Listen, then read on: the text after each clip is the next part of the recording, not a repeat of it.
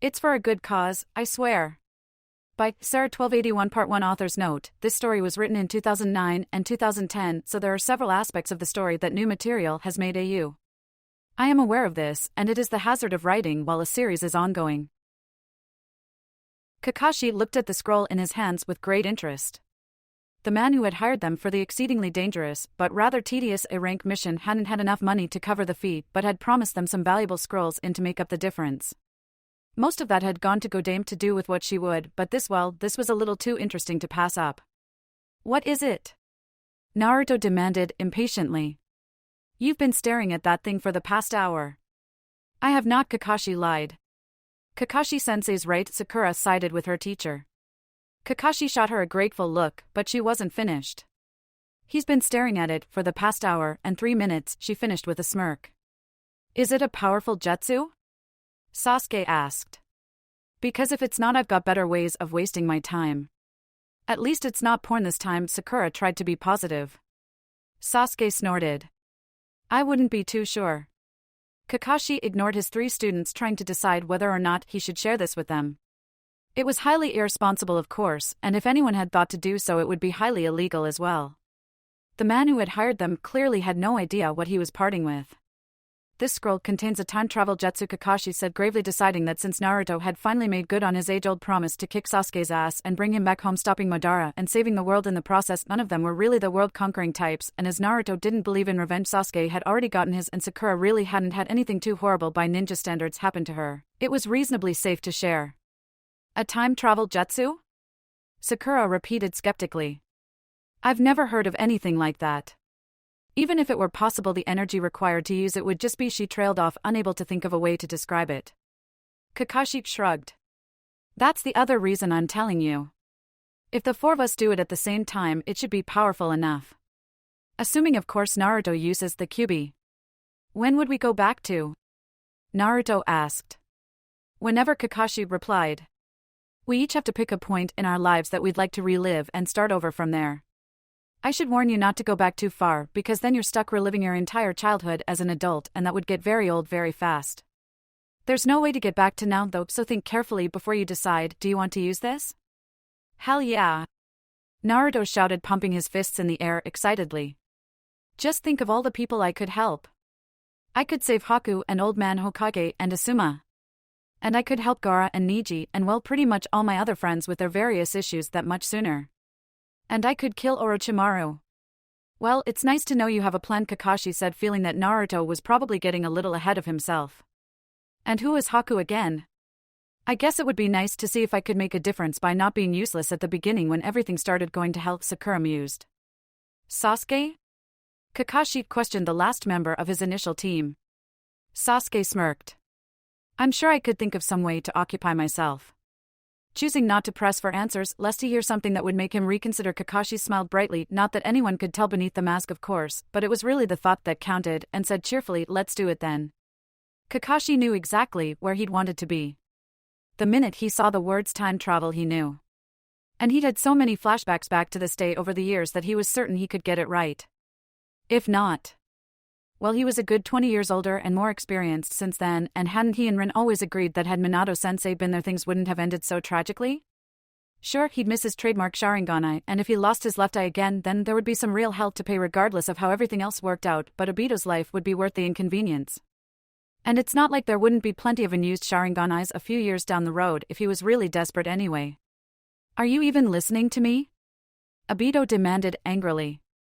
Not even slightly, Kakashi confessed, a smile crossing his face, despite himself as he climbed to his feet. Obito had apparently knocked him to the ground. Not surprising if this was the infamous rescue Rin conversation. I definitely can't stand you. Obito yelled, furious that his heartfelt pleas to go and rescue Rin didn't even seem to merit the commander's attention. That hurts really, Kakashi said, half serious. You know what else hurts? Obito asked rhetorically. The thought of us abandoning Rin to her fate. Of course we're not going to abandon Rin. Kakashi said, shocked. You can't expect these guards to work out the logical reasons to keep her alive and do so. Obito told him. They could kill her at any time. We don't have time to finish the mission and come back and hope she's there. I absolutely agree, Kakashi said solemnly. Poor Obito was so surprised he practically fell over. You do? He asked, finally wondering what the trick is. Kakashi nodded eagerly. Oh, definitely.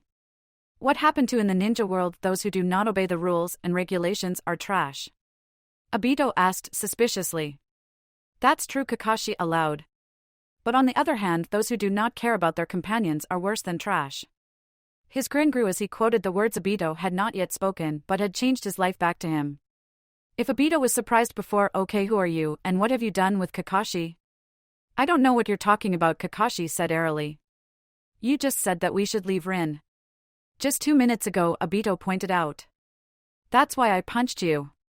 That I did, Kakashi agreed. I changed my mind. Clearly, Obito muttered. Why? Not that I'm not in support of this change of opinion, because I definitely am, but I don't get it. It occurred to me that my father was in fact a true hero, after all, Kakashi explained. And it wouldn't do very well to shame his memory by leaving Rin to die now, would it? Obito stared at him. You just decided that? In the time it took you to get up after I punched you? Kakashi nodded. Yes. Maybe you two have therapy jutsu. In fact, I'm nearly positive that you do. Therapy jutsu? Obito repeated, still rather unbalanced from this recent turn of events. Therapy jutsu, Kakashi confirmed.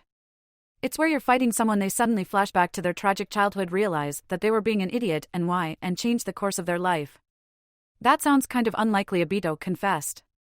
Kakashi shrugged. I've seen it happen.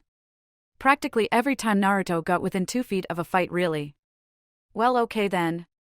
This is unexpected. Good, but unexpected. Let's go after Rin then. Obito declared.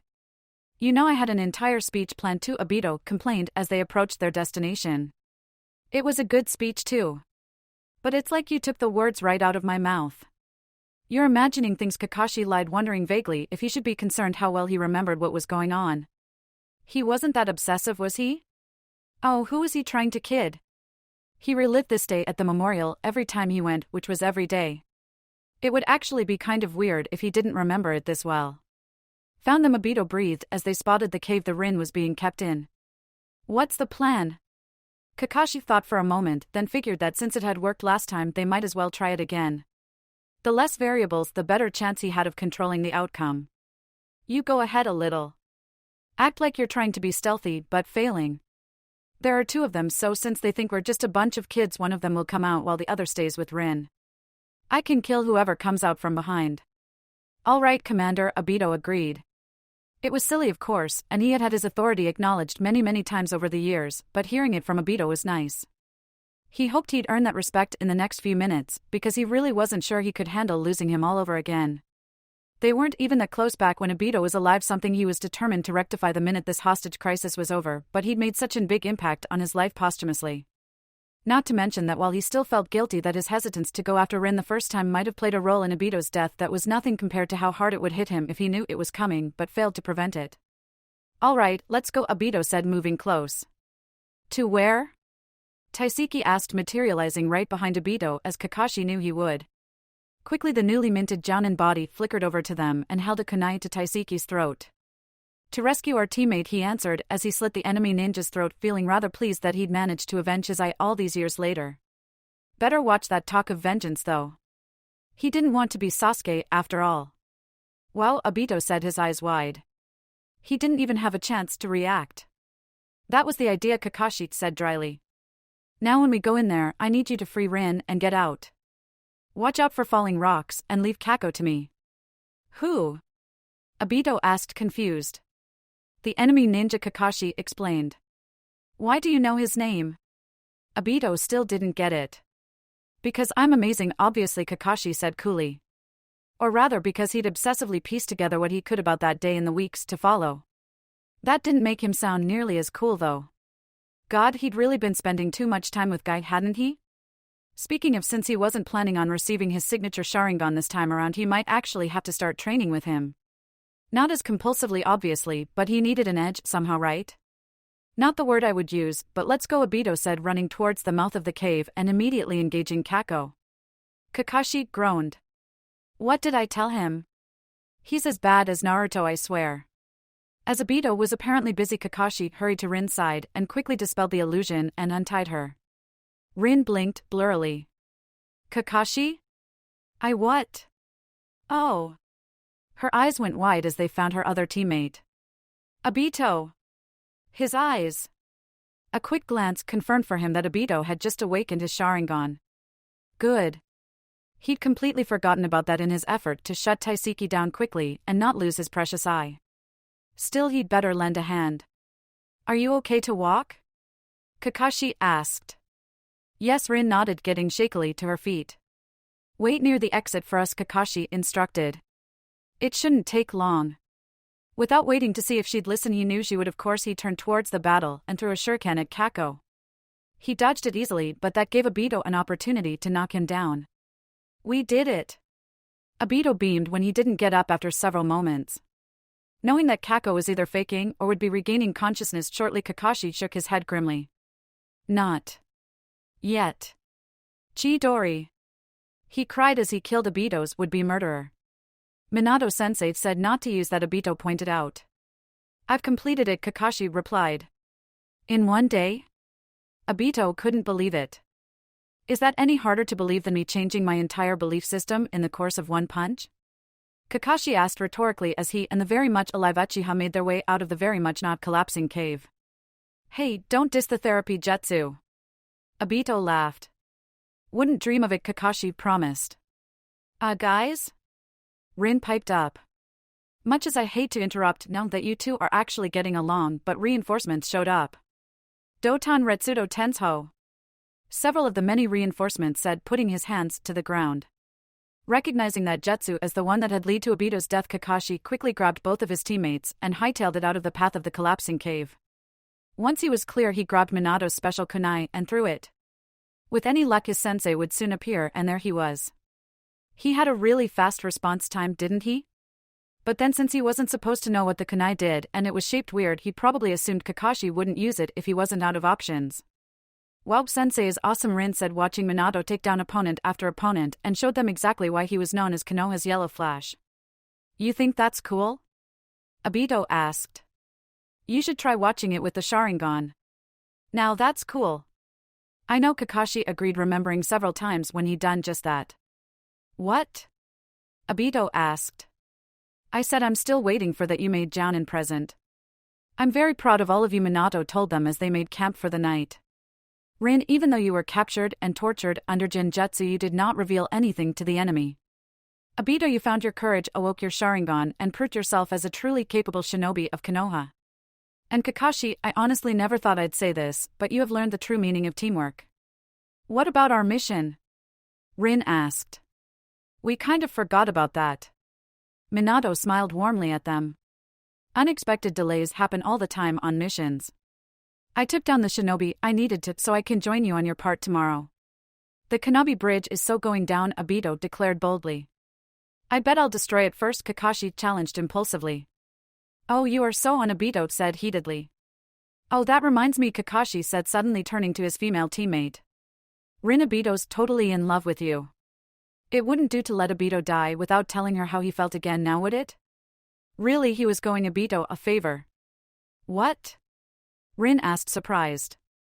Kakashi! Obito shouted and lunged at his friend. Kakashi smiled to himself as he ran from the enraged Uchiha. That had worked out very well. Better than he'd hoped even. Not only was Obito alive, but they were well on their way to becoming friends and were reminding him so much of Naruto and Sasuke's rivalry that it was ridiculous. With Obito not having died for Rin's sake, she wouldn't be all depressed and go off and get herself killed. If Obito could be convinced to leave the Uchiha compound before the massacre, he knew the date, having dealt with Sasuke for years, and was not above resorting to kidnapping to keep Obito safe that night. Maybe Obito could even take in Sasuke so he'd stop brooding so much about having no family. He wasn't quite sure what to do about Minato, but since he knew about Madara and that was the only reason the Kyuubi attacked, well, he had a few years to figure something out. If nothing else, he could always take Naruto in if there was nothing to be done for Minato or Kushina. Speaking of his former/future students, for he would of course have to take them if only for old time's sake, he wondered what they had used their chance to time travel for. Surely they were using it for a noble purpose, like he was right? On the other hand, perhaps it was for the best that he'd never know. When Naruto heard about the chance to change the past, his first thought was, well, my childhood sucked, so I might as well skip on to my genin days. He realized something though. While Sakura's fangirlness was annoying, especially as he was no longer blindly infatuated with her and liked her as a person now, it was nothing compared to Sasuke moping about revenge all the time. What's more, having to waste 4 years of his life tracking Sasuke down was kind of a drag, and he didn't want to go through that again. And what on earth had the boy been thinking to go after Orochimaru, or all people? For God's sake, the snake Sannin was even more of a pervert than Jiraiya as far as Naruto was concerned. Granted, he didn't go around spying on hot springs, not that Naruto knew of at any rate, or declaring himself a super pervert, but then again, at least Jiraiya didn't regularly go around giving hickeys to prepubescent girls and boys before convincing them to go live with him. So instead of starting at 12, Naruto elected to start at 8. Surely he could put up with a measly 4 years of continuing to be alone? Well, not completely alone if he played his cards right with Sasuke. The massacre was going to happen. If the ridiculously diplomatic third Hokage hadn't been able to stop it, an 8-year-old outcast like himself sure as hell wouldn't. So what to do by himself? Not much. He could always follow Sasuke around until the other boy accepted that they were friends, in which case he might not be so bitter growing up and be less inclined to try and kill him later and abandon Konoha. Last time Sasuke hadn't accepted it until he decided that if Naruto was going to try and stop him, then he might as well get a Manjikyu Sharingan out of the deal. Naruto wandered around town as he pondered and eventually ended up at a Chiraku ramen bar. He grinned, pleased to see his favorite restaurant before Ayam had gone crazy and turned it into a tsukmen bar. Granted, he could easily turn it back into ramen, but it was rather, dare he say it, troublesome, and Ayam always yelled at him every time he did that. Entering the eating establishment, Naruto glanced around idly when he froze. Oh my god, is Kakashi actually on a date? With Anko? And hey, you two look familiar. Aren't you dead? He blurted out. Oops. So much for subtle. What do you mean with Anko? Anko demanded suspiciously. Who else would he be out with? Because I swear to God, Hitaki, if you're cheating on me, I will emasculate you with a toothpick. Kakashi gulped. I would never do such a thing. I already have the most amazing girlfriend around right here. That's better, Anko said, sounding satisfied. Well, second most amazing really, a man who looked vaguely like Sasuke said.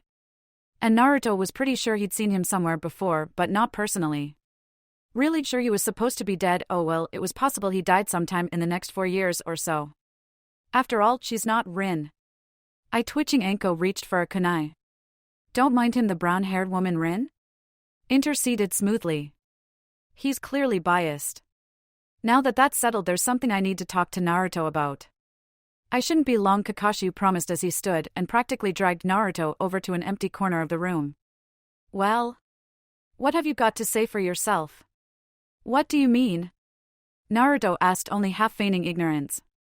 You seem surprised to see me with Anko when you should know we've been dating for a little over 6 months now, and when you saw Rin and Obito you said they were supposed to be dead, Kakashi pointed out, eyes deadly serious. Naruto's eyes widened in realization. Your eyes. My eyes? Kakashi repeated neutrally. You don't have a Sharingan, Naruto breathed, trying to get over how weird it looked to see his ex-teacher without a Hitayite covering his eye or even a Sharingan eye. Kakashi just blinked at him, looking stunned. Naruto? He asked hesitantly. I thought we'd already established that you knew who I was, Naruto told him, wondering if he would have to somehow prove his identity.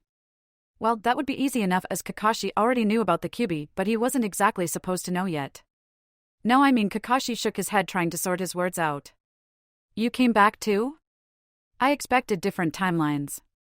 Realizing that his teacher was being vague enough so that he at 8 wouldn't realize what Kakashi was talking about unless he knew exactly what Kakashi was talking about, Naruto managed a small smile. Me too. I guess because we all did it together, the two of us ended up in the same spot. Did Sasuke and Sakura come back yet? Kakashi shook his head. Not that I'm aware of, and believe me, I've kept my eye on you three. Sakura probably won't come back until she at least makes genin, because the worst thing that happened to her before then was picked on for insecurities about her forehead, and she wouldn't very well wish to relive her childhood over that. I don't think she would be crazy enough to try and change anything about Sasuke's situation, and she could always make things up to when you were on my team again. As for Sasuke, I honestly don't know where he is. I expected he'd want to be here today, but maybe he doesn't think he can change it either, and I wouldn't blame him not to want to relieve the aftermath. That is why you're here, isn't it? The massacre?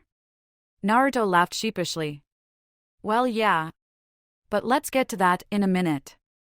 Tell me what you did first. They were your teammates, right? You managed to save them? Kakashi nodded. I saved Obito. Because of that, somewhere down the line Rin didn't die. And they got together? I thought you told me once that your team was like ours in the beginning. Cheerful boy likes girl who likes emo boy, Naruto pointed out. Kakashi nodded again. That's true. However, after Obito died and made me promise to take care of Rin, I always saw her as the girl Obito loved, and it's not like I could change that after these years. Eventually Rin realized that I was never going to be interested, and over time she fell for Obito. And you went with Anko? Naruto still couldn't believe it. Are you crazy? Kakashi shrugged. We're all crazy, Naruto, it's part of the job description. The most normal of all of us was Sakura, and look how useless she was until Tsunade got a hold of her and started to spread her craziness. In fact, I have a theory, the crazier the ninja, the more powerful they are. True, Naruto acknowledged. But I repeat, Anko? Isn't she a little young for you? I'm not that old, you know, Kakashi replied, looking mildly affronted. Anko's only 2 years younger than me, and there's nothing wrong with a 22-year-old dating a 20-year-old. Whatever you say, Naruto didn't look convinced, but decided to let it drop. He found he really didn't need to know. Any other life-altering changes I should know about? Kakashi considered the question. He had already been in the past for a little over 10 years now, and a lot had changed in that time. Still, Naruto had said life-altering, so well, you're not an orphan for one thing. What? Naruto's eyes bulged out. I have a mom? Everybody has a mother, Naruto, Kakashi said condescendingly. Honestly, it's like nobody gave you the talk. Naruto glared up at him. That reminds me, I don't think I will ever forgive you for leaving it to Jiraiya to give me that. Seriously, if I hadn't sworn off revenge, I would totally kick your ass for that. Well, it's a good thing you did then, huh? Kakashi asked cheerfully. Anyway, to answer your real question, no, your mother is still dead. Just like before, she died shortly after childbirth because Madara showed up. And don't you dare feel guilty for that, it wasn't your fault, and God knows you've had more problems due to the Kyuubi over the years than anyone else. So, Naruto said hesitantly. Does that mean that, but how? Your father is still alive, Naruto, Kakashi told him, smiling genuinely at the small boy. But what about the Shinigami? Didn't they need a sacrifice to seal the Kyuubi? Naruto was confused. They did, Kakashi admitted, his grin fading. But the third Hokage sacrificed himself instead of the fourth. You killed the third Hokage? Naruto asked incredulously. I did not kill him, Kakashi snapped. He didn't sacrifice himself in the original timeline, so you must have done something, Naruto pointed out rationally. Kakashi sighed heavily. You have to understand, the last time no one knew what your father was going to do, just that he had a plan. Minato knew that if anyone knew what he was going to do, they would end up stopping him. Almost immediately after you were born, he rushed out to stop the Kyuubi's advance, and as such didn't really have any time to make provisions for you. He told Gamabunta to tell Jiraiya to spread the word that he wanted you to be a hero, but the third derailed that plan by keeping the details of the seal and your parentage a secret. So what did you do? Naruto pressed. I let it slip what Minato was planning, and the third decided he would rather be sacrificed to a Shinigami than come out of retirement, Kakashi explained. Naruto stared at him. You're joking.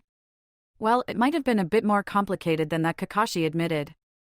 He said that your father was what Konoha needed right now, that he was too old to take the reins again, that you were going to have a hard enough life as a Jinchuriki without being an orphan too, and needed someone to take care of you. Minato didn't like it, but in the end he agreed. So my father's the Hokage, huh? Naruto mused. He was saddened at the third's loss, of course, but he'd come to terms with it 5 years ago, so it didn't hit him as hard as it would have had it been, say, the very much still alive Tsunade. Does that mean people have to be nicer to me? Kakashi snorted. Kid, when your father said he wanted you to be seen as a hero, he meant it. His determination that your sacrifice be honored, and the fact that your parentage was public knowledge, as well as Minato's own hero status boosted by his defeat of the Kyuubi, well, let's just say that you won't need to bring half of Konoha back to life to get your hero's welcome this time. Well, that will make the next 4 years easier, Naruto decided. You're going to have to tell me about my father, though.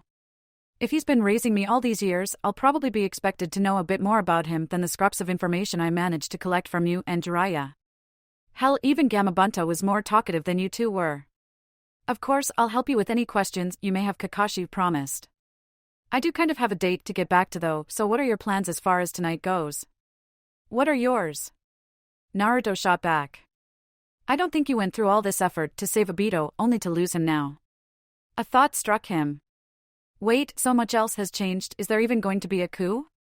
Kakashi nodded solemnly. Your father is many things, Naruto, but he is not a miracle worker. The seeds of the Uchiha rebellion were sown since before Madara even left Konoha. And of course it doesn't help that your father actually saw Madara loitering around the day of the attack. He didn't recognize him, however, just knew that it was an Uchiha, and as Madara is supposed to be dead, it gave people a lot of reason for suspicion. Unlike the third, Minato refuses to let the council bully him into going along with them, but with Danzo having his little minions stalking the Uchiha and with Koharu and Hamura's obvious distrust, the coup is supposed to occur sometime within the next week or so.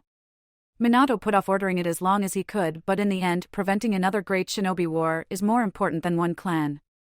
Itachi's to kill them tonight. What about Sasuke? I mean, we all know Itachi won't kill him, but he can't be left on his own again either, not after what happened last time. And what about Obito? Naruto inquired. Obito's loyalty to Minato was never in question, so the clan never told him of their plans for fear it would be discovered. He doesn't know about the coup, and he definitely doesn't know about Itachi's mission. As such, Minato made clear this Obito is not to be harmed, Kakashi exposited. I'm going to keep Obito away from the compound tonight, so he won't get in the way. He actually found his own place, and is in the process of moving out anyway. And as for Sasuke, well, Obito will probably end up taking him in, as he'll be his only remaining family member still in Konoha, and that way the both of us will be able to keep an eye on him and hopefully stop him from going off the deep end as far as revenge goes. Then what in the world am I here for? Naruto asked, frustrated. I didn't come all the way back here just to serve as Sasuke's moral support, which he won't need anyway once he comes back. He smirked as an idea came to him. Hey, whatever happened to Orochimaru? I know my father wouldn't spare him out of sentiment like the third did, so did he die, remain in Konoha, leave, and join Akatsuki again? What? Kakashi frowned, unsure about the sudden change in topic. When Orochimaru's treachery was discovered, your father fought him and managed to drive him from Konoha. He would have killed him, but Orochimaru used his summons to start attacking Konoha, and by the time your father had brought out his own summons and turned his attention back to the battle, Orochimaru had managed to flee. I see. Naruto's smile was downright evil. What are you planning? Kakashi asked, reluctantly, nearly positive that he did not in fact want to know. I don't actually know Itachi very well, but if nothing else, I feel sorry for him for having to actually willingly spend time with Madara. Naruto shuddered. Total prick. And crazy as hell to boot. Besides, all things considered, he really didn't deserve what happened, and Sasuke probably wouldn't have been so traumatized by the massacre if it weren't for the fact that it was Itachi's doing. And if he had a good reason to hate Orochimaru, he wouldn't have gone off train under him, gone off the deep end, and start working for Akatsuki. What are you saying? Kakashi asked carefully. Let's blame everything on Orochimaru, Naruto suggested brightly. Later that night, Naruto was really starting to regret his plan. Of course, it was still his best chance of actually changing anything, but since the Sharingan could see through illusions, and he'd need to fool Itachi or else face some very awkward questions, he'd had to actually transform himself. The only technique he had that did that was his Oiroke no Jutsu and its variations. So he had managed to transform himself into Orochimaru as a girl.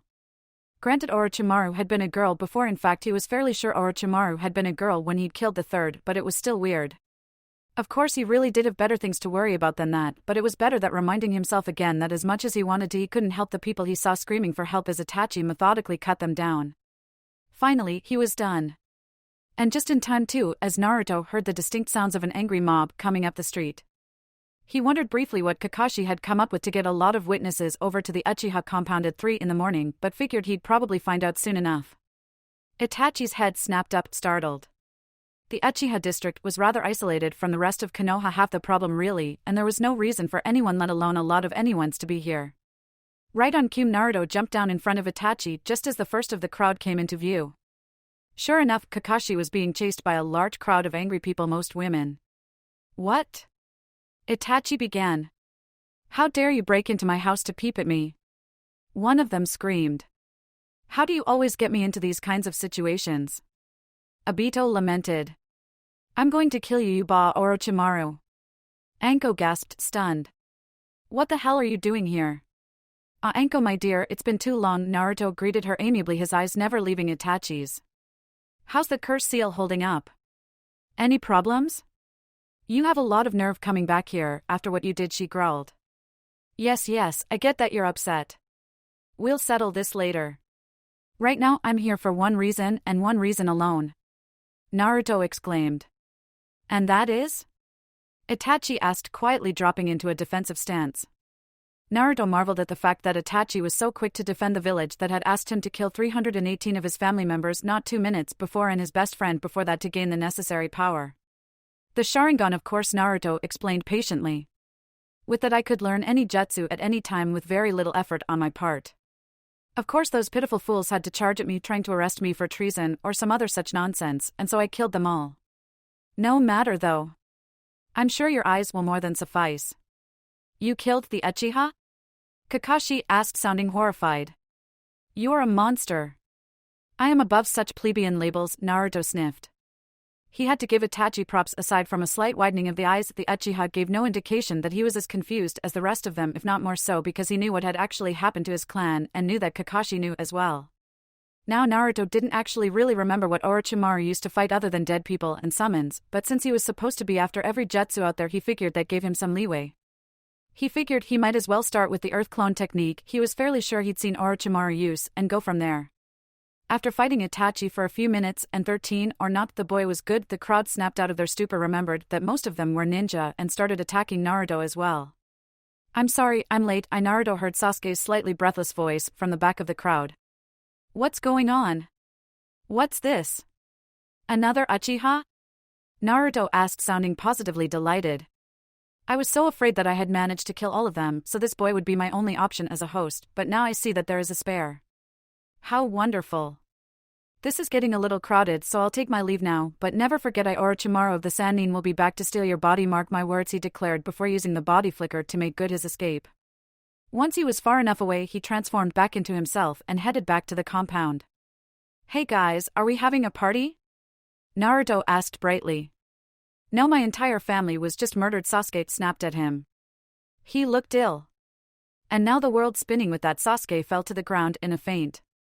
I should probably go report this to the Hokage, Itachi said at last, no doubt wondering whether or not this strange new development meant he was still going to need to go into exile or not.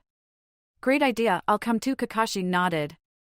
Obito, do you want to take Sasuke with you to your new place? He can't really stay here, all things considering. Of course, Obito nodded, picking up the small child and heading off. Naruto, I'm not entirely sure why you're up this late, but you are to go straight to bed, okay? Kakashi said sternly.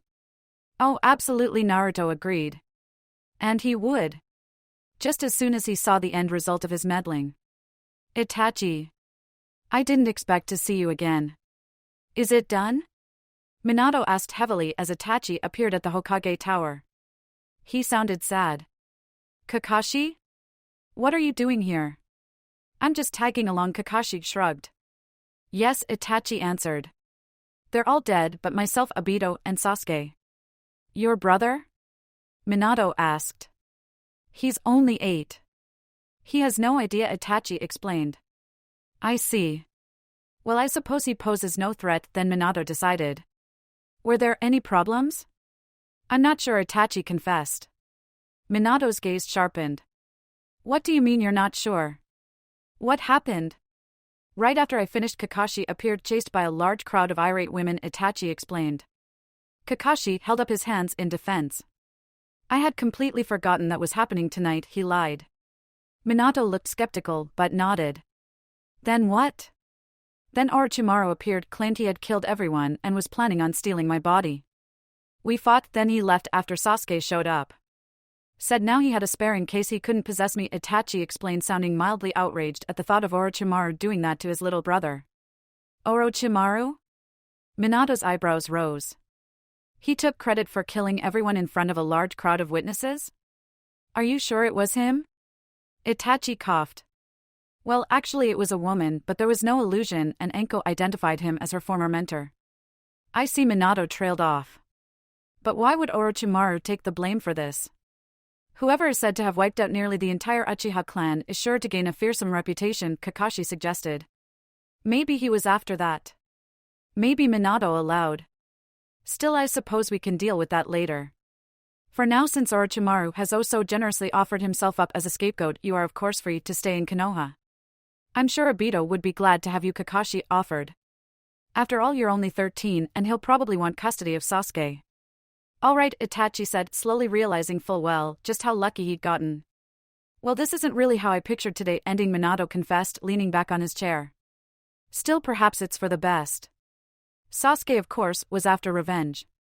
Naruto had eventually helped him see that it really wasn't fair to take out his pain and desire for vengeance on everyone who happened to live in Konoha, and that what's more, it would make the Uchiha massacre completely pointless. That didn't mean he didn't still hold 3 people responsible. Koharu, Hamura, and Danzo needed to die.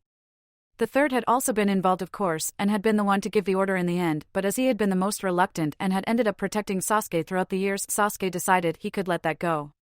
The fact that the third was one of the strongest shinobi in the village and he was but a child, and that the mysterious death of a Hokage would merit intense investigation, had little bearing on his decision. As much as Sasuke wanted to see his parents and various other family members again, he had long since come to realize that as long as the factions following the teachings of the Senju were in control, his clan would always be at odds with the government. With Madara having driven the Kyuubi to attack Konoha, which he certainly couldn't affect being less than 3 months old at the time, things only got worse.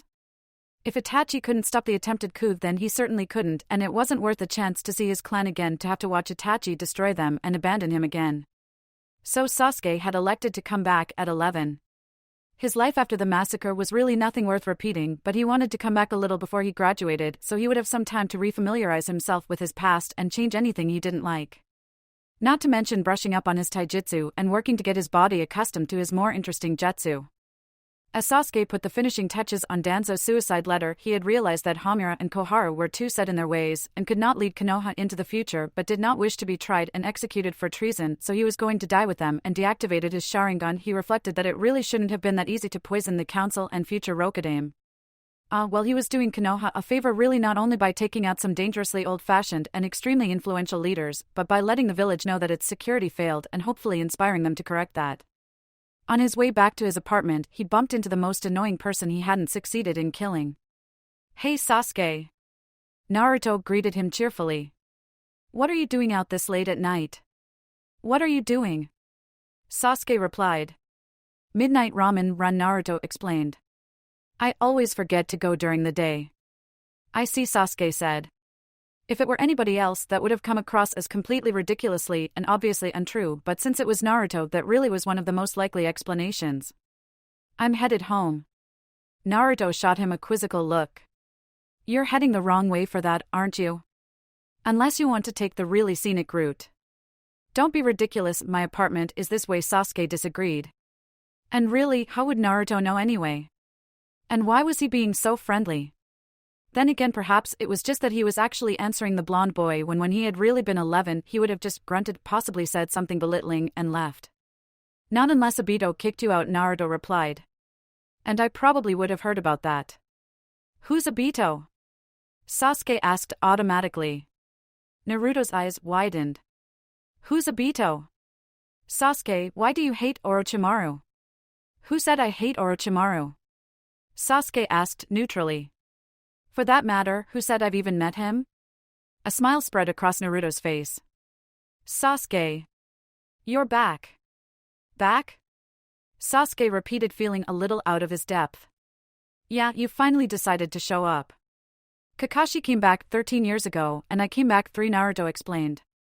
"Sakura still hasn't shown up yet, but Kakashi and I are betting that will happen next year when we make Genin." "I see," Sasuke said. "So we're in the same timeline then?" "Yeah, Kakashi and I were pretty surprised too. Fortunately, after a few weeks my alternate timeline memories started coming in, because when I first got back I was confused as hell. With Kakashi having already been around for a decade, he started changing things left and right. For instance, did you know that when that Kumo ambassador tried to kidnap Hinata, Kakashi was on hand to incapacitate him without killing him so Niji's father wouldn't have to die?" Naruto asked. "Why?" Sasuke wondered. Naruto shrugged. "Because he knew it was coming, I guess. Also, I get the feeling he kind of got tired listening to Guy complain about how fatalistic Niji was all the time before I used my therapy jutsu on him, and as most of his change followed Hinata's dad explaining what really happened that day, he figured that incident was the root cause of Niji's complex. So he did it because Niji's pain was annoying him?" Sasuke summarized. Basically, Naruto agreed. "But hey, that's why I ended up coming back. Not because of Niji, but because your sulking was really annoying, and I didn't realize that you'd be following me here." I did not sulk, Sasuke told him. Naruto snorted. Keep telling yourself that, Sasuke. And there's no such thing as therapy jutsu, Sasuke reminded him. Actually, I think you'll find that there is, Naruto corrected. Apparently Obito is good at that too, and Kakashi passed along my name for it, so over the last 13 years it's become quite well known. Granted, I'm not the originator anymore, but since it's official I feel vindicated anyway. You would. So besides that, what's changed? Who's Obito? Why am I supposed to hate Orochimaru, and what did you do? Sasuke fired off. Obito is your cousin, Naruto began. Sasuke blinked. I have relatives? But the massacre. Obito originally died 2 years or so before we were born. He was on Kakashi's team, and as such he was on my father's team, Naruto continued. When he died he gave his Sharingan to Kakashi. Kakashi, kind of obsessed as you probably noticed, and came back to save him. Since he was on my father's team, your family realized he had quite a bit of loyalty to Konoha and didn't tell him about the coup, and Kakashi was supposed to keep him out of the compound that night.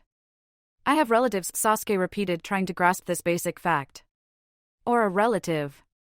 Whatever. As for Orochimaru, well, I told you that I didn't want to deal with you sulking, right? Naruto asked.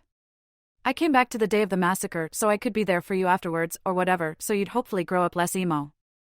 I ran into Kakashi, and he filled me in on what had been going on. Since Obito would probably end up taking you in as you were kind of lacking in family, which he did, I decided I didn't want my trip to be worthless, and so we ended up blaming everything on Orochimaru. Blaming what on Orochimaru?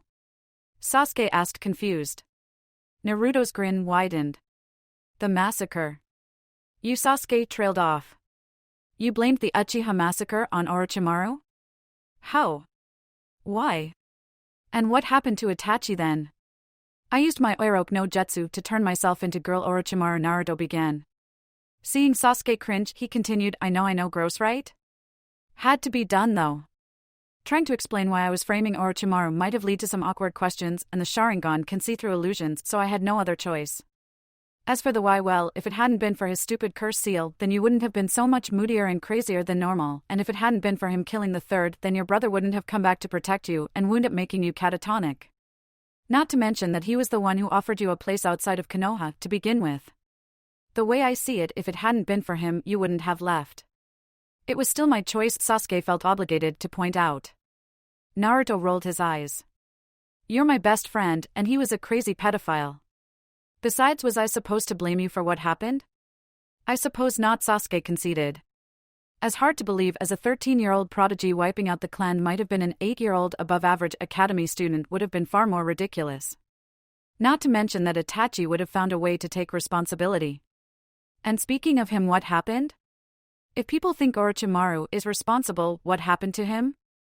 After he killed the clan, I had Kakashi round up a large crowd of witnesses, mostly women. I get the feeling he did something perverted, but he still won't tell me what, and they chased him to the Uchiha district, where I claimed I had killed them all. Attacked your brother, mentioned how much I wanted a Sharingan, and that I would be back for either your eyes or Itachi's, and left, Naruto summarized. Since everyone thought Orochimaru was responsible, and your brother had heroically managed to fend him off, there was no need for him to leave, so he lives with you, Obito, and Rin. He's still really stoic whenever you don't happen to be in the room, and doesn't like talking about the Uchiha or the massacre, but it's not nearly as bad as before. Sasuke stared at Naruto. Don't take this the wrong way, but I think I love you. Naruto laughed. I won't, don't worry, but Kiba might. He couldn't understand why I was so determined to bring you back after you were being such a moron, so he eventually decided I was in love with you. Sasuke twitched. I never liked Kiba. When you two got together, you were 5 times as bad. I'm sorry to hear that, Naruto said, not looking sorry at all. Especially as you're going to be seeing a lot more of him as your brother's dating his sister. What was that?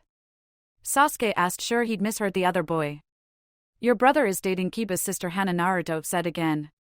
Why? Sasuke demanded. Naruto shrugged. Who knows how love works? Obito married his other teammate Rin, and Kakashi's dating Anko. Anko? Sasuke narrowed his eyes, trying to remember her. Wait, wasn't she that insane proctor for the second stage of the Chunin exams?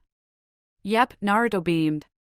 He didn't want to propose until either you or Sakura got here, and he'll actually get married once the team is back together. Anko kind of scares me, but she's pretty awesome. She can make a weapon out of anything. You two get on quite well. What could we possibly have in common? Sasuke honestly couldn't think of anything. And why we even know each other? Well, she's your guardian's best friend's girlfriend, and they double date a lot. Anko was also Orochimaru's apprentice that he gave a curious seal to and abandoned. You two often have long in-depth conversations about how much you hate him and plot out various revenge scenarios, Naruto offered. And trust me when I say that those greatly disturb everyone else. Sasuke considered that. Well, it's true that I haven't forgiven Orochimaru for not only presuming to take my body, but for interrupting my fight with Itachi and driving him to death by exhaustion that much faster, so I suppose I can work with that. Naruto groaned. Of course you can. Seriously, is it even possible for you to be happy without having someone you need to seek revenge on? I don't know, Sasuke confessed. But why mess with success? Because it's a pain in the ass for the rest of us, Naruto complained. Speaking of, why did you decide to come back?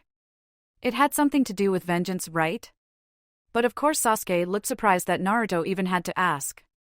Even if reluctantly admitted that maybe the citizens of Konoha deserve peace after the massacre, the council and Danzo do not. You killed them? Naruto was shocked. They were meeting to discuss Konoha policy. I poisoned their tea, then used the Sharingan to fake a suicide note from Danzo, Sasuke explained. For the love of God, Sasuke, do you know how people are going to react to that? You can't just go around killing village elders every time you feel like it. Naruto burst out. I just did, Sasuke pointed out.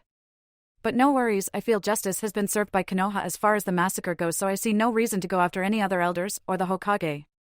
Madara, however. Good, Naruto said. Because if you went after my dad, then I might need to rethink that no revenge thing. Your dad? Sasuke was surprised. Isn't he dead? Kakashi meddled, and so the third sealed the Kyuubi, Naruto explained. Kakashi killed the third? Sasuke couldn't believe it. Naruto smiled. That's what I said too. He claims the Sandaime made his own choices. Speaking of people making their own choices like it or not, your brother made his as well. Are you sure you're going to be okay facing him again? Because remember, you're not supposed to know that he's the one who killed your clan, and neither am I. Only my father Kakashi and Jiraiya are supposed to know since you killed the Unholy Alliance. The what? Sasuke blinked. That's Kakashi and my codename for the council and Danzo, Naruto explained. Since they always disagree with Dad and always side with each other. I think I'll be okay, Sasuke decided. Right or wrong, I forgave Itachi after I found out that Konoha had ordered him to do it, so as long as I don't slip up and mention that I know it was him, I should be good. I don't see why we'd talk about the massacre even if I did know, because I still don't feel that they deserve to die, so it would just end up being very awkward. That's probably for the best, Naruto agreed. Madara's really good at framing his explanations, so you'll immediately change long-held beliefs over the course of a conversation, huh? It's kind of like my therapy jutsu, but the opposite. Giving people issues, jutsu? That's not nearly as catchy. Yeah, Madara was pretty good at that, Sasuke nodded. Crazy as hell though. Seriously, the moon? I know, Naruto said. It's kind of a wonder someone that insane managed to keep it together long enough to convince so many other people to follow him. Well, most of those people were also insane, Sasuke pointed out. True, Naruto conceded. So do you have any more questions for me, or do you want to head back? What's our relationship supposed to be like?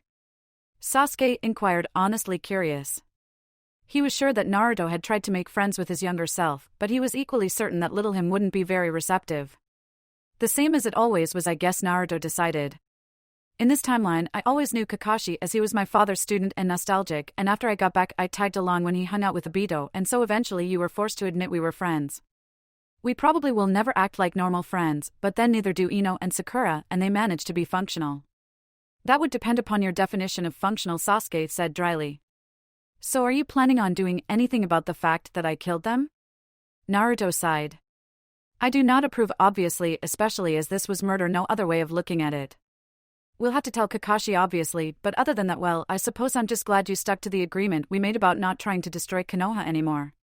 Thank you, Sasuke said sincerely. Then a thought struck him. Hey, since I won't be getting new memories for a few more weeks, what's this cousin of mine like anyway? Well, he's a lot like me for one, Naruto answered. You know, on the other hand, maybe I should turn myself in. It wouldn't do to let people panic unnecessarily. When the two boys reached the strange house that Naruto swore he lived in, he found Kakashi sitting at the table with his brother and an older Uchiha who he assumed was Obito. Where have you guys been? Obito asked, not even bothering to wonder why Naruto was with Sasuke. Apparently they really were friends. I was on a midnight ramen run when I ran into Sasuke training, Naruto lied. I made him come with me, but we got held up when he burned his mouth and swore vengeance. I see, Obito said. Apparently that wasn't a novel occurrence. Oh, Kakashi? Naruto asked. Sasuke finally decided to show up. Did he? Kakashi raised an eyebrow. You certainly took your time, didn't you? Now you have no excuse not to propose, Naruto informed him. I'll get around to it, Kakashi insisted. Hi Nine-san, Sasuke said, unsure of really what else to say. After all, the last time they had been on anything resembling good terms had been the day before the massacre, but he'd been so strained then. Probably trying to decide whether or not he could actually bring himself to kill his little brother. Itachi smiled at him. Swearing vengeance again, Sasuke? One of these days that's going to get you in trouble. Don't I know it, Sasuke muttered. Still, I'm sure I can handle it. And if not, you'll bail me out, right? Always, Itachi promised. So what did he do? Kakashi asked Naruto quietly. Wiped out the unholy alliance, Naruto replied. Kakashi blinked. That's all? I know, I was surprised too, Naruto confided. I can't even say that that's a bad thing given what we know Danzo's capable of and how utterly unhelpful the council always was, Kakashi admitted. I wonder who Minato will appoint to replace them. Well, he did say that he was looking for a way to get Bachan to come back for more than her biannual hospital inspections, Naruto pointed out. As for the other one, I don't know. Jiraiya would seem like the obvious choice, but his spy network is kind of personally held together by him, so. Nara Shikaku would be a good pick, Kakashi mused. Seeing as how he's probably the smartest person in the village and a tactical genius as well. So it looks like Sasuke's revenge-seeking tendencies actually had a positive outcome this time, Naruto said, sounding almost odd. Yes, but we must never ever tell him this. Ever. If he's bad as far as that goes now, just imagine how bad it would be if he had encouragement. Sakura wasn't even really sure she wanted to go back in the first place. Sure, there had been some rough spots in her life, notably the period when Sasuke was in Odo, Naruto was traveling with Jiraiya and Kakashi was AWOL, but for the most part things had worked out in the end. The odds of Sasuke actually coming back after everything were astronomical enough as it was, but combined with Tsunade recovering, Konoha enduring, and Naruto surviving, it was a miracle plain and simple, and she didn't want to go back to try and fix things and inadvertently screw anything up. Just the same, Kakashi, Naruto, and to a lesser extent Sasuke seemed so dead set on the idea that she couldn't help but go along with it. After all three of them were going to disappear from her world, and she'd be damned if she'd be left behind again. Her life before graduating from the academy had only been remarkable in its simplicity. In a group where chakra deformations, demon possessions, seal enslavements, clan pressures, family massacres, and revenge-seeking were the norm, her mundane life with her family and friends made her a bit of an oddity. After all, she'd been willing to throw away her best friend once over a silly little crush on a barely pubescent boy. Thankfully she'd realized just how stupid that was, and well, she'd need to fix that immediately. If she were going to go back at all, reliving her days of being bullied was really kind of pointless. She wouldn't really have a lot of chakra if she went back before becoming Tsunade's apprentice, and she'd need to do some serious training to get her taijutsu back up to her usual levels, but Sasuke, Naruto, and Kakashi had all moved on by the time she had sought out the Godame, so going back to then would be like not bothering to go back at all. Sakura still didn't understand what exactly had gone down as far as the massacre was concerned and doubted that anyone would ever really know the true story, as Itachi had died Danzo and the council claimed ignorance and Madara was practically a pathological liar. She couldn't do anything there. All of Kakashi's issues seemed to stem from back before she was even born, and he would have no reason to be interested in her even if there was something there. Naruto had been neglected his whole life, but he'd managed to cope well enough that waiting until she graduated wouldn't really do any harm. Sakura woke up early the day after the graduation exam, and when she absently ran her fingers through her tangled hair, she was surprised at how long it was. She let a smile cross her face as she remembered Ino telling everyone that Sasuke-kun only liked girls with long hair right after she decided to grow hers out. Sakura, like everyone else, had believed her, which was funny looking back on it because as far as she knew, Sasuke's two biggest requirements for a girl he could potentially be interested in were not being useless or a fangirl. Which at the time among the girls they knew basically meant 10-10.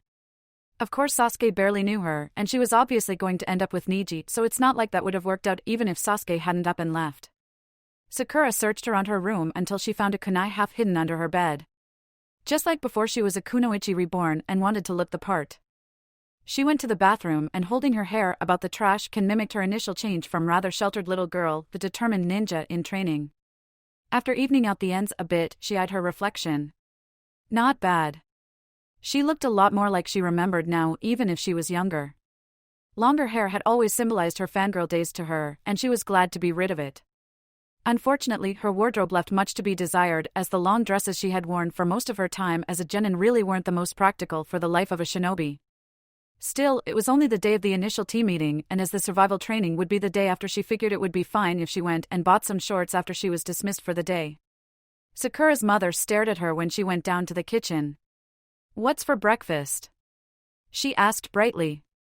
"I'm starving." "I thought you were on a diet?" her dad asked without looking up from his meal. Sakura admitted, feeling a little embarrassed at her childhood silliness.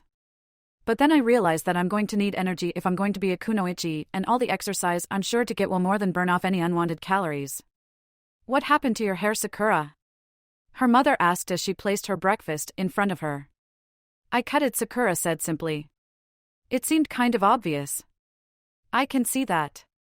"But why?" her mother pressed. Sakura shrugged. "Well, today I meet my genin team and start my life as a kunoichi.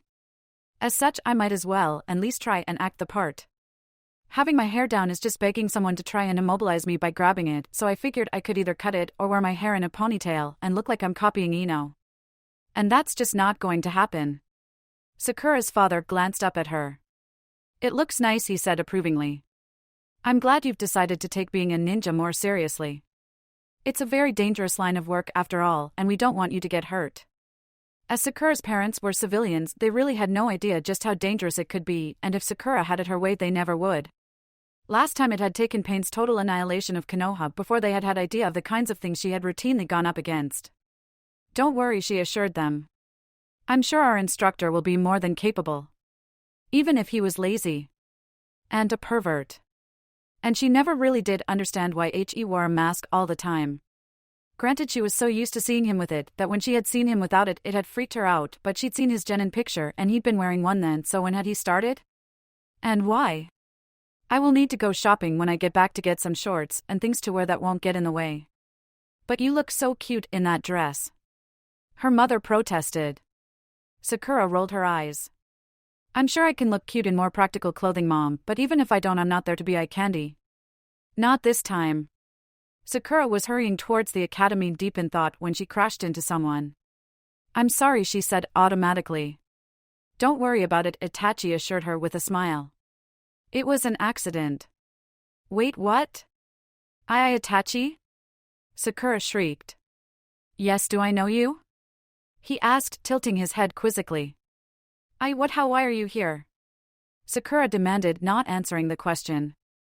Fortunately, he was not wearing his usual Akatsuki cloak, or she probably would have passed out from shock. "It was close though. I am escorting Kakashi to the academy as Enko and Obito are both on a mission, and if left to his own devices, Kakashi would probably show up sometime this afternoon," Itachi explained. Sakura managed to tear her eyes from Itachi's. They were black, not Sharingan red, which was another surprise, and saw that not only was Kakashi standing behind Itachi, but Sasuke and Naruto were too. All three members of her future team were looking at her curiously. "Enko?" "My fiancé," Kakashi explained. "You're getting married?" Okay, now that was almost stranger than Itachi's presence. Right after the Chunin exams, Kakashi confirmed. "Hey Sakura-chan," Naruto said suddenly. "Do you think Shikamaru is more likely to end up with Temari or Ino?" "Temari for sure," Sakura replied automatically. "She's in Konoha far too often for it just to be diplomatic, and besides I think Ino's got a thing for Sai." Suddenly she realized where she was, or rather when, and stammered out, I mean. "Welcome to the party," Kakashi greeted her, looking like he was smiling behind his mask. "Sasuke, you owe Naruto and I 500 ryo each." "I know," Sasuke grumbled, reaching into his pocket and pulling out the stated sum before shoving it towards the winners of whatever little bet they had going. "Damn it, did she have to be so predictable?" "You're the one who bet against it," Kakashi pointed out. "Well, I thought any day, but today was pretty good odds," Sasuke said defensively. "Maybe if you hadn't run off to go be a moron, then you'd know Sakura-chan better," Naruto told him. "What the hell is going on?" Sakura asked, feeling more confused by the second. "Don't worry," Itachi assured her, or tried to. Seeing as how he was supposed to be a missing nin, it wasn't very reassuring. Granted, he apparently was never actually evil, but it was still unsettling. They get like that a lot, it's like they're in their own little world. We'll explain it soon enough, Sakura-chan, Naruto promised. Frowning slightly, but knowing that she'd get the chance to interrogate them soon enough, Sakura followed them into the building. Irika was standing in front of the class trying to get them to quiet down, which was no easy feat considering they were all so excited to have finally passed. Well, kind of passed. Okay, so everyone's here except, oh dear God, what are you doing here, Kakashi? He demanded. Kakashi raised his eyebrows. And wait, was that 2 eyes he had? What happened to his Sharingan? What in the world was going on here? Since when did Sasuke and Naruto act like they were friends and even know Kakashi at all? Had she accidentally entered an alternate dimension? I'm supposed to test a team today. You should probably know that, Irika, seeing as you were part of the team that assigned me. Assigned you? Irika snorted. You demanded your team and wouldn't take no for an answer. Let's not quibble over semantics, Kakashi said airily. And I was referring to the fact that you're only 5 minutes late, Irika said, still looking shocked at this fact.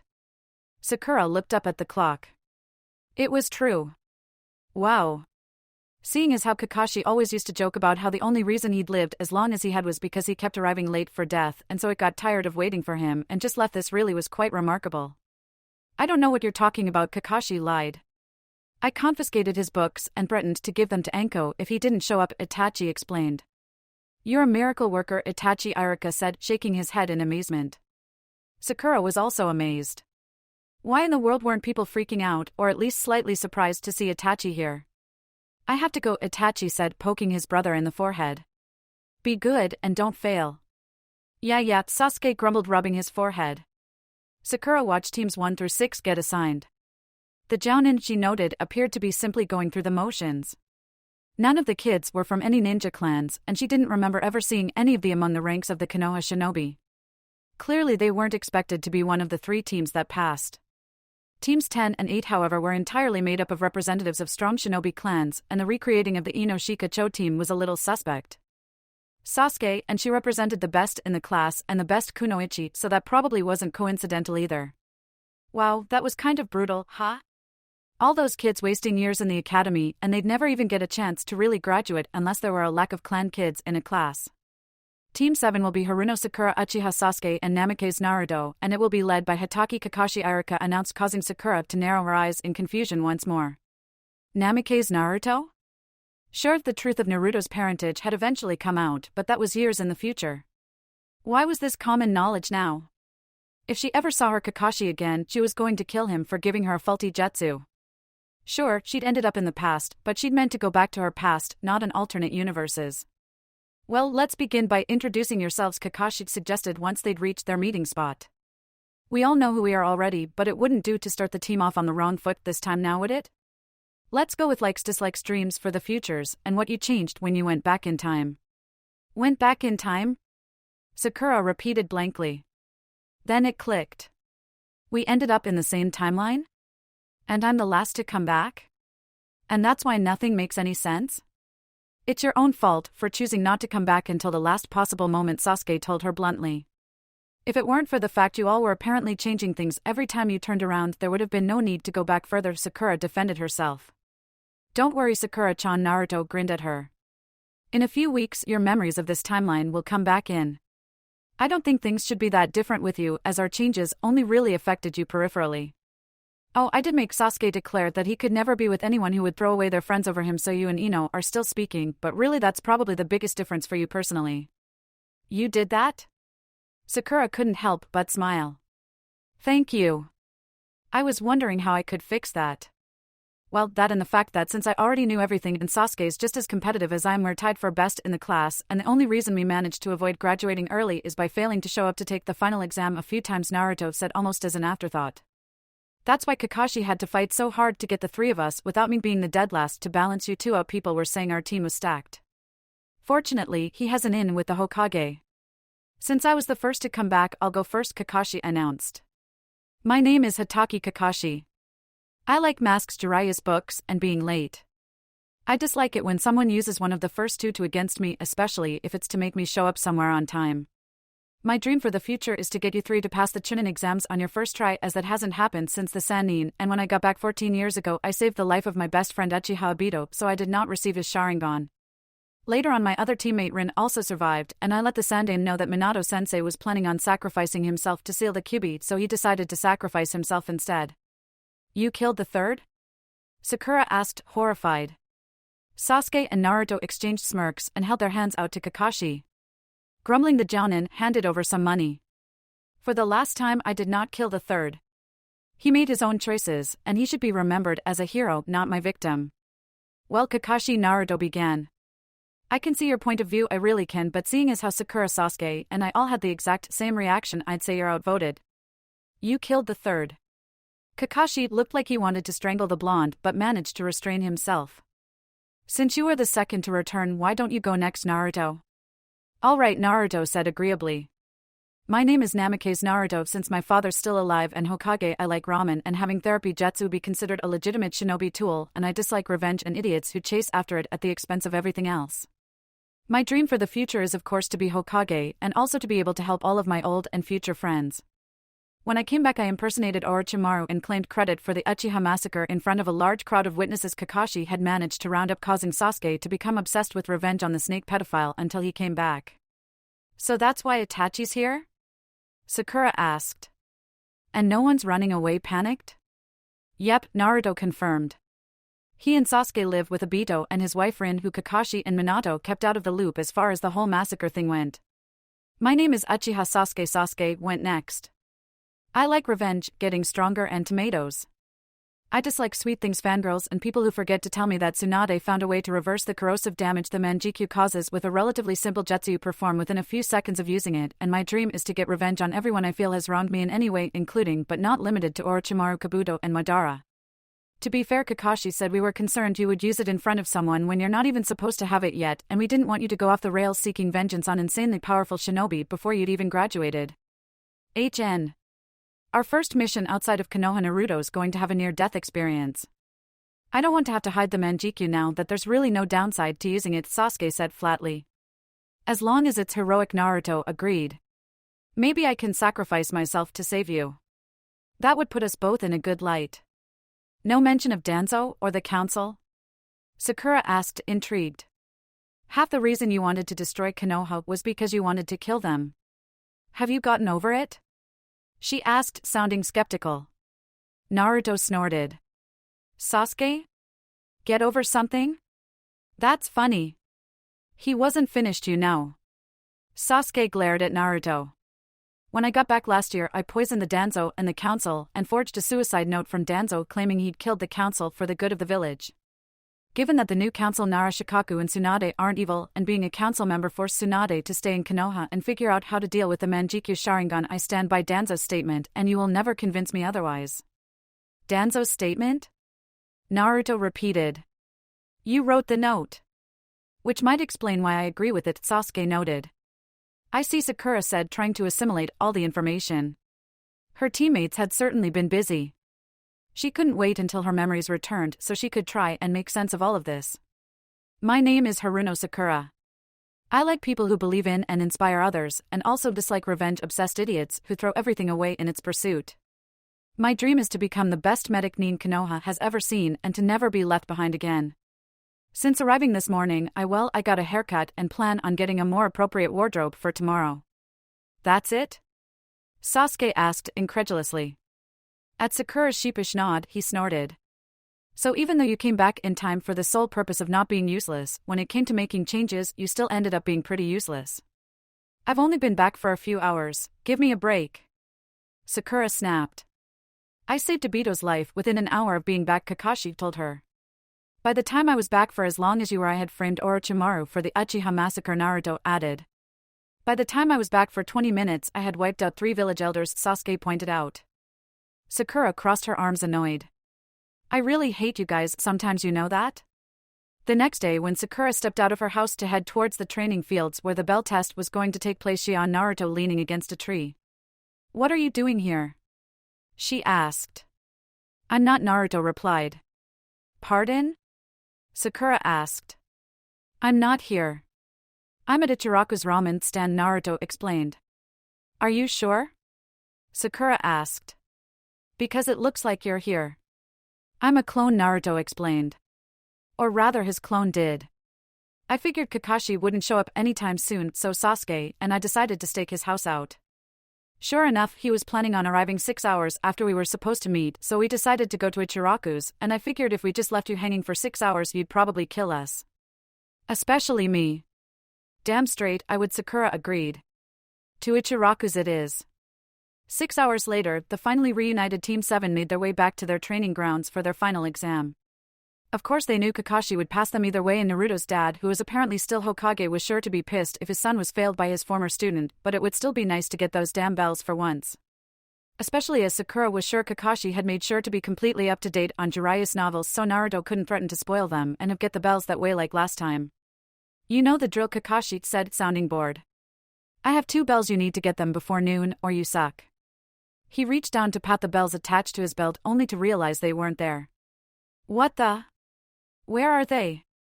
You mean these bells? Sakura asked innocently, holding up the 2 bells. How'd you get those? Kakashi demanded. I stole them during brunch, Sakura explained. The test hadn't started yet, Sakura, Kakashi reminded her. In the shinobi world, playing fair won't get you very far, Sakura countered. And I did get them before noon. And what's more, I'm going to give them to my teammates as I don't want them to fail. With that, she placed one in Naruto's hand and the other in Sasuke's. Kakashi groaned. You know, if you had just told us you had them at the restaurant, we wouldn't have had to come all the way out here. Fine, whatever, pass. I'm sure you're all shocked. How's that for useless? Sakura asked triumphantly. Team 7 Minato greeted them as they stood in front of him to receive their next mission. You have managed to fail every single D-rank mission we have. What do you have to say for yourself? That takes talent? Naruto volunteered. Naruto, Minato said sternly. What? Have you ever tried to fail at some of those? Naruto shot back. How did we manage to fail at finding Tora? Sakura asked. Since we did in fact find Tora. That cat hasn't been the same since you brought it back, and from what I hear practically has a panic attack every time it spots one of you, Minato pointed out. That's very strange, Sasuke said neutrally. I'm sure it is.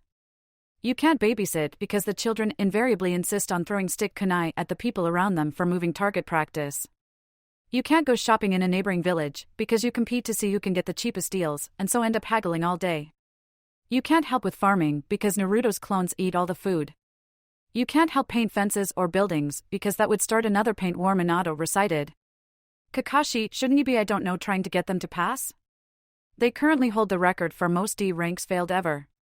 Kakashi beamed. I knew they had it in them. Besides, if you think about it, it really takes far more effort and creativity to manage to fail so many consecutive D rank missions.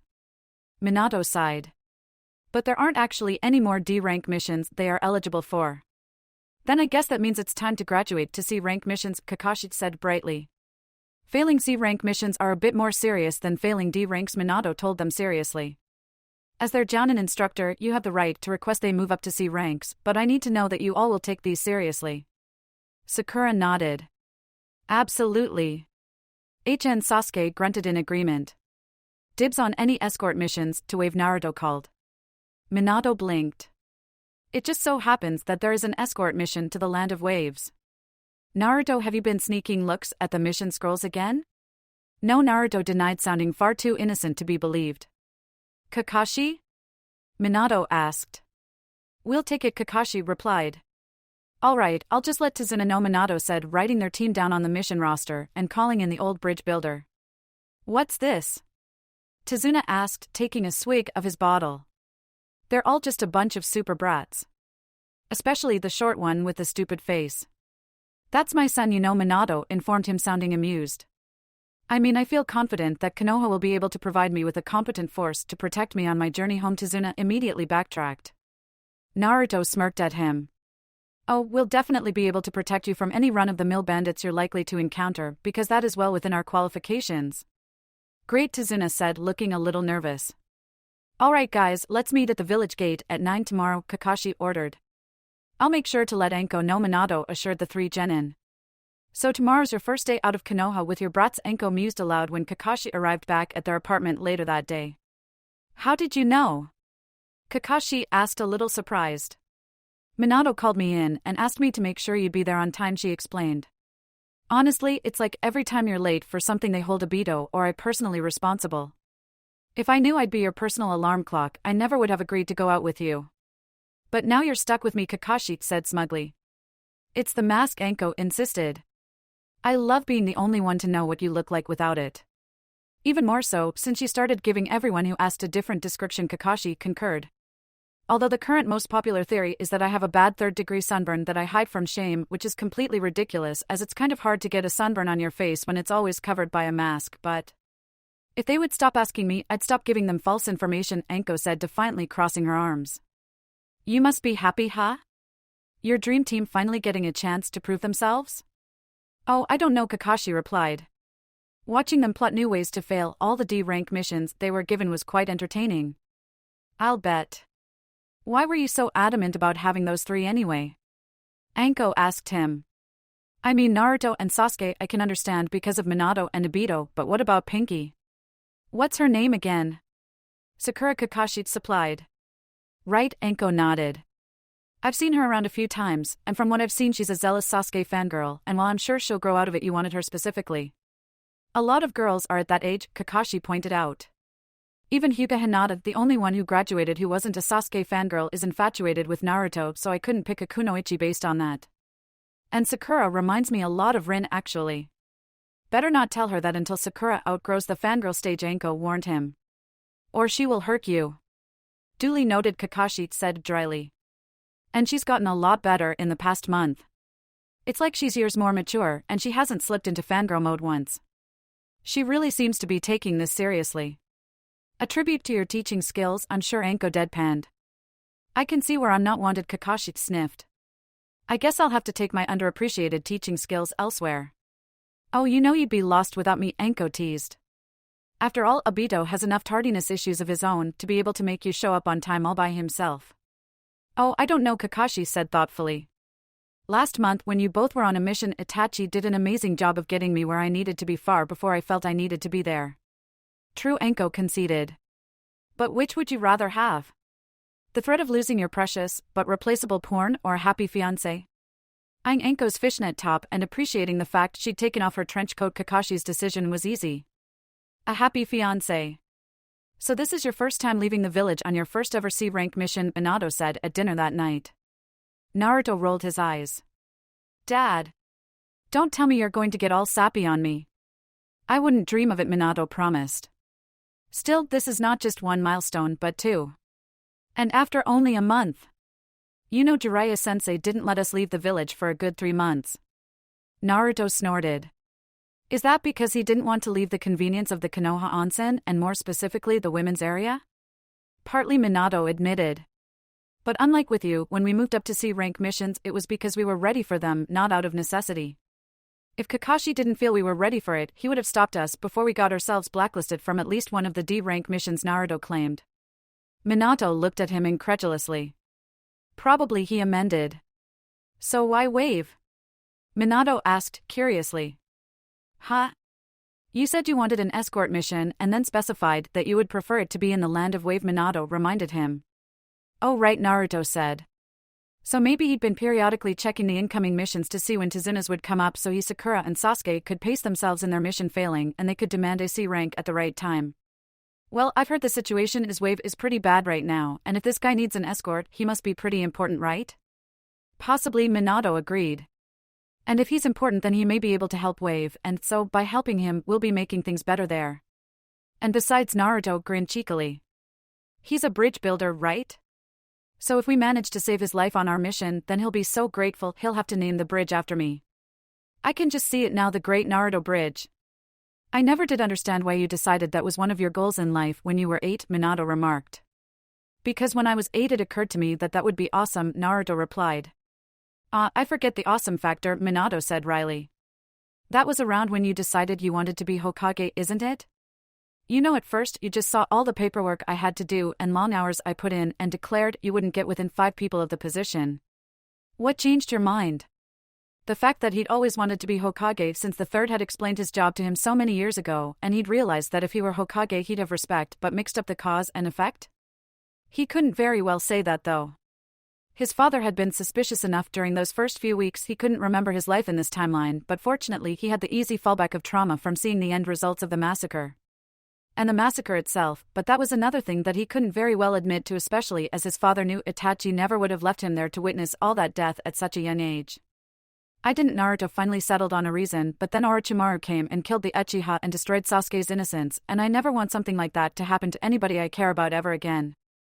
I want the power to protect Konoha and all my precious people who make it up.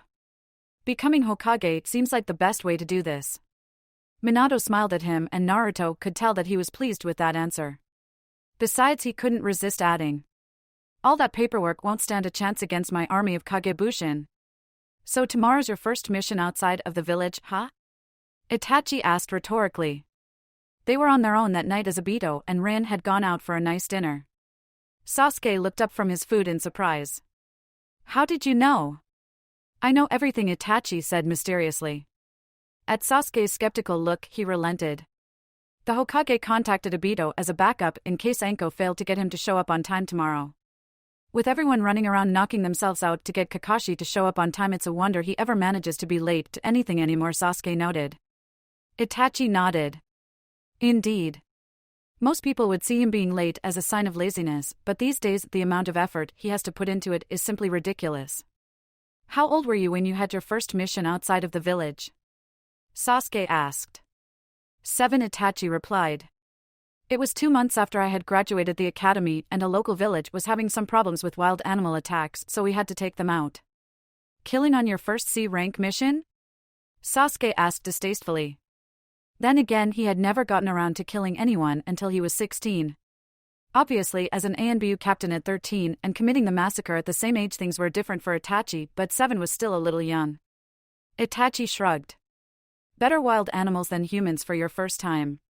Your mission probably won't involve either, since it is a simple escort mission, but you never know when a mission will take an unexpected turn. You can't account for everything, and clients will not always be honest with you. Sasuke nodded. He'd learned that particular lesson the hard way when he thought Kakashi had gotten himself killed the last time they'd taken this mission. I hope the mission runs smoothly, but according to Naruto the situation in Waves is pretty dire, so who even knows? So you're pretty happy with your team then? I've known Kakashi and Naruto for years, Sasuke replied. They may annoy me to no end, but I'm used to them, I guess. Sakura's gotten over her fangirl tendencies remarkably fast, so even working with her isn't really a problem. Although if they don't let that whole revenge thing drop, then I simply cannot be held accountable for my actions. Itachi looked at him seriously. You still hate and seek vengeance on Orochimaru for the massacre? Sasuke winced internally. He really didn't want to talk about the massacre, especially not with the person who had actually perpetrated it, regardless of what most people in this new timeline believed. Besides, how was he supposed to reassure his brother that he didn't hate him when he did in fact hate Orochimaru and wasn't supposed to know what had really happened? I hold Orochimaru responsible for destroying my family, he said slowly. In more ways than one, as the Snake Sannin had not only induced him to abandon Kakashi, Sakura, and Naruto right when they were finally coming together as a team, which he still wasn't sure if he regretted or not, but also had manifested himself during his fight with Itachi and drove him closer to his death by exhaustion. Granted, with his illness he would have died soon anyway, but that really wasn't the point, was it? Sasuke chose his next words carefully. And yes, I do fully intend to see him pay for that. The massacre, I never saw it coming. I don't know why it happened, and the not knowing, not understanding is killing me. It all seems so senseless. But it's not just that. Orochimaru is crazy. From what I can tell, he's brilliant, but no one can deny he's mad. The experiments he's conducted on people will conduct on people. He sheds bodies like the snakes he so loves, and if he isn't stopped, he will continue to wreak havoc on the world. And did he mention how much he wanted revenge? Still, given the situation, downplaying that and focusing on the things he'd seen in his time in Odo and the Konoha invasion itself was probably the best way to handle it. I'm going on a mission tomorrow, Sakura announced to her parents. That's nice, her mother said absently. What is it this time? Gardening? Filling in at the onsen? Babysitting? Ninja are so versatile. Nope, Sakura said cheerfully. We already went through all of those, so we're going on an escort mission. An escort mission? Her father asked. Does that mean you're going to be leaving Konoha? Sakura nodded. We're going to be escorting a bridge builder back to his home in the Land of Waves. It's only a C rank mission, so it should be pretty basic. Just watching out for bandits and wild animal attacks, that kind of thing. Supposed to be? Her father repeated. Does that mean it won't? Sakura shrugged. I don't know, she lied. It shouldn't be, but it never hurts to be prepared and might kill you not to be so. Kill you? Her mother jumped on that, alarmed. I'm not going to get myself killed on my very first C rank mission, Mom, Sakura assured her. Or on any C rank mission if I can help it. Kakashi, Naruto, and Ino would never let me live it down. Even Sasuke would probably have something to say about it. Sakura, her mother, hesitated. You're sure that being a ninja is what you want to do? It's a little late to be asking me that now that I've graduated and am a registered kunoichi, don't you think? Sakura pointed out. I know, her mother acknowledged. But it's one thing to know that one day your only child would be facing life or death situations, and it's quite another for that one day to be tomorrow. I know that you're worried, Mom, but Kakashi is very well qualified and I have nothing but faith in him and in my teammates. I'll face tougher challenges than getting one old man home in one piece, and I'll come back from them in one piece myself, I promise. Besides, I'd be hopelessly behind if I switched career paths now, Sakura said lightly. We may not understand the life of a ninja very well, her father told her seriously. But don't forget that we're proud of you, honey. The next day, to their surprise and mild horror, Kakashi was already waiting at the Konoha gates when the three genin showed up. How in the world did I manage to be late? Sakura wondered. My house is 20 minutes away and I left 45 minutes early. You're not late, Sasuke said, sounding as if he were in shock as well. Kakashi is early. You know, it's a sad day indeed when we get somewhere after Kakashi does. Naruto shook his head ruefully. Laugh all you want, Kakashi told them. Anko wanted me to be here on time and she can be very persuasive. Really? Naruto asked with a raised eyebrow. Kakashi nodded happily. Yes, but you're far too young to hear anymore. Like we'd even want to, Sakura said, making a face. You're honestly accusing us of being too young? Naruto demanded. Seriously?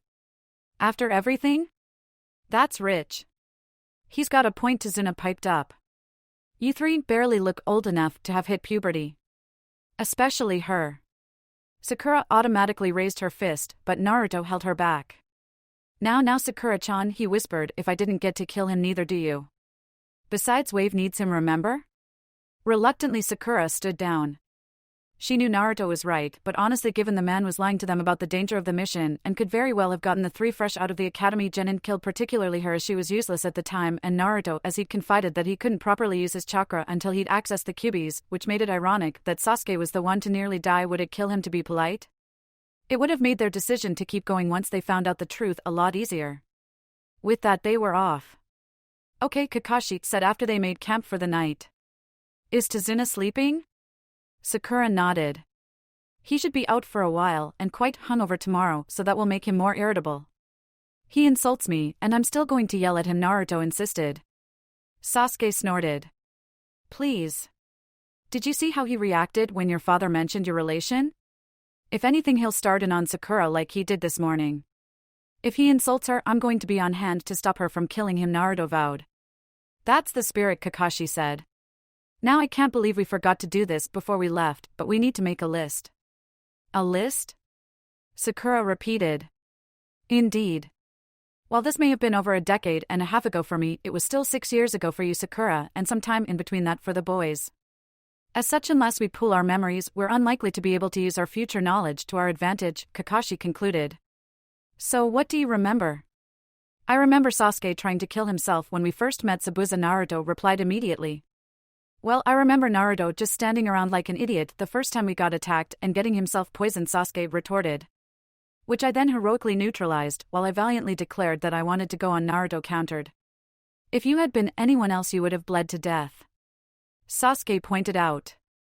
But I wasn't, so I didn't, Naruto replied, sticking his tongue out. So we met Zabuza before the battle that led to his death, Kakashi summarized.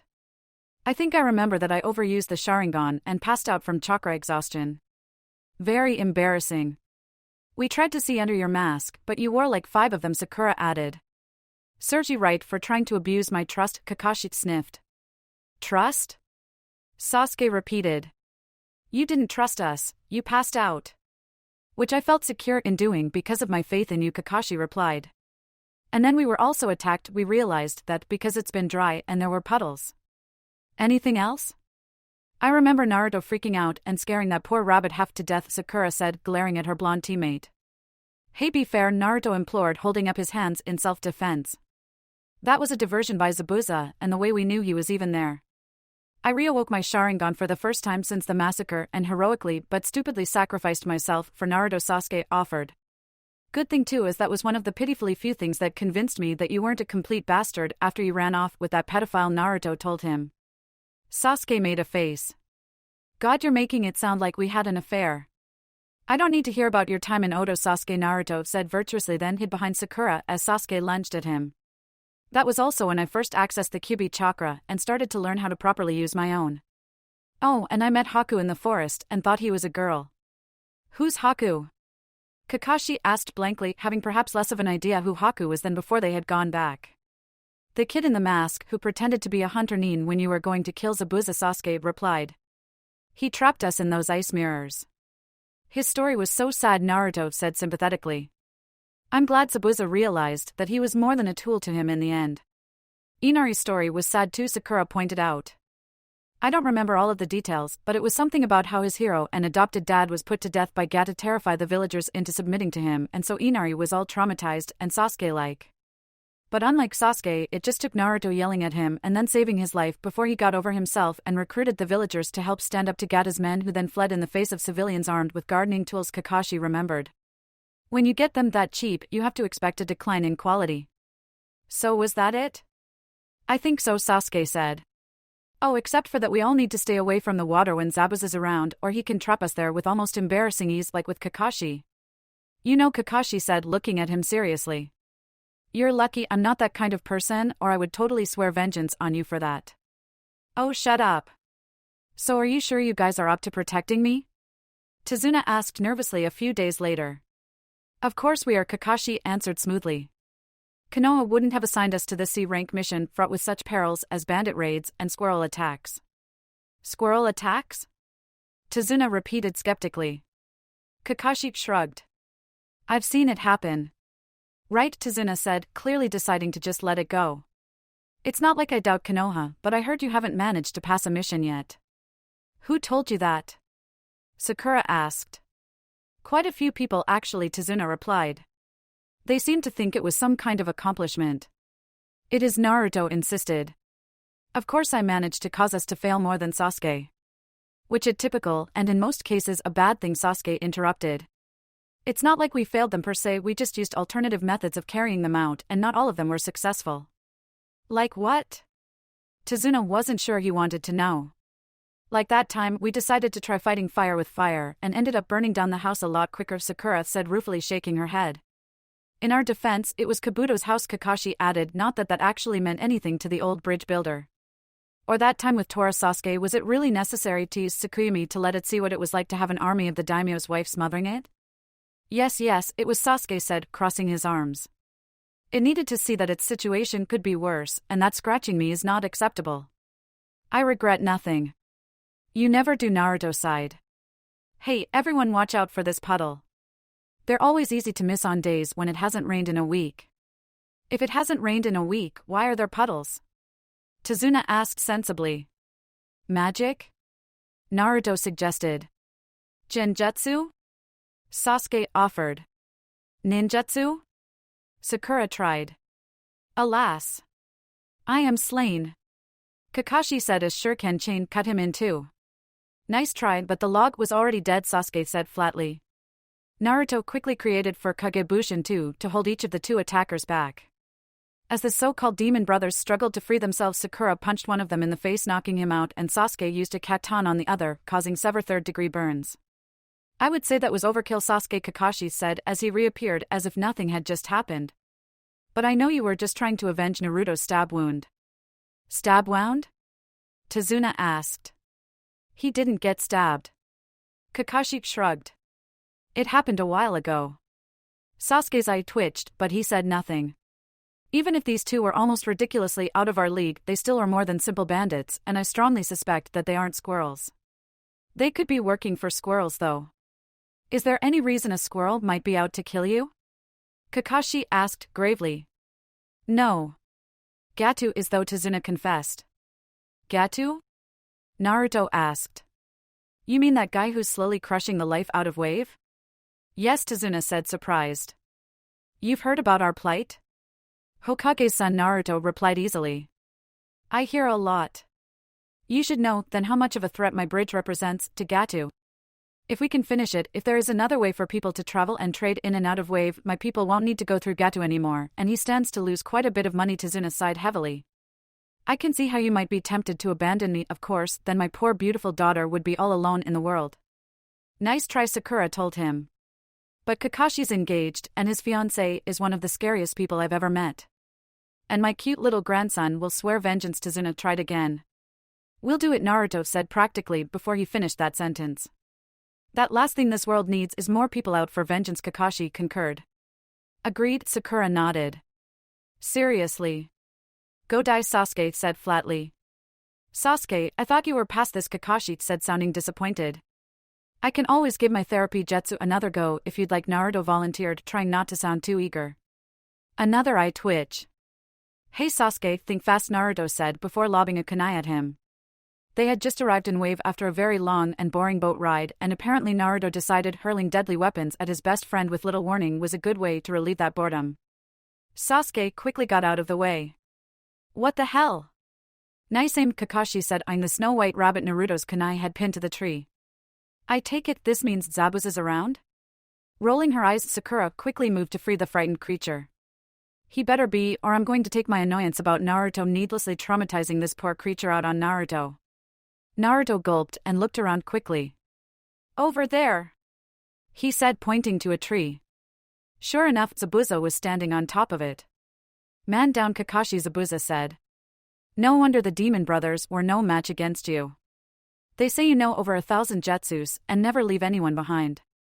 I liked my old nickname better, Kakashi said idly. Sasuke snorted. Kakashi didn't actually do anything against the demon brothers.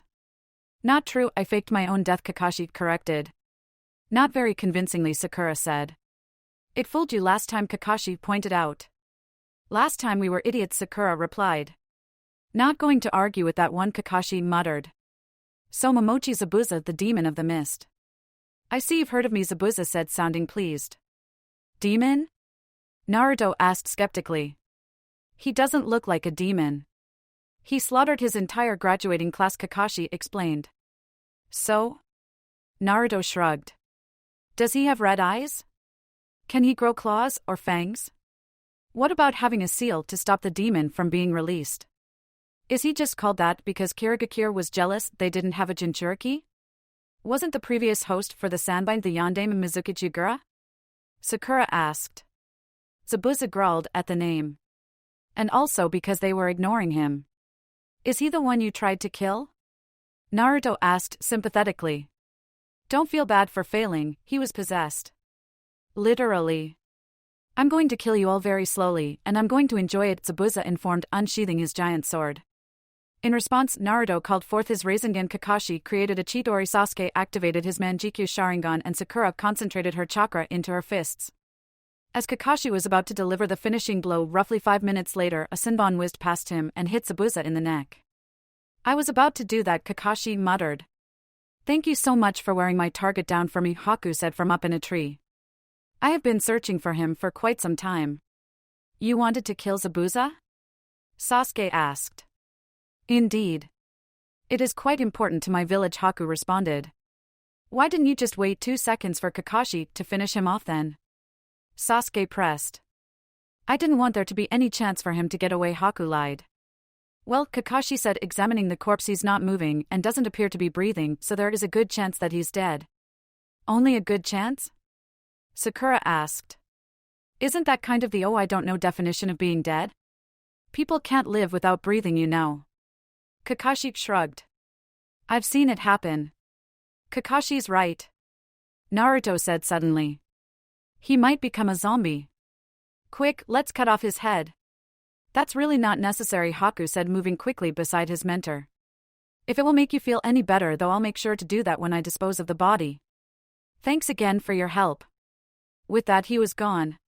So which way to your house? Kakashi asked Tazuna, who was standing there frozen. You guys are incredible, he finally managed to say. Well, of course they are, Kakashi said matter-of-factly. They're my students after all. I had no idea you were this good, Tazuna said, shaking his head in amazement. Kakashi shrugged. I was in ANBU for a while. Of course I really wasn't quite suited for it, but... Why not? Sakura asked. Well, I came with my own mask, which was a plus, but since everyone already associated it with me, it didn't do much for concealing my identity, Kakashi explained. So directions? Inari, say hello to these people. They are the ninjas who protected your grandpa. Inari's mother, Tsunami, told him when he got back home. Team 7 had already been there for an hour or so. But Mom, these people are all going to die, Inari protested, pouting. That's no reason to be rude, Sakura told him sternly. Everyone dies. We've known lots of people who have died. In fact, a good friend of ours died once. Of course he got better, but that usually doesn't happen. There's no way you can win against Gata, Inari insisted. No, there's no way you as civilians can win against Gata, Sasuke corrected. We're trained ninja and can take on any half-rate mercenary he's cheap enough to throw at us. Zabuza and Haku are a little harder, Kakashi added, but nothing we can't handle. Seriously trained ninja here, Naruto pointed out. We'll save Wave, I promise. What are you, stupid? Inari scoffed. Yes, Sasuke replied automatically. Naruto glared at him but said nothing. There's no such thing as heroes, Inari insisted. You could actually make an argument for half of the people I know being heroes, Naruto said idly. If you don't want to die, just leave, Inari said impassively before storming off.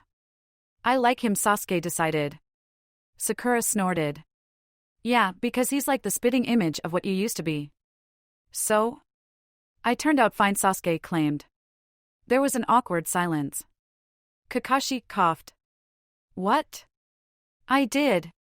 You're kidding.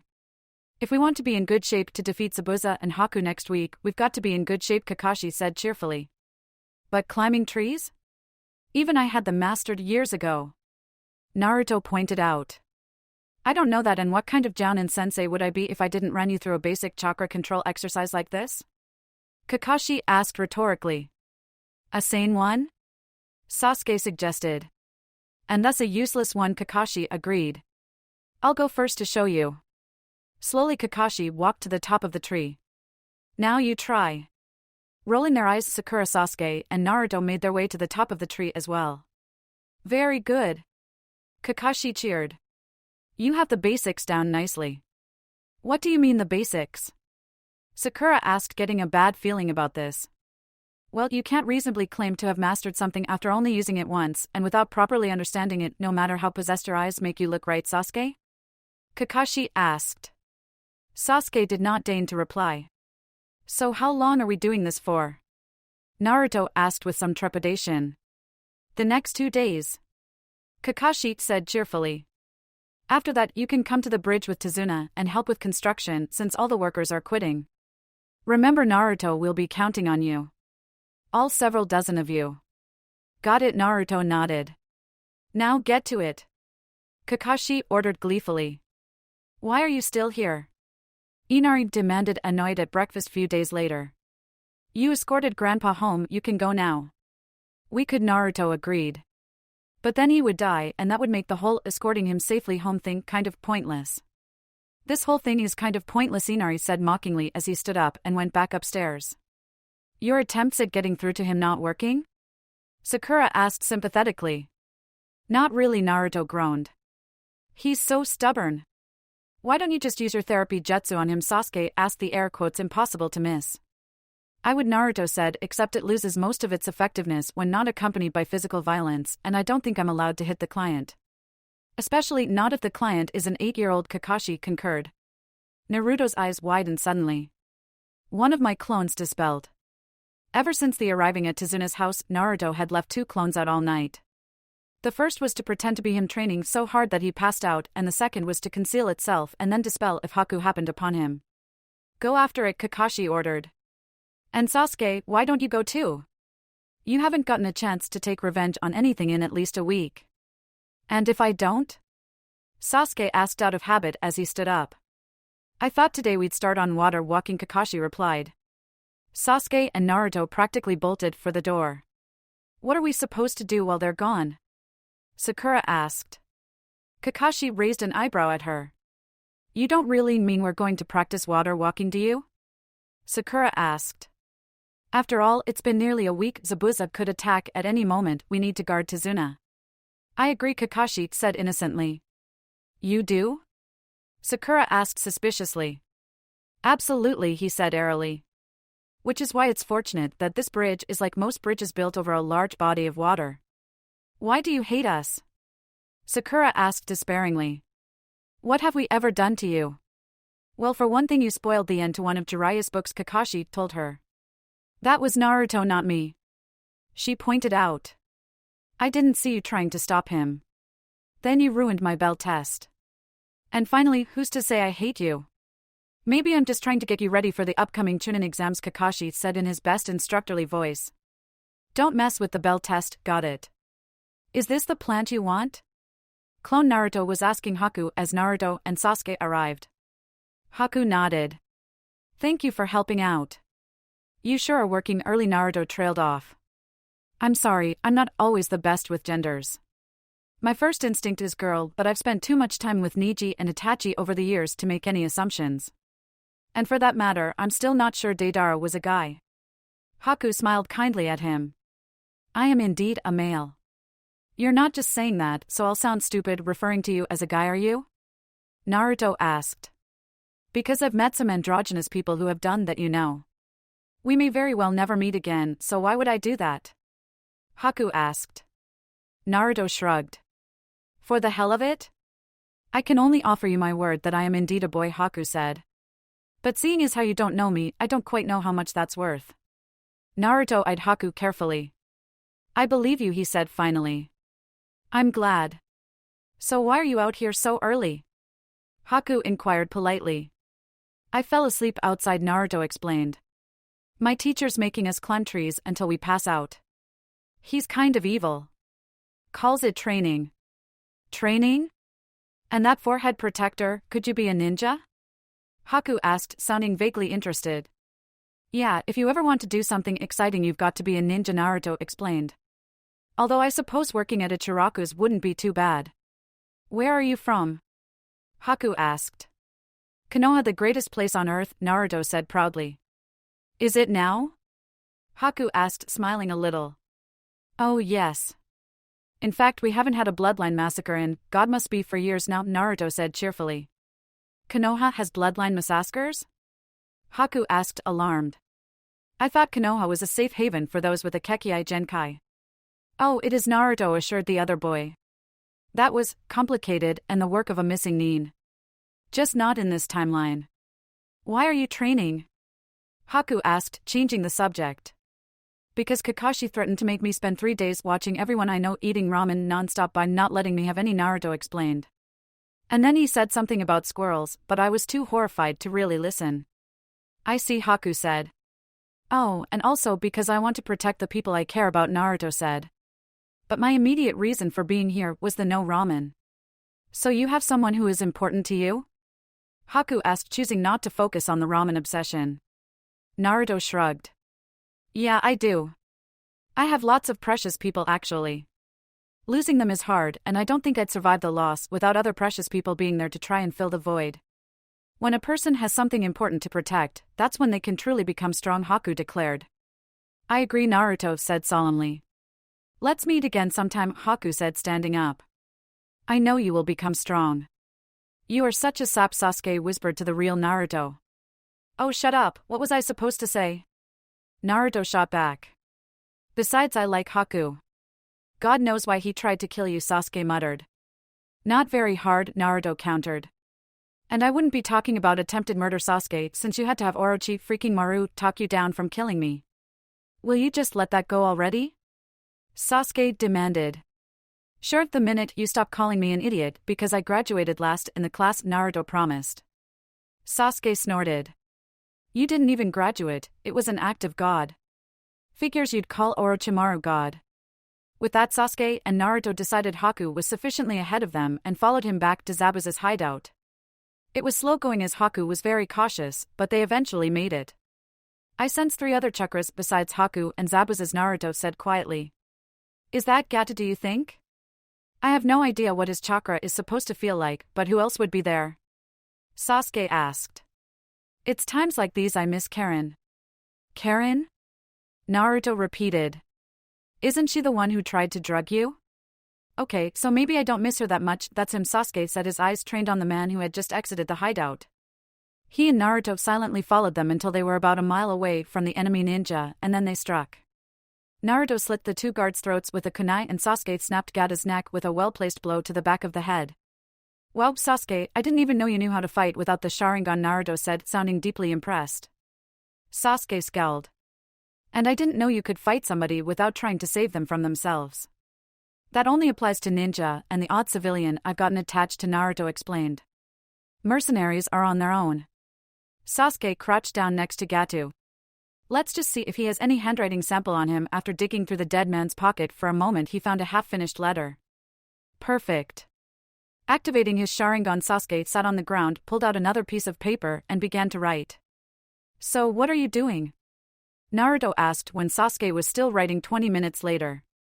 Forging a will, Sasuke said like it was obvious. Oh. Who did Gato leave everything to? Naruto asked, curious.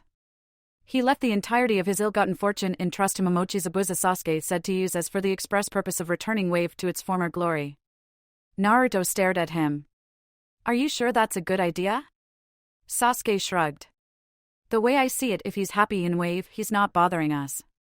Oh, and now he can come one step closer to making Kiri like he thinks Konoha is, because he'll have experience with reforming a place, and with the power that money will give him, the Mizukage won't dare go after him. Naruto exclaimed.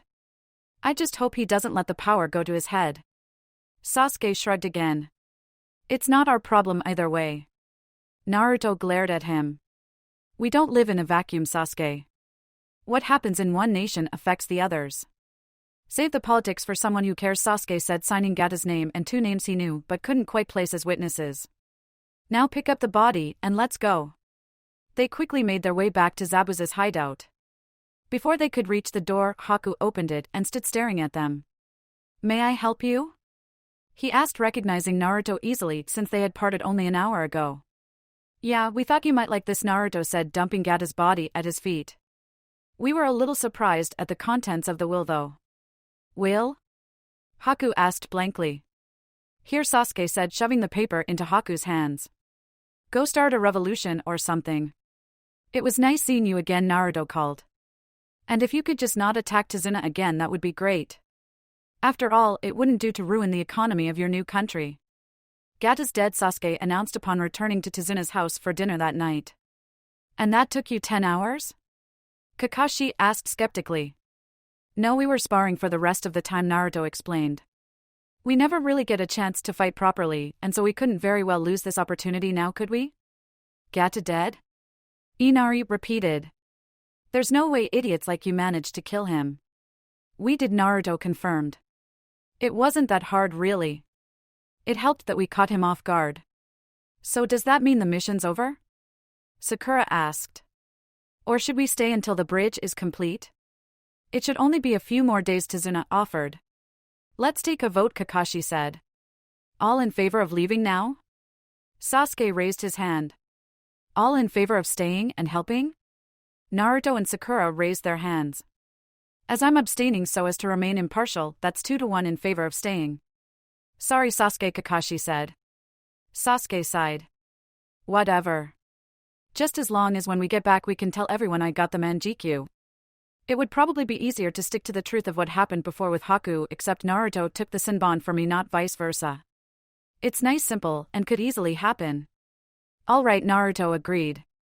Even though me dying is kind of lame, at least I heroically took the attack meant for you that might very well have killed me. You didn't kill Gato, Inari insisted. Stop lying. Why is that so hard to believe? Sakura asked gently. I mean, I wasn't there, but I know Naruto and Sasuke wouldn't lie about something like that. If they say he's gone, he's gone. No one can kill him, he's too strong, Inari insisted. Naruto shot his teammates a look that clearly said somebody share a sob story. I would do it myself, but I don't technically have one here. Besides losing a mother, I don't remember the day I was born.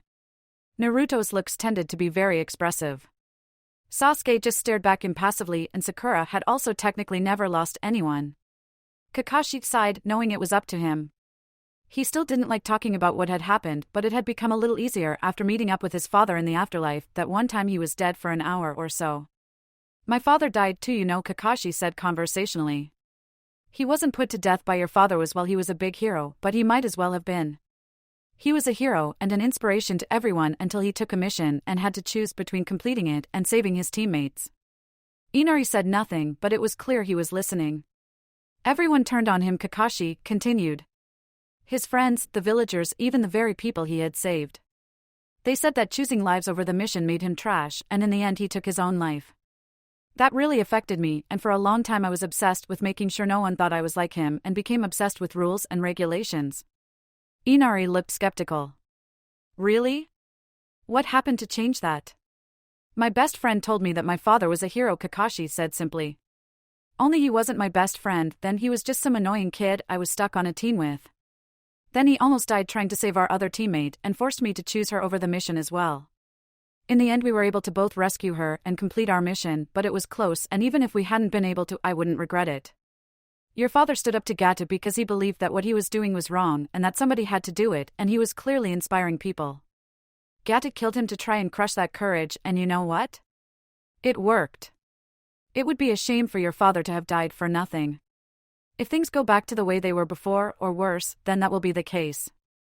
There is no worse death than a pointless one. There are heroes in this world, Inari, and your father was one of them. Things will get better.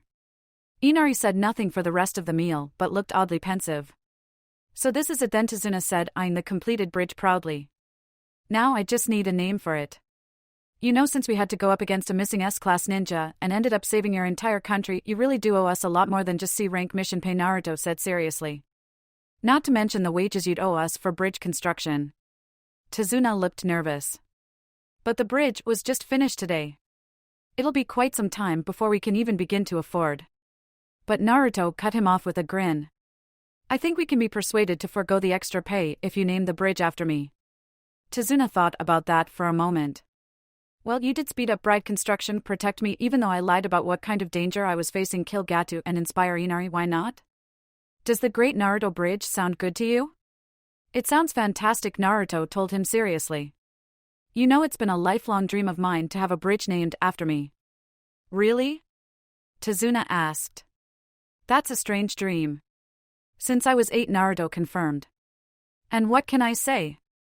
I was a strange kid. That I'll believe, Sasuke muttered.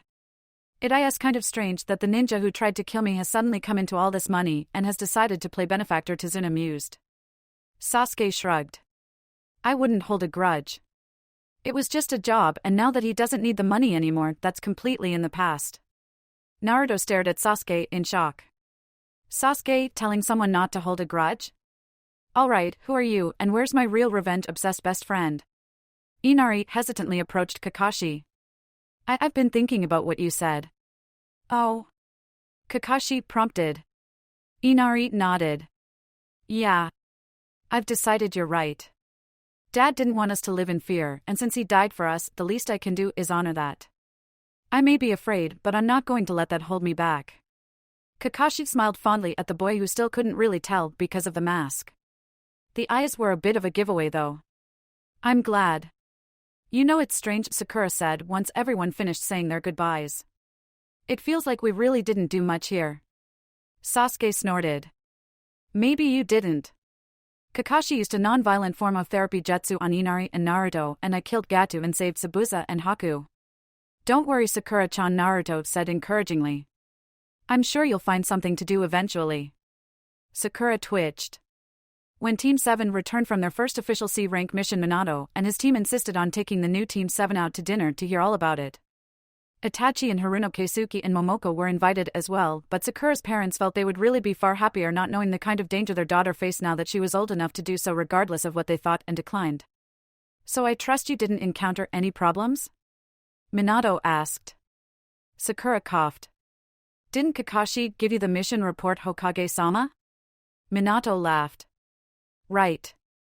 Kakashi won't have that in for a good 2 weeks, I'd say. Why? It turned out that Tsuno was lying about it being in C-rank mission and we had to fight 3 missing nin, she explained. Minato turned to glare at his student. Kakashi laughed nervously. I didn't mention that? No, you did not. Kakashi's busted Obito grinned. I'm sure he has a good reason, Rin said. Or at least a reason. Although it is entirely possible that he just forgot. Your support is touching, Kakashi said dryly. We try, Rin said sweetly. What happened, Kakashi? Minato demanded. It started off pretty basically, Kakashi began. A few days in, however, we were attacked by the demon brothers of Kiri, who I'd say were around mid-chunin level. Naruto immobilized them while Sakura and Sasuke took them out. Apparently Tsuno was threatening a tycoon named Gata's stranglehold on the economy of Wave with his bridge, so Gata was trying to have him killed. We fought Zabuza. The demon of the mist? Minato interrupted, glancing at Naruto as if he expected him to be secretly maimed or something. Yes, Kakashi nodded. We managed to drive him off after a long and trying battle, and then just when I was about to finish him off, a Senbon came out of nowhere and incapacitated him. It turned out to be his student posing as a Kiri hunter nin who saved him and nursed him back to health. Did he come after you again? Rin asked, concerned. No, Kakashi shook his head. He probably would have, but by the time he had recovered, Gata had died of natural causes. Natural causes? Naruto snorted. His neck was snapped. Or was his throat slit? No, those were the bodyguards. I think dying once your neck breaks is very natural indeed. Especially given all the people I know who wouldn't die under those circumstances, Kakashi defended. Anyway, Gata's will left his fortune to Zabuza for some reason under the condition he would use it to rebuild Wave. Zabuza seemed willing to give it a shot, so here we are. Wow, Obito said, shaking his head. You can never just get a normal mission, can you? I know, Kakashi agreed. It's strange. At least there were no squirrel attacks though. Not again, Sakura began but stopped when she saw the look on Obito's face. He looked traumatized.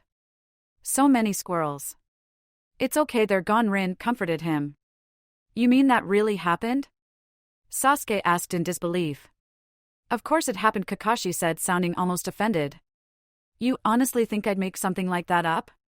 I'm not even going to dignify that with a response other than this one, informing you of my decision, Naruto said flatly. So that's all that happened? Minato asked. You don't know anything about this sudden change of regime in Wave? Not really, Sasuke lied. Something weird happened with my Sharingan though. Oh. Itachi spoke up, sounding concerned. Yeah, Sasuke nodded. It's like it's different now. See? With that he activated his Manjikyu Sharingan. Did anyone other than Gatu and his guards die on your mission, Sasuke? Itachi asked sharply. Sasuke feigned confusion. I don't think so. I mean, when we were fighting Zabuza, a Senbon was heading right for me, but Naruto jumped in front of me. We thought it was Zabuza's accomplice pretending to be a hunter nin trying to hit Zabuza and missing because we were all moving around. And what did the Senbon do once it hit Naruto?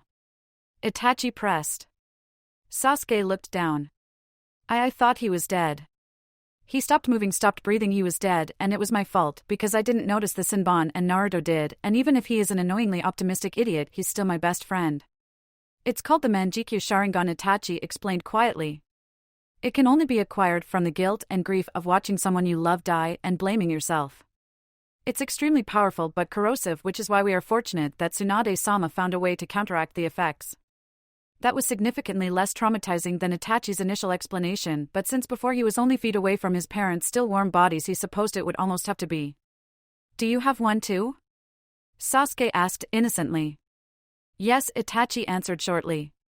I'll show you how to use it later. The massacre, Sasuke supplied.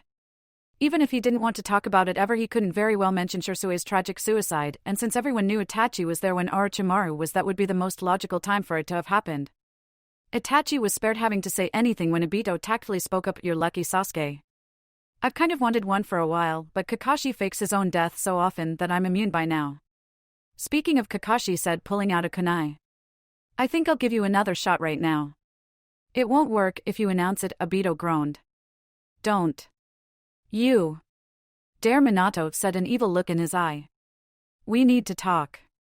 Talk? About what? Kakashi said nervously.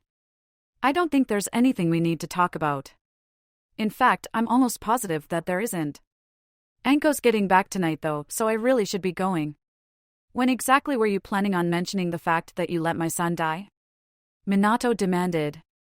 Okay, kids, time to go, Obito said, quickly standing up, heading for the door. The rest of the party had enough sense to follow him. Since Team 7's return, they had been working almost non-stop on their taijutsu and in Sasuke and Sakura's case bringing up their chakra reserves. It got to be a bit tiresome after 3 weeks, but there wasn't really anything else for them to do as they were banned from taking D ranks, and Minato was hesitant to give them another C rank so soon after their C turned to rank mission to wave. Hey look, it's that bird guest, that means it's Chunin exam time, Kakashi announced cheerfully. Aren't the foreign delegations going to arrive really soon? Sakura asked. Like sooner than they should be able to make it? Why in the world does every other nation find out about this before us? We live here. I knew when the exam was, Naruto offered. Sasuke rolled his eyes. So? You're the Hokage's son and can't mind your own business. It would be weird if you didn't know. I'm going to go get you guys signed up, Kakashi told them. Unless of course, you'd like to wait another 6 months until the next exam and keep working on your taijutsu? No, that's okay, Sakura said quickly. We can handle it. Besides, Neji and Gaara won't beat sense into themselves, Naruto added. You won't be able to convince them you understand their pain so easily now that you apparently have none, Sakura pointed out. That's fine, Naruto said easily. We'll just make Sasuke do it. Like health, Sasuke said bluntly. I prefer to do my angsting in silence, thank you very much. If Orochimaru still invades, which he might or might not as Jiraiya says he is still part of Akatsuki, then you would get a chance with Gaara anyway, Kakashi pointed out. Wait, Orochimaru's still part of the Akatsuki? Sasuke asked, surprised. He only left because he tried to steal Itachi's body and failed, remember? Naruto asked. And since Itachi's still in Konoha and not around to scare him away, why wouldn't he be a member? True enough, Sasuke agreed. Well, if you're sure, then I'm off to go nominate you. Remember kids, Kakashi said cheerfully, if you don't all pass on your first try, then so help me I'm signing you up for Guy and Lee's early morning training for the next year. Looking rather pale, the 3 soon-to-be Chunins nodded their understanding. So how do you think the exam will go? Sakura asked once Kakashi was gone. The first should be easy as long as you don't inexplicably try and give up and make me give an inspirational speech to stop you again, Naruto decided. Hey, Sakura flushed. I was just trying to help you out and protect your dream. Kind of stupid though, Sasuke pointed out. Considering that the other nations never would have stood for it if some of their most promising genins could never be Chunin because Konoha wanted to make their exam more interesting. Cut me some slack, I was 12. Sakura protested. And the smartest person there besides Shikamaru, Sasuke pointed out. The second phase should be easy as long as we keep away from Gaara, and if for some reason Orochimaru comes after me again, I'll just trap him in Tsukuyomi. Why not that fire thing? Amatsuru? Naruto asked. Amaterasu, Sasuke corrected absently. And we'll be in a forest, so that would be a spectacularly bad idea even if it would probably kill him. Oh right. The only problem should be the finals where even if you win you still might not pass, Naruto said. Actually, I passed the first time I entered the finals, Sakura pointed out. When I took the test with Choji and Ino while you guys were gone. And I passed the first time my fight lasted longer than 5 minutes, Sasuke added. So really that's only you who somehow managed to fail.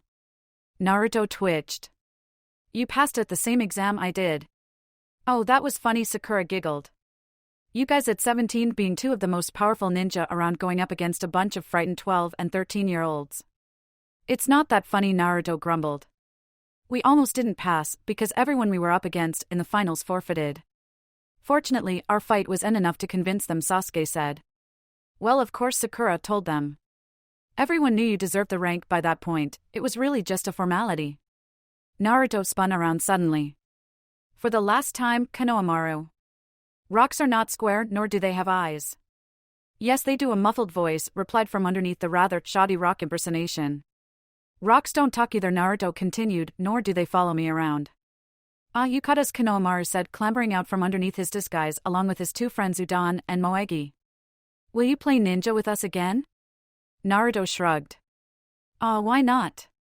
It's not like we have anything else to do anyway. Yay! The Konohamaru Corps cheered. Why do you keep making up play ninja when we're already the real thing? Sasuke demanded. Because it's either that or more chakra control techniques, Naruto said flatly. Besides, Konohamaru's great. Did you hear that? Konohamaru whispered excitedly. Boss said I'm great. He is kind of adorable, Sakura decided. Konohamaru looked up at her. Hey, I've been wondering, are you boss's girlfriend? No, she's my teammate, Naruto explained. Are you that guy's girlfriend? Konohamaru asked, jerking his head towards Sasuke. Yeah, we all decided no dating until after we make Chunin, Sakura said hurriedly before Sasuke got a chance to respond. Ah, so it's a love triangle. Konohamaru nodded wisely. It's really not, Sasuke told him, but Konohamaru wasn't listening. Sakura and her teammates sitting in a tree, he sang, running off, followed by his two friends. I'm going to kill him, Sakura said flatly. Don't do that, Naruto implored.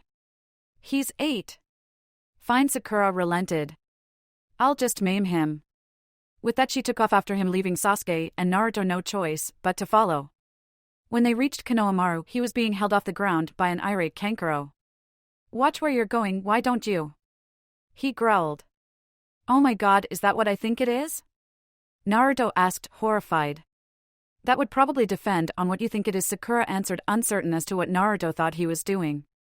Evil! Naruto cried, pointing a trembling hand in the direction of the Sand siblings. He's pure evil.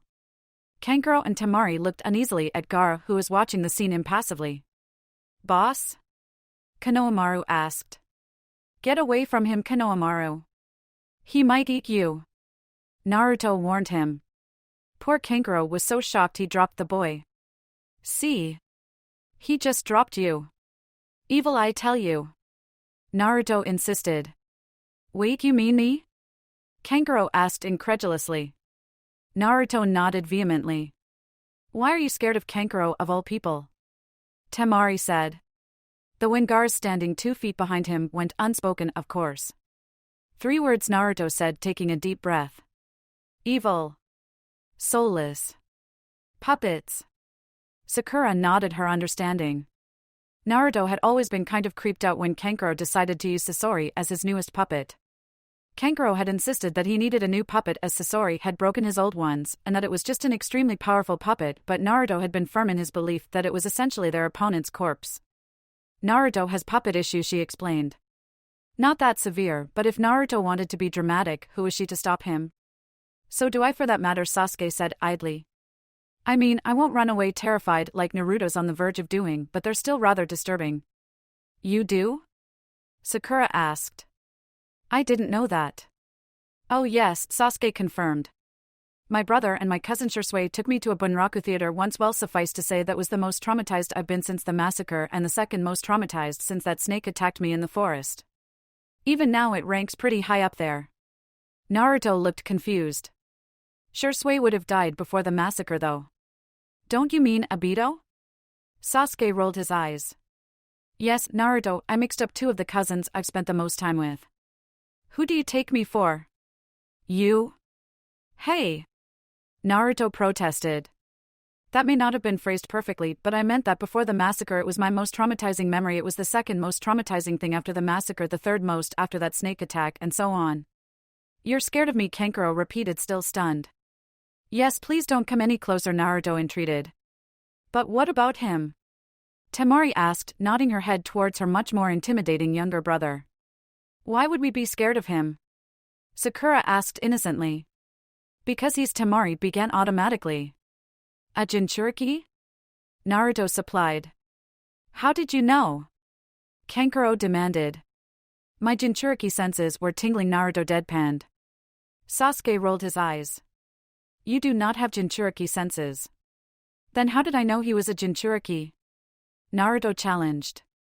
Then why haven't any of us ever heard of these Jinchuriki senses? Sasuke countered. Because I'm the only Jinchuriki in Konoha, and I've never met a fellow Jinchuriki before, Naruto lied. Well, in this timeline he hadn't. Why, you're a Jinchuriki too? Temari looked downright terrified. Yep, Naruto grinned at her. And you two knew about this? Temari asked the non-possessed members of Team 7. Everyone knows, Konohamaru replied, even though she wasn't talking to him. Everyone? Kankuro asked. And you don't care? Why would we? Konohamaru looked confused. My grandfather, the previous Hokage, sealed the Kyuubi in him so it wouldn't kill everyone. He saved us. I swear I will never get used to that, Naruto said quietly, looking pleased. When your father's the Hokage, a hero and determined, he can get most things done. So no one has tried to assassinate you? Gaara inquired, finally deigning to speak. Naruto shrugged. A few people here and there. It wasn't because I was a Jinchuriki, but because my father has a lot of enemies. The ANBU always stopped them though, so it's not really a big deal. Let me get this straight, Kankuro said finally. You're possessed by a demon, but you're scared of my puppets? Your evil soulless puppets, Naruto corrected. And everyone's fine with having a demon container in their midst, Kankuro continued, ignoring him. We've been surrounded by worse, Sasuke replied casually. Yeah, demon possession really doesn't compare to the flames of youth, Sakura agreed. Dear God, this place is insane. So how about the rookies? Minato asked. Kakashi, do you feel that your team is ready? More than ready, Kakashi replied. They've only been out of the academy for 4 months, Iruka protested. Kakashi shrugged. They're quick learners. Besides, C ranks are really all they can do right now, and those are mostly for Chunin anyway.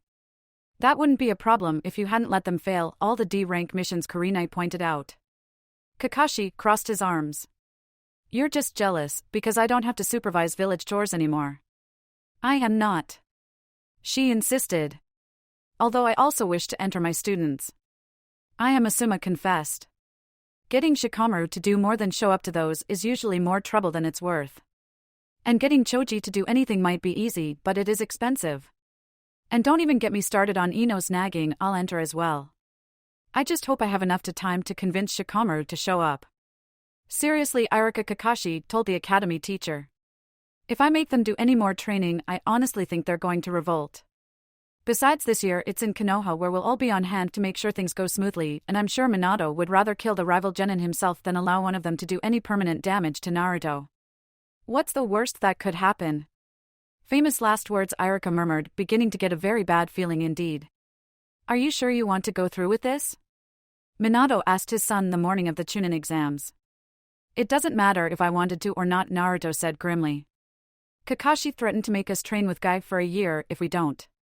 Minato winced sympathetically. Well, I just don't want you getting involved with something you can't handle. You don't think I can handle this? Naruto asked, a little hurt. Minato shook his head. No, that's not it, it's just this is dangerous. Really dangerous. You could die, and I know you faced death on that rank mission you took, but Kakashi was there to protect you, and now you're all on your own. I'm not all on my own, Naruto corrected. I've got Sakura and Sasuke with me, and we're going to kick ass. Is that so? Minato asked, sounding amused. Believe it. Naruto declared. And besides, since I've recently achieved my lifelong dream of having a bridge named after me, I need to make Chunin to make progress on my other lifelong dream of becoming Hokage. Minato raised an eyebrow. You had a bridge named after you? Was this in Wave? Do tell. Mom, Dad, I'm going to take the Chunin exams today, so I won't be going on any missions for the next 2 months or so, Sakura announced. Momoko looked puzzled. You're taking more tests? I thought you would be done with that when you graduated. So did I, Sakura laughed. But this is to see if I'm ready to be promoted. I'm sure you'll do fine, Keisuke told her confidently. You've always been good at tests. Thanks, Sakura beamed, heading for the door. I may not actually be home tonight or for the next week or so, and if that's the case, then it's because we're doing a survival test, so don't freak out or anything. Good luck. Momoko called after her daughter. Are you nervous? Itachi asked. Sasuke looked up from his breakfast. Since today was a big day, he was having tomatoes, despite their status as usually not a breakfast food. If Naruto could have ramen every day for breakfast, then Sasuke could have tomatoes occasionally. No. Itachi looked at him skeptically. Really? What's the worst that could happen? Sasuke asked rhetorically. People have got to stop asking that, Itachi said, shaking his head ruefully. And you could die for one. Or fall into a coma. Or get permanently disabled. Or... Thanks for the vote of confidence, Sasuke interrupted a bit petulantly. Relax, Sasuke, Itachi told him with a small smile. I'm not saying it will happen to you, just that it could happen at the exams. In fact, I'm sure you'll do just fine. Then why do you think I should be nervous? Sasuke countered. Itachi shrugged. Everyone's nervous at their first Chunin exam, right? Even you? Sasuke asked, surprised. You do realize I was 2 years younger than you when I took it, right? Itachi reminded his little brother. You still won, Sasuke pointed out. True, but even if you don't, you could still make Chunin. Just give them a good show, Itachi advised. I've got to go, Sasuke said, standing up and popping the last piece of tomato into his mouth. Itachi stood up as well to poke him in the forehead. Be good and don't fail. Hey Kakashi, I was wondering something, Obito said slowly. What's that? Kakashi replied. You know how Genin teams have to complete a minimum of 8 missions in order to be eligible for the Chunin exams? Obito began. Kakashi nodded. You wouldn't think just going shopping or babysitting a few times would qualify you, but then again I suppose that's why this is the first time in 5 years rookies are entering. Your team took quite a few missions, I'll admit, Obito continued. But they only ended up passing the wave escort mission. Even if that was technically an A-rank mission, it still only counts as one. How in the world are they allowed to compete? Kakashi froze. That's a damn good question. I suppose my team did find all the lost pets they were supposed to, even if Sasuke did end up traumatizing them, and since they didn't lose, maim, or kill the children they were watching, those would count even if they aren't allowed within 10 feet of those missions anymore. Or it could just be blatant favoritism given that Naruto is Minato-sensei's son, you are his student, and Sasuke is my cousin, Obito teased. We're going with the first one, Kakashi said firmly. So ready for the big exam? Anko asked, coming up behind them. I believe my students are properly motivated, Kakashi replied. Plus it will let me off the hook as far as that punctuality thing goes. You are never going to be off the hook, Anko informed him seriously. Yeah, you think it's bad when you're dating or engaged to someone? Obito asked rhetorically. Wait until this is over and you get married. It's like Rin made it her mission in life to make sure I wind up where I need to be on time. She's given me plenty of tips as an engagement present, Anko said cheerfully. Kakashi groaned. I knew I should have stayed single. What was that? Anko asked, pulling out a kunai. I love you? Kakashi offered weakly.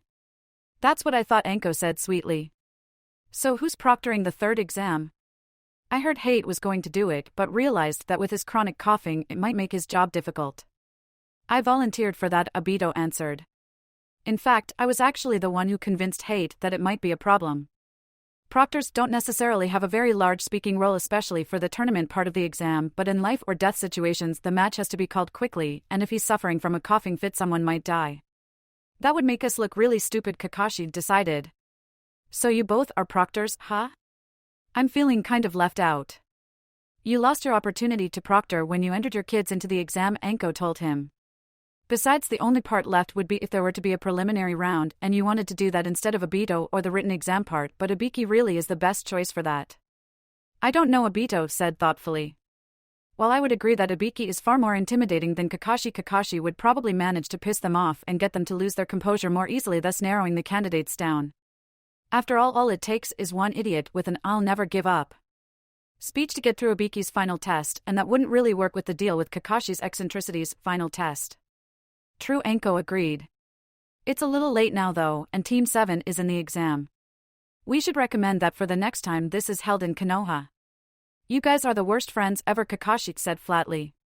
But you'd be lost without us, Obito grinned. I could easily replace you with a rock, Kakashi insisted. A memorial rock, but still. Team 7 walked onto the second floor to see a sizable crowd standing around watching a mildly hinged Izumo and Kotetsu beating up Team Guy. How they thought that would be inconspicuous was anyone's guess. Naruto, of course, went right up to the disguised Chunin. Excuse me, can you move? Sorry kid, we're weeding out the weak, Izumo told him. If you want to enter the exam room, you're going to have to go through us, Kotetsu agreed.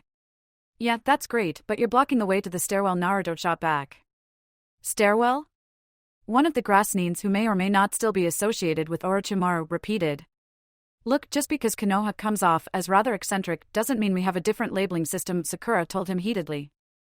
I applaud your dedication to weeding out those unworthy of becoming Chunin, especially if you think that some of the applicants aren't actually capable of telling the difference between the numbers 2 and 3, Sasuke added. The genin surrounding them all suddenly found the floor and her ceiling extremely fascinating. Well, I suppose your team at least passes, Izumo decided. Not that we would have expected otherwise from the stacked team, Kotetsu muttered. Oh, you only wish your team had been as awesome as ours undercover exam proctors, Naruto declared. Did they say they were undercover exam proctors? An AIM genin asked. Gotta go, Kotetsu said as he and Izumo quickly left. Excuse me, what is your name? Lee asked as he came up beside Sakura on the walk to the correct room. Haruno Sakura. Sakura replied. And you are? Rock Lee told her with a smile. Would you like to go out with me? I'll protect you until I die. That's certainly very thoughtful, Sakura told him. Tragically, needing to be protected is one of my biggest pet peeves and my teammates, and I decided that puberty would be a lot easier to handle if we didn't date anyone until we made Chunin, so I'm going to have to decline. So if you make Chunin and I make Chunin, we can go out? Lee asked hopefully. If we both make Chunin, ask me again after I've gotten a chance to get to know you better, Sakura told him. I'm not the kind of girl who will go out with someone because they're cute, cool, or strong without getting to know them first. Since when? Ino asked, latching onto Sasuke. You nearly ended our friendship because you didn't think friends could be rivals, remember? Thankfully Naruto and Sasuke have long since convinced me otherwise, Sakura said smoothly. So you're in this exam too, Ino? Yep, Ino nodded. And that other team that graduated with us. Is it really that difficult to remember who we are?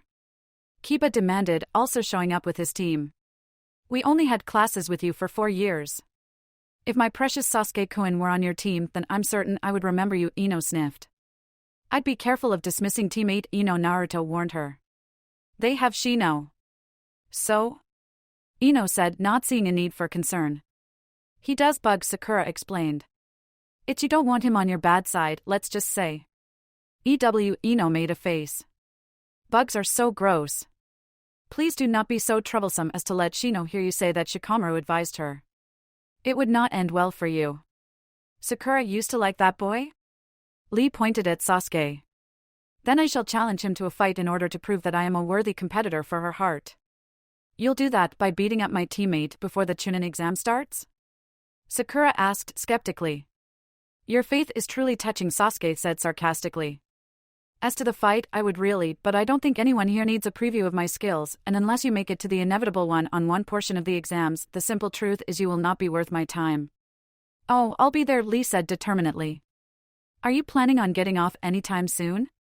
Sasuke asked irritably. Nope, Ino said cheerfully. Sakura, how mad would you be if I were to use, Sasuke began. Don't even think about it, Sakura told him sternly. Ino's my best friend even if she is a fangirl. Fine, Sasuke grumbled and used a substitution jutsu instead. A log? Ino complained. No fair, Sasuke-kun. Though for the record, Sasuke told her quietly. Her fangirlism was never near as obnoxious as watching the competent kunoichi who helped Naruto convince me to come back to Konoha revert to a silly little girl who would break her most important bonds for the sake of a pretty boy. Yeah, well thanks for not letting me, Sakura said a little embarrassed. So you're not a fangirl anymore? Ten asked. What? No, I outgrew that quite a while ago, Sakura explained. Good, Ten said vehemently. Because to any serious ninja, a fangirl is just about the worst thing to be, and I don't want to have to salvage the reputation of Konoha's kunoichis all by myself. What about Hinata? Sakura asked. She doesn't like Sasuke. Ten raised her eyebrows. Have you ever seen the way she looks at Naruto? Point, Sakura conceded. Kiba, I think Choji wants to eat your dog, you should be careful with it, Hinata said quietly. What? Kiba yelped. Is that true? Maybe, Choji admitted. I'm hungry. Just eat one of your boxed lunches, Shikamaru advised him. You brought over a dozen. But I might need those to fortify me in between exams, Choji protested. If you try and eat Akamaru, he could very well try and eat you back, Kiba warned. Can you all try not acting like you're 5? Niji asked, standing as far apart from the group as he could without being rude. I agree, Kabuto said, approaching them. You guys should be more quiet. You're just out of the academy, huh? Who are you? Shino asked. I'm Kabuto, Kabuto replied. But don't worry about that. Look around you. The future Konoha 11 plus Sasuke looked around. Quite a few people were glaring at them. Those guys behind you are from Amigakure. They have short tempers. Everyone is nervous about the exam. Quiet down before you Kazasine Kabuto advised. If these people can't deal with a little noise, then there is no way they are qualified to be Chunin, Sasuke said coolly. And if they start a fight, they'll just get thrown out of the exams. I don't see any reason to keep it down. Hey Kiba, is it just me, or does this guy smell like snake? Naruto asked. Kiba sniffed. You know you're right, he does smell like snake. I do? Kabuto asked seemingly puzzled. That's strange. I don't like snakes, Naruto told him. Snakes remind me of vampires and vampires are evil. So is this your first time too? Ino asked. No offense, but you look quite a bit older than us. Oh no, actually this is my 7th time, Kabuto told them looking a little sheepish. Wow, you suck, Kiba said bluntly. If I don't pass by 5, I'm just going to resign myself to being a failure who can't beat a bunch of 12 and 13-year-olds and quit. It's not all bad, Kabuto insisted. I know quite a bit about the exam and have ninja info cards on everyone here. How would your retaking the exam repeatedly help you get information on the people who are just now taking it for the first time? Shikamaru asked lazily. Well, does anybody want to see the cards? Kabuto asked, holding them up. I do, Kankuro said as he walked up to them, Temari and Gaara not far behind him. He pointed at Naruto. Tell me about him and his teammates. Kabuto took 3 cards out of his deck. First up is Namikaze Naruto. He's the Hokage's son and is a Jinchuriki. He has very high ninjutsu and is above average in taijutsu, though his genjutsu is almost non-existent, Kabuto said. Then there is Uchiha Sasuke. He is one of 3 Uchiha to be left alive after the massacre 4 years ago. He has strong ninjutsu and taijutsu and exceptional genjutsu, as well as already gaining the Sharingan and evolving it to its 2nd level. Finally, there is Haruno Sakura, who is taking shifts at the hospital to be a medic nin with decent ninjutsu and taijutsu and very high genjutsu. Their sensei is Man Down Kakashi, and together he trailed off looking at the cards in disbelief. What? Kankuro growled. Together they have failed every D-rank mission they have ever been on and have been permanently banned from all future D missions. They have one C rank that had turned a rank and successfully completed it, Kabuto finished, his voice somewhat shaky. Don't you have to have passed 8 missions to take this exam? Temari asked. Hokage's son probably gets special treatment, Kankuro decided. How the hell did you manage to fail the D-rank missions? They are the easiest things in the world. Kiba pointed out. Naruto grinned proudly. It took a great deal of effort planning, but we managed. And now we're banned for life. You say that like it's a good thing, Ino said, eyeing him strangely. Well, it is quite the accomplishment, Sasuke informed her with a smirk. We're the first team to ever be banned from the D ranks. And we'll never ever have to do any of them ever again, Sakura concluded, beaming. I hate you guys, Kiba announced. No more D ranks, huh? Shikamaru asked. If I plan out how to fail them, would you guys carry it out so we don't have to do them anymore? In a heartbeat, Ino replied promptly. Would Asuma-sensei still take us out for barbecue? Choji asked. I'm sure he'd be so thrilled to not have to supervise those chores that he would, Shikamaru assured him. Have I mentioned this place is full of crazy people? Kankuro asked. I believe so, Temari answered. Well, I would just like to reiterate that, Kankuro said. Who is he? Hinata asked, pointing to Kankuro. He doesn't seem very open-minded. Let's see, Kabuto said, drawing another card. That's Kankuro. He's the son of the Kazekage and has completed 8 C-rank missions and 1 B-rank mission. I would say that's very impressive, but Sasuke's team did an A rank. He mostly uses puppets in his fights. Evil soulless puppets? Choji asked, eyes widening. Sakura looked to Naruto in confusion, but he was currently hiding behind Shikamaru. Hide me, he begged. This is so troublesome, Shikamaru sighed. As long as I don't have to actually do anything.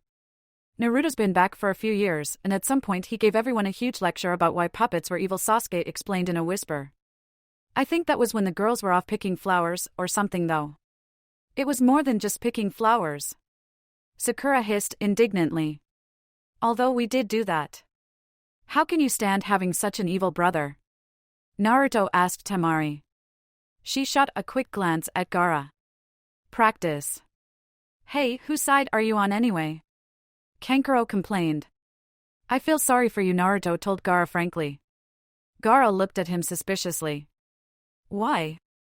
Because your evil older brother hates everybody younger than him, of course, Naruto replied. I'm more than capable of handling his hatred, Gaara replied impassively. Doesn't make it right, Naruto insisted. Seriously, how can he not love kids? They're adorable. Hey Naruto, your friend smells like raccoons, Kiba announced. Better than smelling like evil like Kankuro, Gaara muttered. Naruto started then grinned. My sentiments, exactly. And remember, outside of the second task, killing equals disqualification, so please wait to sake your bloodlust until after the exam. Zabiki finished explaining the exam's code of conduct. But Gaara wasn't disqualified last time because he fought me, Sasuke whispered to Sakura. So how did he manage to not kill anyone during the preliminaries? Sakura thought back. He fought Lee, remember? He crippled him and Lee had to undergo that life-threatening surgery and rebuild all his skills from scratch. Sasuke shook his head. No, I had my own medical issues I was dealing with back then. Instead of your current seating arrangements, you will be assigned a number, Ibiki explained. Please form a single file line. Once again everyone was split up and once again Naruto was seated next to a fellow rookie. Unlike before, however, it wasn't Hinata. Yes. Naruto cheered. Best seat ever. Why? Where are you seated? Sakura asked. I'm right next to Shino. Naruto explained happily. And that makes it the best seat ever, why? Sakura asked again because she knew that curious or not Sasuke was never going to. Of course, Naruto nodded. Shino does bugs after all. We know that Sasuke felt the need to remind him. So you should see why I'm loving my seat arrangement, Naruto shot back. Just tell us, Sakura sighed. Termites are a kind of bug, Naruto informed them. You mean? Yep, Naruto nodded gleefully. Shino is my ultimate Kankuro defense. For the love of God, you do not need protection from me. Kankuro burst out from a few feet away. Naruto was rather loud after all, so he'd heard half of the conversation at any rate. Although if you keep this up, you're threatening me while trying to convince me that you're not evil? Naruto asked incredulously. Temari, Gaara, I applaud you for staying sane as long as you have. Temari's eyebrows rose. And now my sanity is being compared to Gaara, and not in a maybe you should spend less time in the sun kind of way. All right, find your seats, Ibiki ordered. As they were finding their seats, Sakura pulled Ino aside. Ino, if you use your jutsu on me, I'm going to give you an impromptu haircut like mine. If you use it on Sasuke, he'll probably go on a revenge date with some other girl. Aren't you going to warn me off copying from Naruto? Ino asked, shuddering slightly at Sakura's threats. I would, Sakura acknowledged. But since if you tried it with him, the QB could very well eat you, so I think I'll let you use your own judgment. Looking distinctly pale, Ino resolved to pick a different team to cheat from. Team 7 paid little attention as Ibiki attempted to psyche them out and hint that they needed to cheat while advising them not to do so carelessly. Sakura wondered briefly why, seeing as how they practically advertised that you could cheat 4 times with relative impunity, anyone would cheat more than that. Granted, that meant getting only 4 answers, but all that was important was making sure you didn't get 0. Or all that was supposed to be important. Begin, Ibiki said, and the race was on. 20 minutes into the exam and the competent ones were just figuring out that they were supposed to be cheating when Sakura threw down her pen triumphantly. Done. She called wisely, turning over her paper and glaring pointedly at Ino to minimize the chance of anyone being able to cheat on her. Sasuke and Naruto said nothing but started writing faster. Another 10 minutes into the exam and Sasuke also put down his pen after thoughtfully penning some advice to the examiners. If you want to make us cheat, you should try giving us some harder questions. Granted, only Sakura, and he supposed Shikamaru, if he could have been bothered, had been able to answer the questions as genin, but for those who had already passed the exam, it had just been a matter of doing the work. Damn it, Naruto growled, finishing up 5 minutes after that. Why am I always last? Because you suck, Sasuke said bluntly. Quiet down back there, or we're taking points, Ibiki warned. They probably should take points anyway, as the conversation could very well be coded, but the girl had only said one word and both boys had only started to speak after they had finished. Right after Naruto finished, Kankuro suddenly had to go to the bathroom, and what Naruto's puppet senses very clearly declared to be a puppet handcuffed him and escorted him there. It was creative, he supposed, and audacious, but given the fact it had puppet lines on its face, how could Kankuro honestly not realize that he was being allowed to get away with it? Or was that part of the lousy security Orochimaru had convinced them Konoha had in order to persuade them to invade? Finally, Ibiki seemed to decide enough teams had been weeded out. Now, for the 10th question. Let me preface this by saying that you don't actually have to take the question. Once you agree to take it, though, you have to answer it. What happens if we choose not to take it? Temari asked, curiously.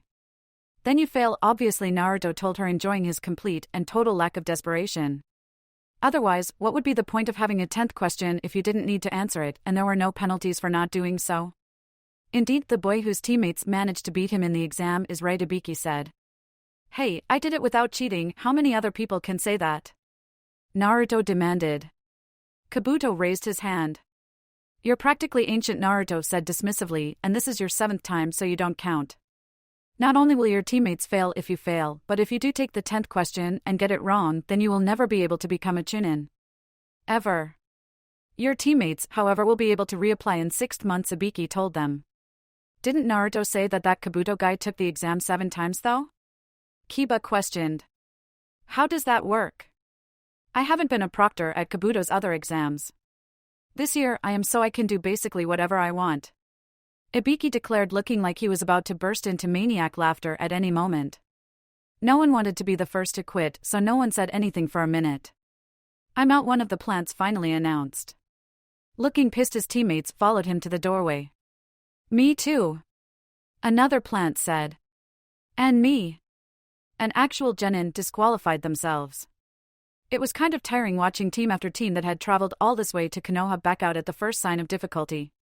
Finally, only 17 teams remained, including of course the 4 from Konoha, Kabuto's team, Gaara's team, the potentially secretly Orochimaru team, and the Oto team. So, are the 51 of you that's left absolutely sure that you want to do this? Ibiki asked them seriously. For about the 30th time. Look, your cunning plan to annoy us into quitting is pretty brilliant, I'll admit, Naruto said tiredly, but our sensei makes annoying people a hobby and already threatened to make us train with Guy in the morning until he showed up if we don't pass. Ibiki blinked. Doesn't he start training at 4:30? The better to get the most out of the youthful hours when the sun is just rising. Lee confirmed excitedly.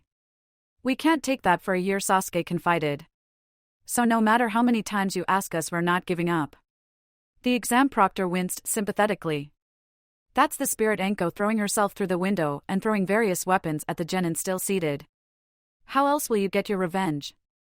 I really wish you wouldn't encourage him, Anko, Naruto said, shaking his head. There's nothing wrong with a little encouragement when it comes to reaching your goals, Anko replied innocently.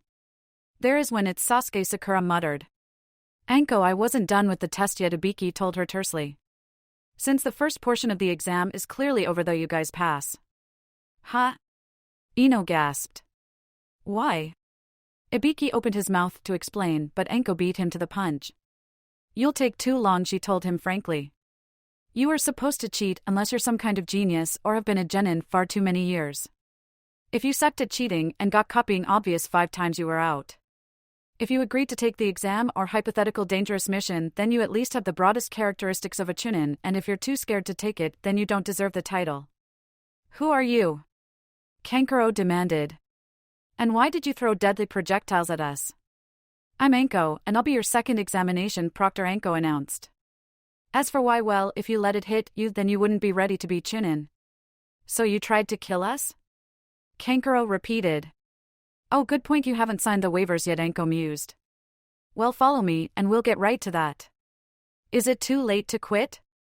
Kabuto asked. Yes, Anko snapped.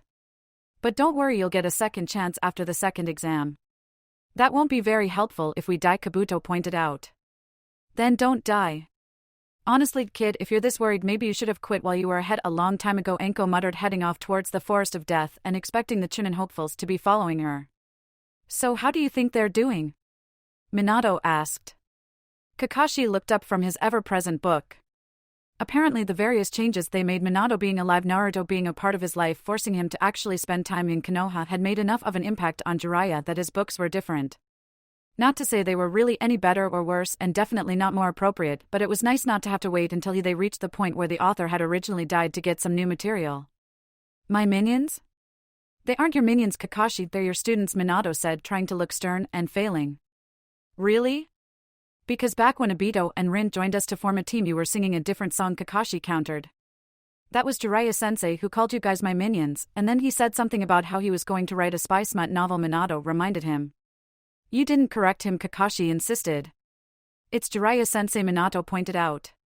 Would correctly him really have done any good? I supposed not, Kakashi conceded. That was a good book he wrote about that. Although I was a bit put out that the character that was based on me didn't get the girl. Well, to be fair, you didn't get the girl, so if he wanted to be accurate he had to have Obito's character end up with her, Minato said levelly. True to life? Kakashi snorted. Have you ever read those books, Minato-sensei? As the Hokage who must set an example for his people, I'm afraid I cannot answer that question one way or another, Minato said virtuously. Yeah, set an example, all right, Kakashi shook his head. You know, there's a reason Naruto calls every other shinobi he meets a closet pervert. I'm starting to think there's a correlation between ninja power and perversion, Minato confessed. As the only other way to explain the fact that all powerful ninja are raging perverts is some sort of societal problem I might be forced to address. I can definitely see the connection, Kakashi said quickly. You just want to be able to read your books in peace, Minato accused. Kakashi merely shrugged. Oh, that's right, I never did answer you about my minions. I think they'll be fine. Are you sure? Ibiki is the first examiner, you know, Minato said anxiously. Kakashi rolled his eyes. He's not going to torture them without a waiver, and Enko said she's handing them out at the second exam, so don't worry. There's always psychological torture, Minato pointed out. Your son doesn't actually believe in giving up, and making him doubt himself will just make him come back 10 times harder, Kakashi assured his mentor. I know, but I'm still not sure he was ready. I mean, a lot of the exam is about teamwork, as solo missions are usually a jounin only thing, and he's known Sasuke for years, so they should be able to work together all right, but what about the other one? Haruno Sakura? Minato asked. He never really interacted with her before you wanted her on your team. You met her at the dinner, remember? Kakashi asked. It might have taken a while, but she and the boys have the whole camaraderie thing down pat. Taken a while? Minato repeated. They've been a team for 4 months. And what a 4 months it has been, Kakashi said. So she's not a fangirl then?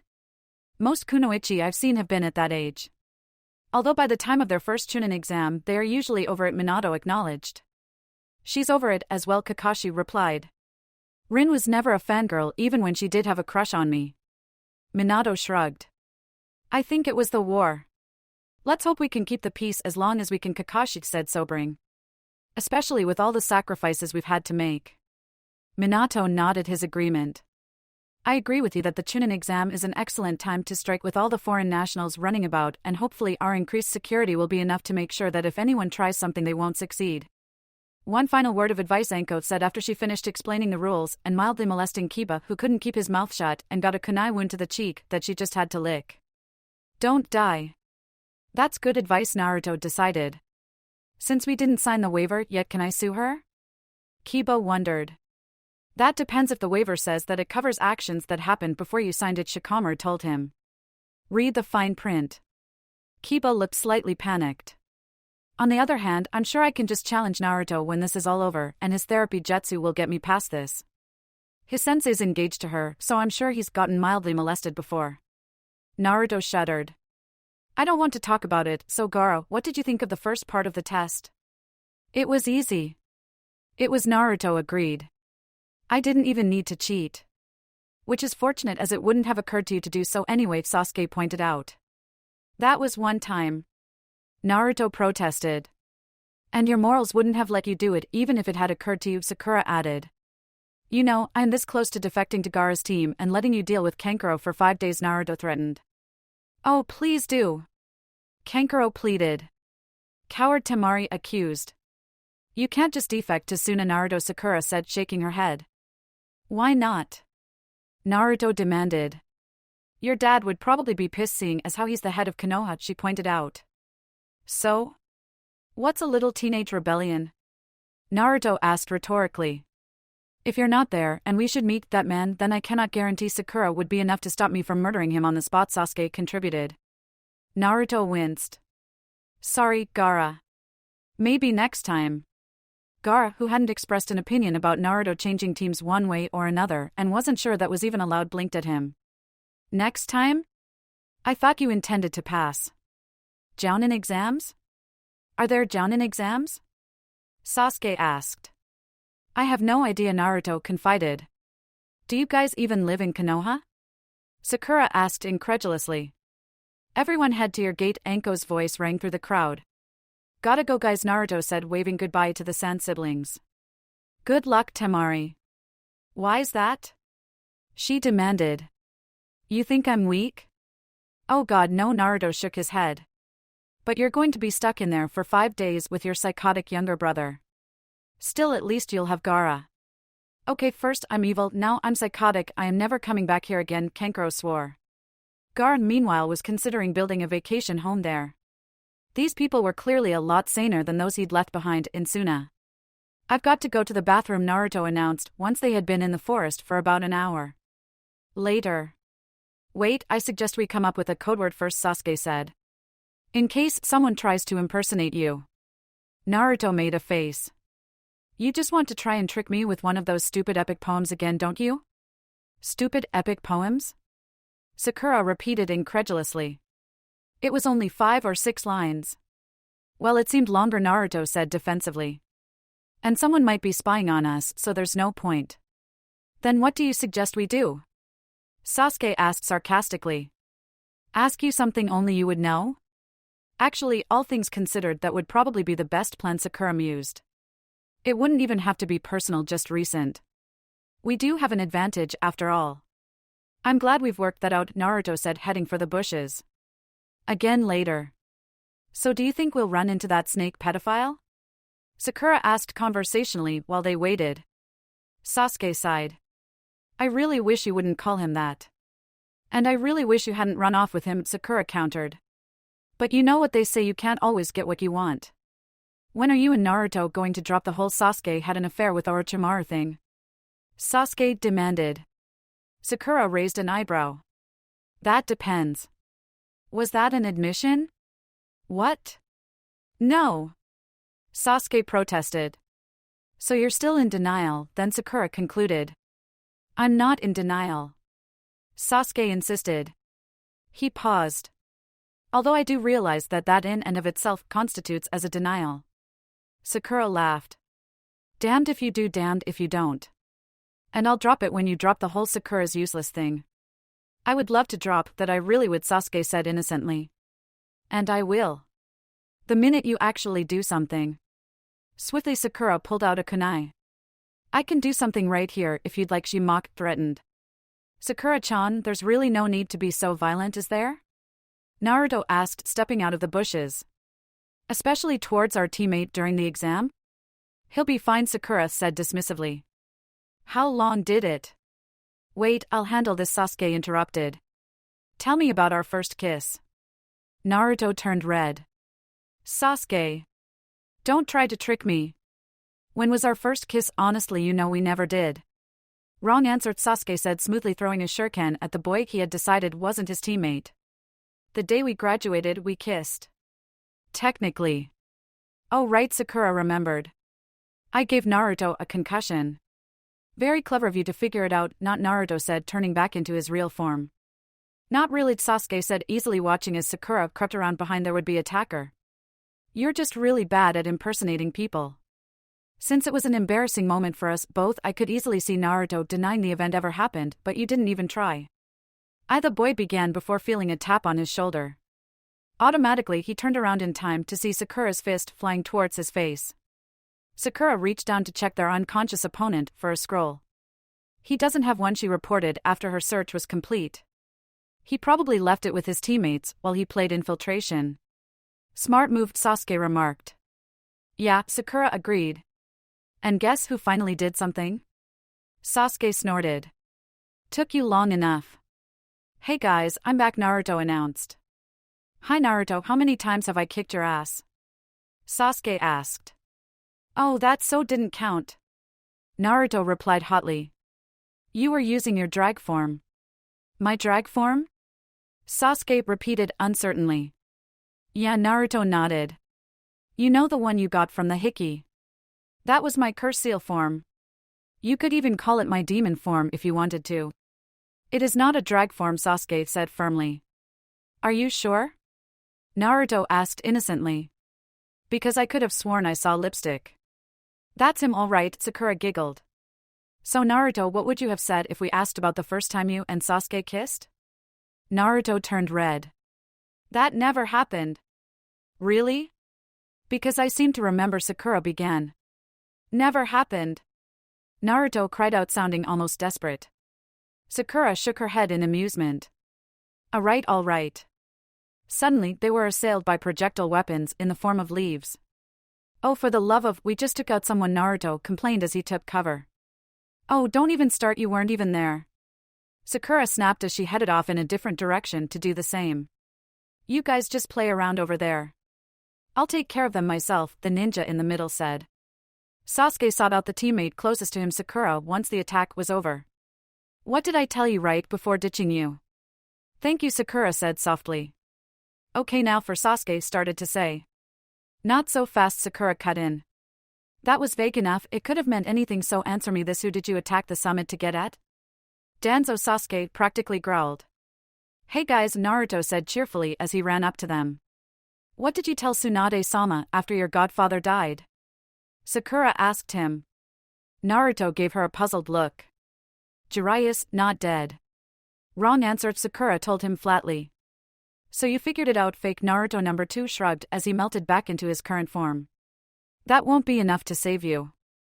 Eat this, you stupid snake. Naruto shouted out from a little ways away from them. Rasengan.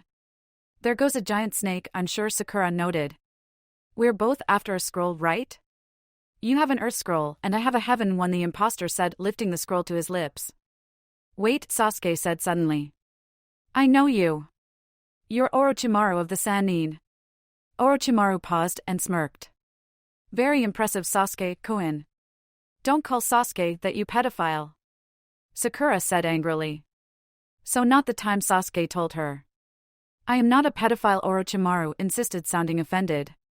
Why do people keep saying that? Oh, I don't know, maybe it's your tendency to seek out young boys, give them a hickey, and then take them to live with you? Sakura suggested sarcastically. They aren't hickeys, they're seals, and I'm interested in their powers and bloodlines, not their bodies. Orochimaru hissed. Well, that's not quite true, but I'm not out to molest them. You give them the seals via sucking on their neck, Sakura pointed out. At Orochimaru's startled look, she explained, we know Enko. Orochimaru, Sasuke growled, drawing attention back to him. You killed. Hey guys, I'm back. Again, Naruto informed them, bounding up to them. Timing, Naruto, God, we've talked about this, Sasuke complained. When someone's in the middle of a dramatic moment, don't interrupt unless you're going to add to the drama, or if they're evil and really pissing you off. Sorry, Naruto apologized. I can go back and wait until you're done if you want. Sasuke gave a put-upon sigh. Don't bother now that you're here. Just keep quiet and let me do this, okay? Okay, Naruto said agreeably. Just try and keep the sexual tension to a minimum, okay? Sasuke twitched and opened his mouth to say something about how he and Orochimaru didn't have any sexual tension when he stopped suddenly and smirked. Why? He asked instead. Jealous? Bastard, Naruto accused. Not an answer, Sasuke pointed out. If you guys don't hurry this up, then I'm going to tell Kiba about this, Sakura threatened. Hell, I might do that anyway. Paling at the thought of telling the one guy who persisted in believing that they were secretly in love about their current conversation, both boys abruptly stopped arguing. Sasuke cleared his throat and turned back to Orochimaru, who was just staring at them in disbelief. Clearly he didn't get ignored by preteens who knew who he was very often. My name, he said dramatically, is Uchiha Sasuke. You killed my family. Prepare to die. I did not. Orochimaru burst out unexpectedly. Pardon? Sasuke asked. I did not kill the Uchiha. I haven't killed an Uchiha in years. Orochimaru claimed. My family died years ago, Sasuke reminded him. But I didn't do it. Why doesn't anyone ever believe me? Orochimaru demanded. Possibly because you said, what's this? Another Uchiha? I was so afraid that I had managed to kill all of them, so this boy would be my only option as a host, but now I see that there is a spare. How wonderful. This is getting a little crowded, so I'll take my leave now, but never forget I, Orochimaru of the Sannin, will be back to steal your body, mark my words, Naruto told him helpfully. I guess he could have managed a password after all, Sakura murmured to herself. Well, that still carries the risk of being overheard. That wasn't me. I was nowhere near Konoha that night. Orochimaru insisted. There's a large crowd of witnesses that say otherwise, Sasuke said flatly. They showed up to see what? Your brother and I alone amongst the corpses? How do you know he didn't do it? Orochimaru challenged. Sasuke laughed bitterly. What, you think Itachi killed everyone? I'm sure next you'll say he was ordered to do so, because let's see, they were planning a coup. I don't know what happened because I was not there, Orochimaru said, clearly getting frustrated. I was framed. Why would anyone frame you? Sasuke asked, sounding skeptical. I don't know, but I do not appreciate being known as the one to wipe out such a valuable bloodline, Orochimaru announced. Does that mean you're after either my body or my brother's? Sasuke demanded. Orochimaru tilted his head and smiled. Now that you mention it, yes.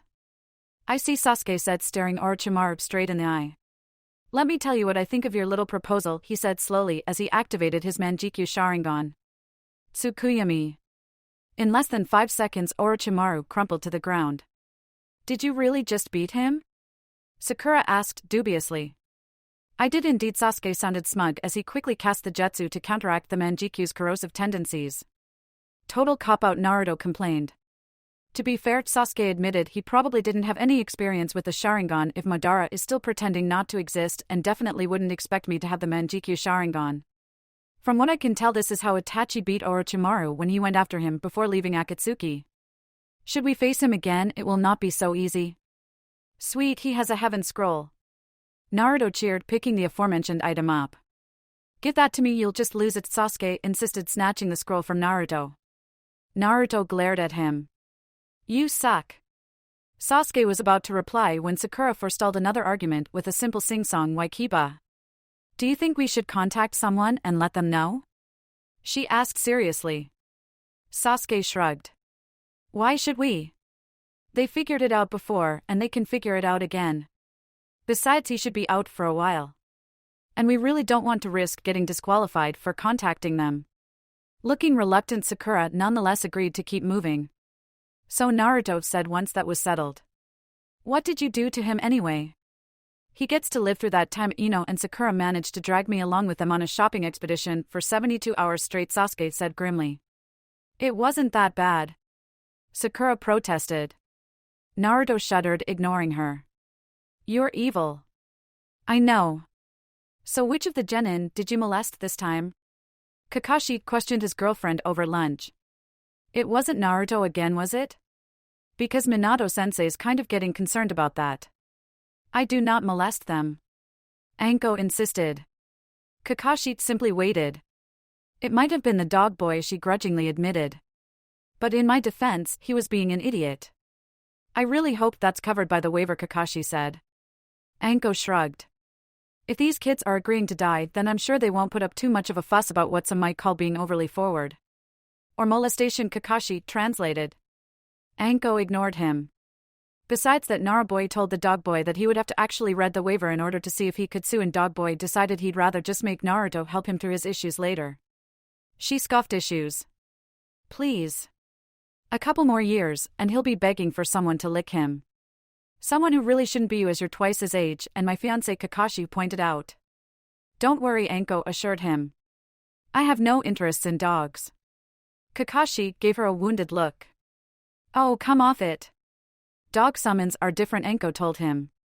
She threw the last of her dango sticks at the same tree where she'd thrown all the others. Perfect leaf pattern. She beamed. How long did it take you to learn how to do that? Kakashi wondered. Anko shrugged. A couple of weeks. When I was younger, I went through a period where I refused to eat anything but dango, and since I practiced every time I ate it, I got really good really fast. Kind of like Naruto and his ramen obsession, Kakashi noted. Yeah, but he seemed to tone it down quite a bit when he turned 8, Anko mused. I always thought that was kind of strange. Well, trauma can do strange things, Kakashi offered lamely. Big trouble, Anko-sama, one of the Chunin examiners announced as he appeared on the scene with a poof of smoke. Mizuku? Anko asked. What happened? Bodies, 3 of them. And they're weird, Mizuku told her. Weird how? Anko demanded. Maybe you'd better come see for yourself, Mizuka said hesitantly. I'll come too, Kakashi said immediately. Making their way to the site where the bodies had been discovered, they saw several of the examiners gathered around the corpses. After examining their papers and personal items, they seemed to be the hidden grass shinobi who were entered in this exam, but as you can see they have no faces. They are blank, as if they were melted off, Kotetsu explained. Anko looked horrified. Show me the pictures of these 3 people. The Chunin scrambled to do as she requested. Are you okay? Kakashi asked her quietly. He's back, Anko replied just as quietly. The last time I saw him he had just wiped out the Uchiha and was vowing to steal the body of either an 8-year-old kid or a 13-year-old one. How could I possibly be okay? My mask had a feeling this would happen, Kakashi said, looking deadly serious. Of course it seemed far-fetched, so I really couldn't tell anybody. Your mask, Anko repeated. That's what I said, Kakashi confirmed. What is it psychic now? She asked incredulously. I don't know, do you want me to ask it? Kakashi asked dryly. It either won't answer so it won't do any good or it will, and I might need to take Minato-sensei up on that long-standing offer of therapy. Why haven't you if he's so concerned? Anko wondered. Well, there's no point, is it? He replied rhetorically. We can't talk about anything confidential, and that's where half of our various issues come from. What we need are ninja therapists. Like Obito, Anko supplied. Or Naruto when he gets older. Once the pictures were in her hand, her mood did not improve. Damn. So even then, before the exam, I saw him. He was talking about his bloodlust, and he kept using his tongue like an extra appendage. I should have known. I mean, seriously, who else does that? You probably would if you could, Kakashi muttered. True, Anko admitted. But I'm not part snake like he seems to be nowadays. This is bad, guys. Someone go tell Hokage-sama that Orochimaru's back and has infiltrated the exam.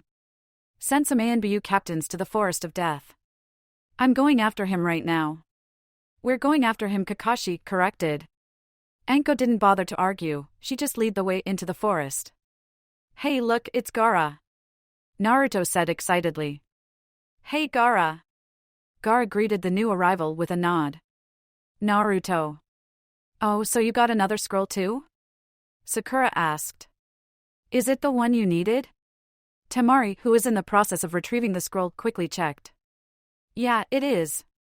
Do you guys want to walk back to the tower with us? Naruto offered. It will be fun. Do you guys not see all the blood lying around and the crushed corpses strewn about? Kankuro demanded. Of course we do, Sasuke told him. Why? That doesn't I don't know bother you? Kankuro asked.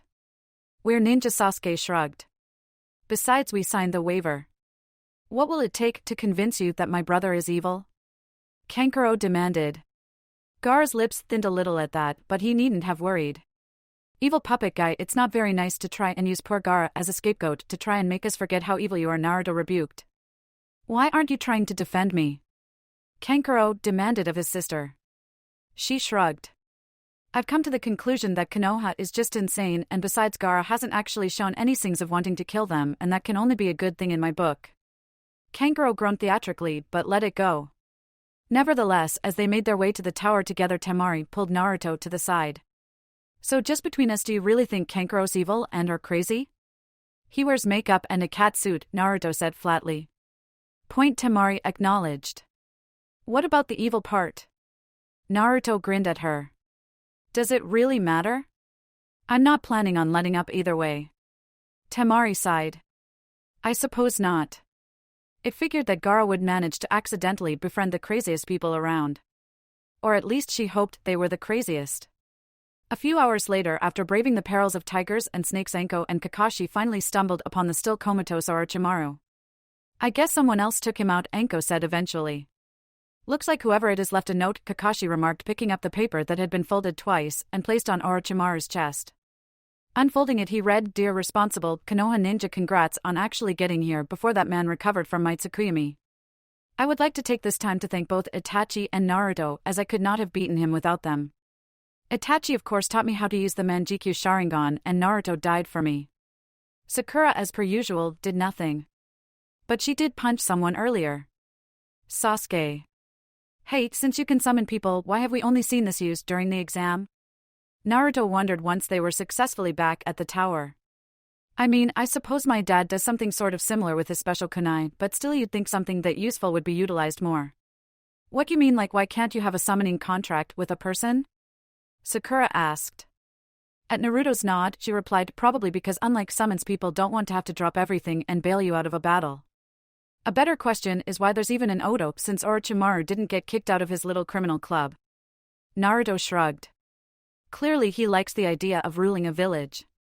Konan and Nagato both run one, and even if it's not exactly a village, from what I can tell it might benefit the Akatsuki anyway. Besides, they've never come across as a very tight-knit group anyway. Let's just hurry this up, Sasuke said, opening both scrolls, then tossing them away. Hey guys, long time no see, Iruka greeted them as he appeared in a poof of smoke. Let's see you finish the exam, Iruka trailed off as he glanced at his watch. In 6 hours? No one finishes the exam in 6 hours. They did, Sasuke said, pointing to the Sand siblings, who were talking to their own summoned Chunin and apparently not evil Mizuki. I suppose, Iruka said, slowly. Still, congratulations.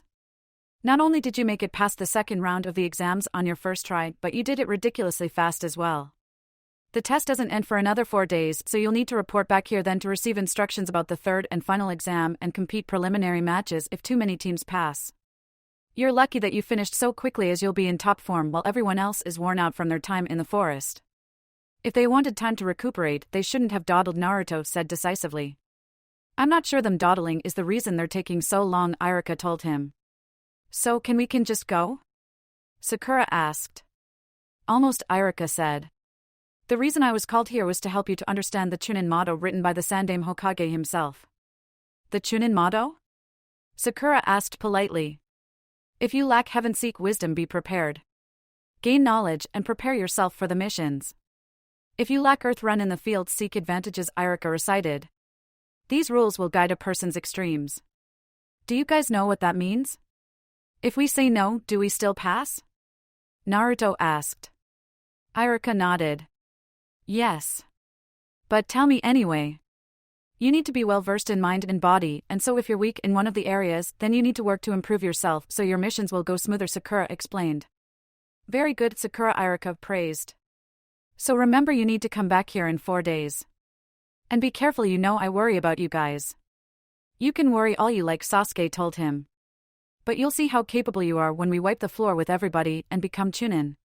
Looking rather sentimental, Iruka smiled at them. I'll hold you to that. Victory is ours. Kiba shouted, running into the tower, his 2 teammates trailing along behind him. Kiba? Sakura asked, surprised. How did you guys finish so quickly? How did you? Shino countered. We got lucky and ran into someone who had the scroll we needed right away, Sakura replied. So did we, Hinata informed them. Well, in a way. We found it in a clearing where there was a lot of blood and body parts everywhere. You didn't check to see if there were any other scrolls to help eliminate the competition? Kankuro asked his sister. I was going to. She insisted. But then the crazy Konoha Genin showed up and I forgot about it. So I guess you're with me tonight, Kiba told Sasuke. Sasuke blinked. Do tell me how you came to that conclusion. My parents told my sister and that under no circumstances less dire than an outright invasion or the death of the Hokage were we to disturb them on their anniversary today, so my sister's having dinner with your brother. I thought I'd be busy with the test, but since I'm not, I'm going to tag along. I guess that would make you the fourth wheel, Kiba smirked. Someone up there really hates me, don't they? Sasuke asked rhetorically. Not nearly as much as they should, though, Sakura pointed out. What? Sasuke's hanging out with Kiba tonight? No fair. Naruto complained. I want to do something, hey, I know. Gaara, do you want to have dinner at my house tonight? Gaara just blinked at the unexpected invite. Are you sure that's the best idea? Temari spoke up. Oh, you're invited too, Naruto assured her. And the evil puppet guy can come too, I suppose. I wouldn't want to be rude after all. No, I'm sure you wouldn't, Kankuro muttered. But no puppets, Naruto warned. If you bring them, I simply cannot guarantee they'll survive the night. You know, if nothing else, Gaara's never threatened to kill my puppets before, Kankuro whispered to Temari. No, but isn't threatening to kill us enough? She whispered back. We'll have to ask our sensei, Temari began. We'll be there, Gaara cut her off. Great. Naruto said enthusiastically. My father's the Hokage, as you know, so it shouldn't be that difficult to find our address. It'll be fun. And diplomatic. My parents don't really expect me back today, so I'm tagging along with you, Sakura informed Naruto. I'd go with Sasuke, except I wouldn't want to be a fifth wheel nor be a witness when Sasuke inevitably snaps and tries to kill Kiba. My dad's not too sure of you anyway, so that would be great, Naruto said easily. Sakura raised her eyebrows. He's not sure of me? Why not? It's nothing personal, Naruto assured her. It's just that of our team there's me, who he's known for 12 years, Kakashi, who he's been training since before I was even born, Sasuke, who he didn't really know who he was until 4 years ago, but has spent a great deal of time with since Obito got custody, and you. He's just kind of overprotective. I see, Sakura said. And if nothing else, this will be an interesting dinner. Far better than trying to figure out the best way to say I faced down a pedophile who was trying to possess my teammate. Is it true? Itachi demanded the minute he was alone with Kakashi. Is what true? Kakashi asked automatically. Orochimaru's really in custody? And he really faced Sasuke? Itachi clarified. Kakashi nodded. The note Sasuke left declaring Orochimaru's comatose state to be the aftereffect of his Tsukuyomi seemed to indicate that, but I haven't gotten a chance to ask him about it yet. Sasuke faced down Orochimaru, and he's still alive. Itachi shook his head in disbelief. He even technically won. I never thought I would say this, but thank God for the Manjikyu Sharingan. How did you even hear about that so fast anyway? Kakashi inquired. Itachi gave him a look that implied that was a very stupid question. Confirmation of Orochimaru's capture can't be all you wanted to ask me about, Kakashi realized. If nothing else, you could ask Sasuke about it, and you seem to like him more than me. True, Itachi replied to both points. But he spoke to Orochimaru. He had to have. I only met him the once, but he seemed very garrulous. And this is a problem because? Kakashi asked before realization struck him. You're worried that he'll tell Sasuke the truth about the massacre. Can you blame me? Itachi asked rhetorically. By all rights, I shouldn't even be here. That kind of mission was one that could never be admitted to, and a scapegoat was needed. I knew that. If Orochimaru was willing to take responsibility or credit most likely in the world of the missing Nin back, then why do you think he would suddenly confess now? Kakashi asked. I'll admit I could never figure out why Orochimaru was in the village in the first place, or how he knew what was happening, or if he knew or just happened to be passing by and saw an opportunity. Either way, he must have had his reasons. Itachi nodded. I know, and I'm not saying he would claim innocence to the world, but if he entered the exam, then clearly he's chosen to go after Sasuke. That makes sense, as he's just a genin no matter how exceptional, and you're a jounin who used to be an ANBU, Kakashi pointed out. Why did Hokage-sama take me out of ANBU after that? Itachi asked. Kakashi shrugged. I suppose Minato-sensei had decided you'd sacrificed enough. Itachi merely shook his head to that. If Orochimaru can convince Sasuke of the truth, or at the very least plant the seeds of doubt in his mind, he could turn him against Konoha, and if he gives him a curse seal it will mess with his mind and could convince him to leave. We don't know that Orochimaru knew that it was ordered or about the planned coup, Kakashi reasoned. No, but finding out the truth about me, Itachi trailed off. It might be enough. You don't want him to hate you. As expected, Itachi didn't respond. Even if Sasuke does at some point get a curse seal, he won't just jump ship that easily. And it was even true Sasuke hadn't defected until after running into his older brother again, ironically trying to make sure he'd stay safe in Konoha, getting his ass kicked and lying comatose for weeks after experiencing a particularly vicious Tsukuyomi. I wouldn't call finding out that the near-complete annihilation of his entire clan wasn't an impulsive act of a madman counts as so easily, Itachi countered. Even if Sasuke were to realize the truth, he spent too many years hating Orochimaru to go to him now. And Sasuke really hates Orochimaru. So much that I'm starting to worry. Why would he listen to anything he had to say?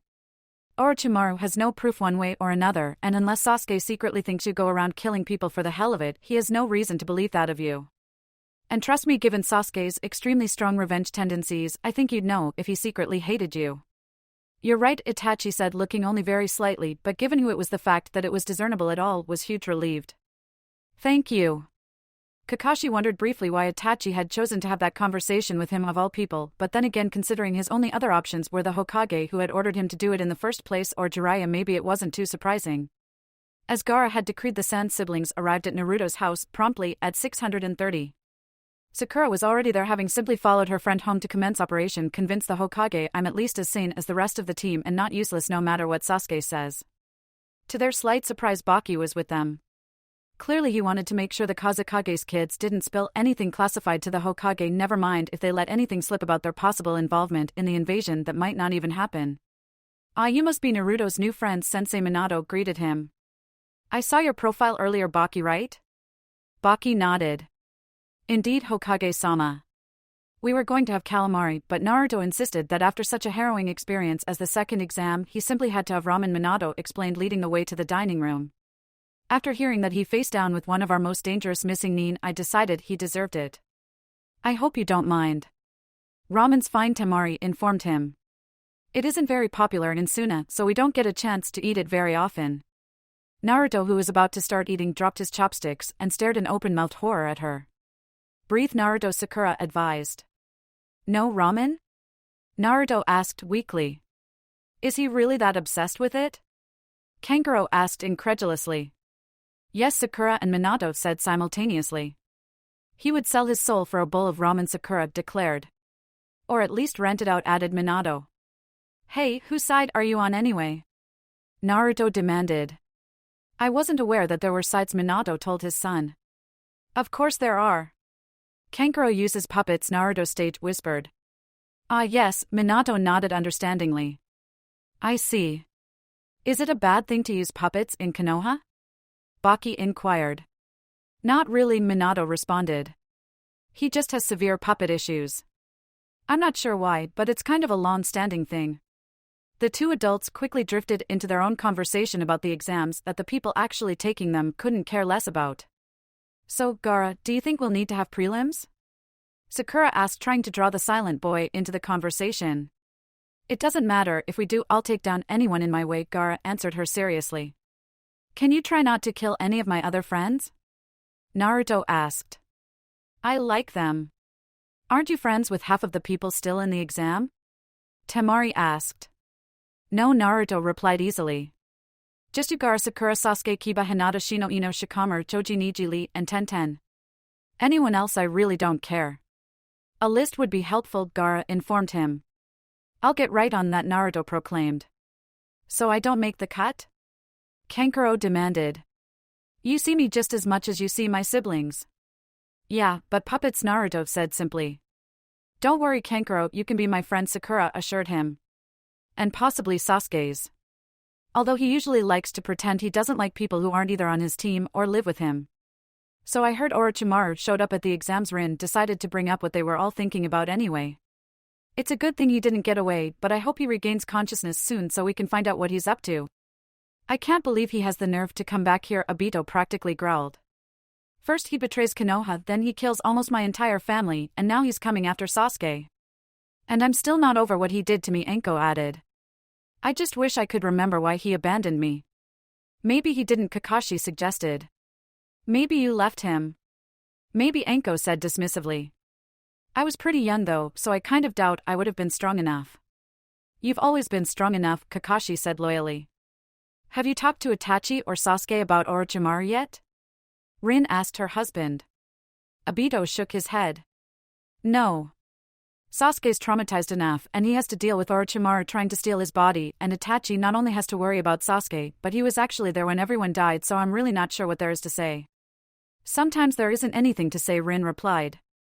There was a contemplative silence, which Enko broke with it. "So did you hear about Sasuke's note after he somehow managed to incapacitate Orochimaru? It read like it was an acceptance speech." Obito snorted. "Given what a huge feat that was, everyone's hatred of Orochimaru and the blatant favoritism we've been receiving since the massacre, I wouldn't be surprised if he did win some kind of award for this. Although heaven help him if Sakura finds out that he called her useless again in it." Kakashi shook his head. "Is she really useless though?" Rin asked curiously. "Because I've seen her around at the hospital, and she seemed to know what she was doing. I wouldn't have dealt with all those protests about how I can't stack the team if she was," Kakashi answered. "Although given her test scores, I still would have gotten them." Then why does Sasuke keep saying that? Anko asked. Probably the same reason he keeps calling Naruto an idiot to piss his teammates off, Obito guessed. And then there's that, Kakashi acknowledged. Mostly, I think it's just that since he's one of FO3 of the only people around with the Sharingan since the massacre, and Naruto's the Hokage's son, Sakura's civilian background makes her stand out as the normal one on the team. You were going to say for people with the Sharingan, weren't you? Obito said knowingly. No, Kakashi cursed his slip up. He really had no reason for knowing about Madara. Danzo's dead though, so we really don't have to worry about him, Obito told him. He made a face. I still can't believe he would have taken one of Shirsue's eyes like that. Wasn't it enough that the poor kid drowned himself? Kunai dodged. Don't you have any other friends you could hang out with? Inuzuka Hana demanded. With such late notice, that would be rude, Kiba said virtuously. And we can't have that. You know what else is rude? Hana asked rhetorically. Crashing your sibling's date. And that goes for both of you. This is my house, Sasuke pointed out. And I would have just gone over to Naruto's like apparently everyone else was doing, but Naruto specifically made sure to tell me I wasn't invited and I should spend time with family despite the fact he's letting Sakura tag along. We may as well make the best of it, Itachi said calmly. And we can hear how they did in the first 2 exams. What are you even doing out of the forest so early? I had heard that you can't leave until the 5th day, Hana remarked. You only need to stay until you pass, Kiba said simply. And we did. Already? Hana sounding shocked. Impressed? Kiba asked smugly. To be honest, I'm amazed you passed it all, Hana admitted. That makes 2 of us, Sasuke muttered. They just ended up literally stumbling onto a scroll. Well, if someone is going to be so careless as to leave one lying among a bunch of dismembered corpses, I don't see why we should take advantage of it, Kiba said heatedly. And what do you mean you're amazed we passed? Don't you have any faith in your own brother?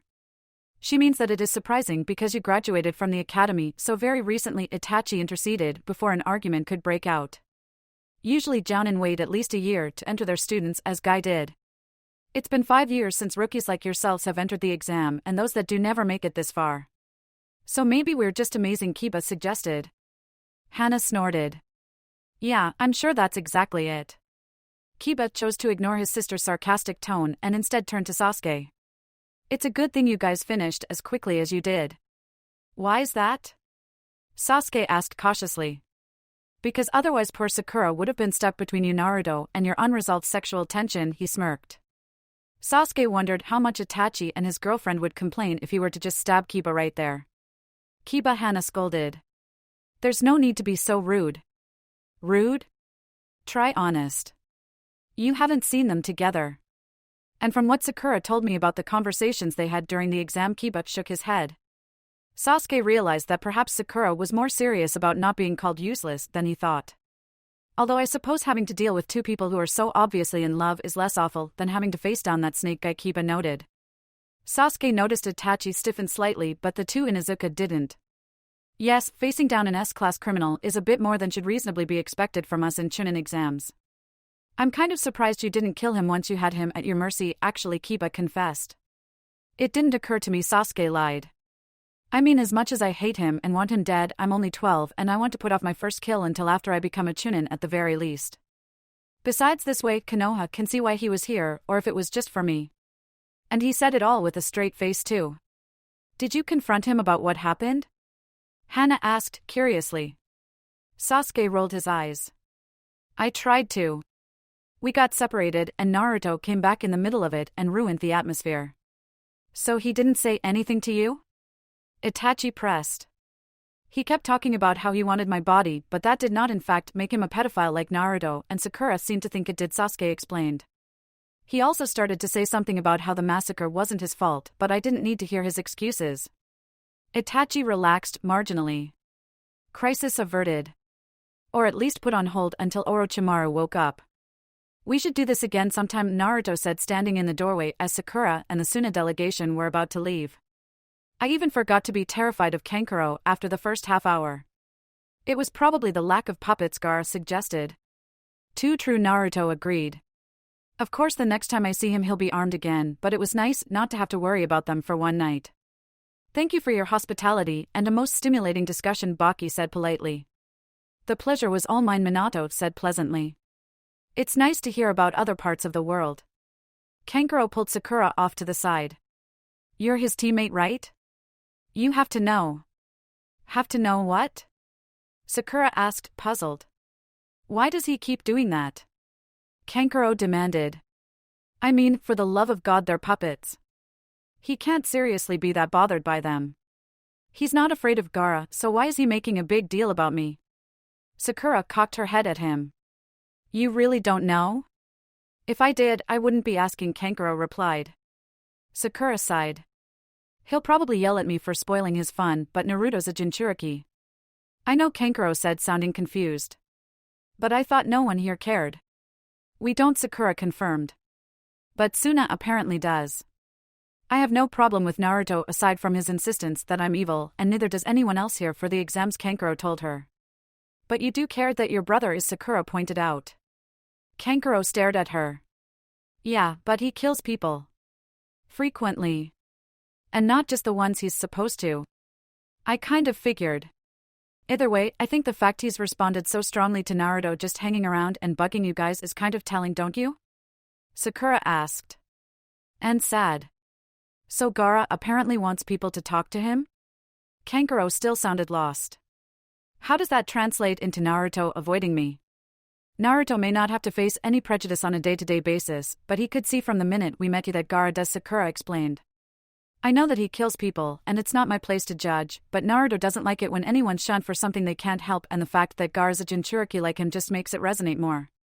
So you're saying, Kankuro trailed off uncertain. Naruto's treating you like he sees you treat your brother, Sakura confirmed. Although with less actual fear and more over-the-topness, as this is Naruto we're talking about. I see, Kankuro said finally. I appreciate the clarification. Note, and thus Sakura finally does something. I'm also not quite sure when Kiba became the guy who kept insisting Naruto and Sasuke wanted to be together, but since in the manga Naruto's obsessed with bringing Sasuke back, and if one of them were a girl everyone would be claiming it was love, I figured someone might as well be saying it anyway, and Kiba seemed the most likely of the rest of the Konoha 11. That doesn't mean this is Sasuke/Naruto though, as I'm not planning on doing any pairings for any of the 12/13-year-olds. Alright, I have half an hour before I need to be there for the end of the second part of the exam, Minato announced. Orochimaru had woken up sometime during the night and Minato wanted to be there for the pre-torture interrogation. So did Obito and Itachi actually, but Minato was too concerned that Orochimaru might say something about how the massacre wasn't his doing, and the last thing any of the Uchiha needed was to have the truth become a family secret. As Minato claimed that Obito had too much personal interest in the matter in order to exclude him, Itachi could not be in attendance either. Kakashi, however, decided to tag along. Ostensibly it was because he could, but really he wanted to see if the confrontation in the forest had raised the Snake Sannin suspicious, or if he had any real idea about what happened the night of the massacre. Ibiki nodded. Understood. Even though Ibiki didn't know the truth, he had been in that line of work far too long to ask any questions should the subject come up. He opened the door to the containment room holding Orochimaru. Greetings, he said pleasantly. My name is Ibiki, and I'll be your interrogator for today. I would advise you to cooperate, as this part doesn't have to be painful. Orochimaru simply glared at him. Minato. You're looking well. I wish I could say the same, but you've apparently sold your soul to a snake demon, Minato returned evenly. We'll start with a nice easy question and work our way up from there, Ibiki informed his prisoner. What is your name? What's my name? Orochimaru repeated. If you didn't know that, then why in the world did you arrest me? Do you think I'm an imposter? If I were going to disguise myself, why would I choose the appearance of someone liable to get arrested if not outright killed in Konoha? What is your name? Ibiki asked again. Orochimaru sighed. There really was little point antagonizing them on the basics. Orochimaru. How old are you? Ibiki asked. Orochimaru snorted. Why don't you go try and ask Tsunade that question? I'm sure you could provide us with your age just as well as she can, Ibiki countered calmly. How old are you? 51, Orochimaru replied. Why are you a missing nin? Ibiki asked.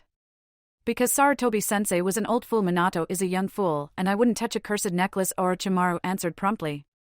Mark that down, as I didn't become Hokage, the Yondaime had a problem with me experimenting on the people of Konoha, and I wouldn't touch a cursed necklace, Kakashi advised. Why did you come back? Ibiki continued. I was feeling nostalgic, Orochimaru claimed. Nostalgic? Ibiki repeated. For what? The scenery? Attacking pubescent boys? The Forest of Death was always a favorite training ground for me and my snakes, Orochimaru insisted. And when I heard there was an exam going on, I decided to join in. Is that so wrong? You killed 3 genin and could very well have started an international incident, Minato pointed out. Not to mention the paperwork. It really is a good thing they signed those waivers, or I'd still be busy with that.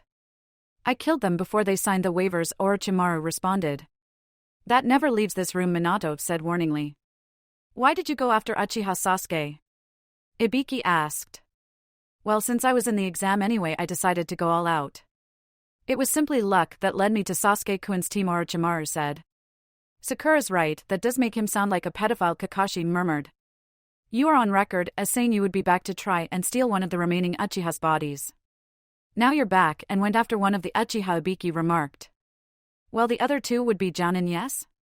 Orochimaru asked rhetorically. So I suppose the smart thing to do would be to go after the youngest and most malleable. Sasuke's only malleable if you're offering him a new person to seek vengeance on, Kakashi added his 2 cents. And what's this about me being on record saying that? Orochimaru demanded. To the best of my knowledge, I've never made any such claim. Well, I did when talking to Sasuke-kun a few days ago, but not before that. You did, Ibiki answered. The night of the massacre. Orochimaru's eye twitched. For the love of God, how many times do I have to tell you people that I am innocent? It might be a little more convincing if you weren't so unrepentantly evil, Kakashi confided. Be that as it may, we are not here to talk about the massacre, Minato spoke up. Ibiki, I do not want anything he says on that subject to make it to the records. Yes, Hokage-sama, Ibiki agreed. And why is that? Orochimaru sneered. Want to protect your precious student and your son's teammate from the knowledge that Itachi killed them? You wish to deny the involvement you so proudly proclaimed just 4 years ago in order to pin the blame on one of the few survivors? Minato asked, his tone impassive. No, I do not want such a thing to reach their ears because it would only be claimed by someone with a malicious intent like you. Ibiki, let me know if he says anything else. Where's Kakashi? Sakura asked. Late, Sasuke replied shortly. Is that really so surprising? It shouldn't be, Sakura said, but he's actually been on time to all of the official things, and I think I might actually be getting used to it. Not by choice, he hasn't, Naruto grinned. That's what he gets for having people in his life though. Besides us and Guy, of course. We had our own issues and Guy was too easily sidetracked by rock-paper-scissors competitions Kakashi didn't even need to look up for. You know, Sakura said, slowly. It just occurred to me how lucky we are that Kakashi didn't get Shikamaru as a genin. The 3 took a moment to silently contemplate the horrors of having quite possibly the laziest person ever, particularly before Asuma's death and Kakashi of all people paired together. So you were asking about Kakashi? Naruto said finally. He and my dad are witnessing the beginning of Ibiki's interrogation. They always ask a few questions before they do anything to see how cooperative the victim's going to be. My dad's there because it's a threat to village security and Kakashi went to make sure that snake pedophile doesn't know anything. Aside from the fact that we claimed that Jiraiya, or more specifically Naruto's godfather who we all know is Jiraiya, was dead, I don't think we gave anything away, Sakura said slowly. The fact that Sasuke has a Manjikyu Sharingan isn't common knowledge, but it's not exactly a secret either. You know, Sasuke felt the need to point out if you had just let me kill him like I wanted to, we wouldn't have to worry about this. Sasuke, if we let you kill everyone you wanted to, you would be classified as a natural disaster, Naruto said flatly. I'm not that bad. Sasuke argued. Sakura? Naruto asked. Outvoted, Sakura informed Sasuke. I hate you both, Sasuke informed them seriously. So we've heard, Naruto said airily. Besides, you've seen how shocked everyone is that you just managed to put Orochimaru in a position to be captured, Sakura reminded him. Imagine how they'd react if you managed to kill him. We simply do not need that kind of scrutiny. No one would have to know it was me, Sasuke said. I'm pretty sure the Yamanakas have some kind of jutsu that works posthumously, Sakura countered. Well, if I destroyed the brain, then that wouldn't be a problem, Sasuke insisted. Yeah, but then everyone would start freaking out because there was an S-class missing, Nin gate crashing, and some other mysterious and possibly nefarious vigilante on the prowl, Naruto replied. And then they could very well cancel the exam. Or at the very least make us drop out. And do you remember what Kakashi said about if we don't pass this exam? Sasuke couldn't suppress a shiver. Yes. I agreed to let him live for now, didn't I? I never thought I'd see the day when something was more important to Sasuke than revenge, Sakura said, shaking her head in awe. Even if that something is avoiding Guy's training. I think he's making progress. I don't know, Naruto said. He already killed the Unholy Alliance in this timeline and everyone else who he wanted revenge on in the previous one. The fact he's already gotten vengeance could explain why he's more patient about getting it again. Sasuke decided to ignore them as a bedraggled Ino chose that moment to jump on his back. Sasuke-kun. I'm so glad you passed. Ino beamed at him. Not that I had any doubt, of course. I'm so glad to be out of that forest after 5 days. I honestly can't believe I survived 5 days with Shikamaru and Choji. Honestly, those two would be lost without me. Ino, if you haven't bathed in 5 days, kindly get off of me, Sasuke told her, removing her arms from their stranglehold around his neck. Huh? You mean you have? Ino blinked, surprised. But how? It comes from being incredibly awesome and finishing the exam in 6 hours, that's how Kiba declared, walking up to them leisurely. Or by being Sasuke. Hey, your brother doesn't talk much, does he? You don't think much, do you? Sasuke countered.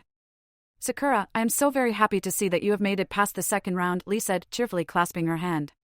Now we are one step closer to the path of Chunin and true love. I said I'd think about it, Sakura corrected, and only after we're friends first. How youthful! Lee exclaimed. And Sasuke, I will fight you in the finals. I need you, Sasuke responded monotonously, if it is fated. Lee and Tenten both immediately shot looks at their teammate, but he paid the comment no mind. Hey Gaara. Temari. Over here, Naruto called. The Sand siblings made their way over to where the Rookie 9 and Guy's team were waiting. These guys are great, Naruto vouched for the team from Suna. Even the evil soulless puppet wielder? Choji asked. Well, he's decent, Naruto admitted. Hello, Naruto, Kankuro said pleasantly. I see you forget to greet me. Not to worry, I know that these things happen sometime. Sakura? Naruto asked dangerously. Yes? She asked innocently. Why is Kankuro smirking knowingly at me? Naruto inquired. Is he? I didn't notice, Sakura lied. I know there's no way he would have figured it out so soon. Sasuke doesn't actually care enough to fill him in, and I don't think he's even met Kakashi. Did you tell him? Naruto demanded. Sakura winced. Maybe? Sakura! Naruto yelled. What? I was only trying to help. Sakura insisted. You know, so we can speed up the healing. I hate seeing them like this. Naruto huffed. Oh, whatever. God, you're not going to apologize to Kabuto for that fire incident next, are you? Oh God, no. Sakura said, sounding shocked. I have limits, you know. So you're the new guys, huh? Tenten asked. New guys? Temari repeated. We're not new, just from Suna. Naruto seems to make it a point to collect friends, Tenten explained. People may try to resist, notably Niji, but in the end it's inevitable. You'll either become his friend or die trying not to be. That's kind of morbid, Temari noted. Only if you're one of the stubborn ones, Tenten replied, holding out her hand. I'm Tenten, by the way. Temari introduced herself, taking the offered hand. Please don't take this the wrong way, but I think you may be the sanest person I've met here. I get that a lot, Tenten confessed. Hello everyone. My name is Uchiha Obito, and I am the proctor for the 3rd exam. As the time limit has officially passed, so the 21 of you that are here have technically passed the 2nd exam, Obito announced. What do you mean technically? Shino asked. 10.5 matches would go on for far too long, so we're going to have preliminary matches, Obito explained. What? That's not fair. Kiba protested. Yeah, we made it through the 2nd stage, we should get to go to the 3rd stage, Ino agreed. The 2nd exam is not over until we say it's over, Obito said sternly. And if you guys are seriously going to complain this much every time you hear something you don't like, you're not ready to be Chunin. Wisely, everyone else decided to withhold their objections. Great, now since we have an odd number of people, that would mean that either one person would have to fight themselves, Obito informed them. And while this isn't always easy for most people, nor for the judges trying to determine if the person won or lost, I've seen it done. Couldn't the odd man out just get a bye? Kabuto asked sensibly. There are no free rides. Obito declared. You want a promotion, you have to earn it. That said, would anybody like to choose this time to quit? Preferably 1, 3, or even 5 of you? There's always the possibility the person fighting themselves may win and we'd be stuck with an odd number for the third exam. While that can also be done, it doesn't reflect well on your mental health, and we do have some minimum sanity requirements that must be met for promotion. I can see why that might cause problems, Kabuto nodded sagely. Well, I'm out then. Hey Kabuto, you know how this is like your 7th time taking the exam? Naruto asked. Better than you, yes, Kabuto replied. I have a theory as to why that is. You give up at the very first opportunity. Naruto cried. I do not. Kabuto defended himself. The first opportunity was before the 10th question. You tried to give up when Anko showed up, though, Sasuke noted. Can you blame me? Kabuto demanded. Hey, you're not even the one she molested. Kiba called out. You're still not over that? Sakura asked. It was traumatic, Kiba claimed. And troublesome, Shikamaru contributed. I'm starting to think we could just replace you with a button that says troublesome when you press it, Temari told him. If it wouldn't be so troublesome to look into that, I probably would, Shikamaru replied.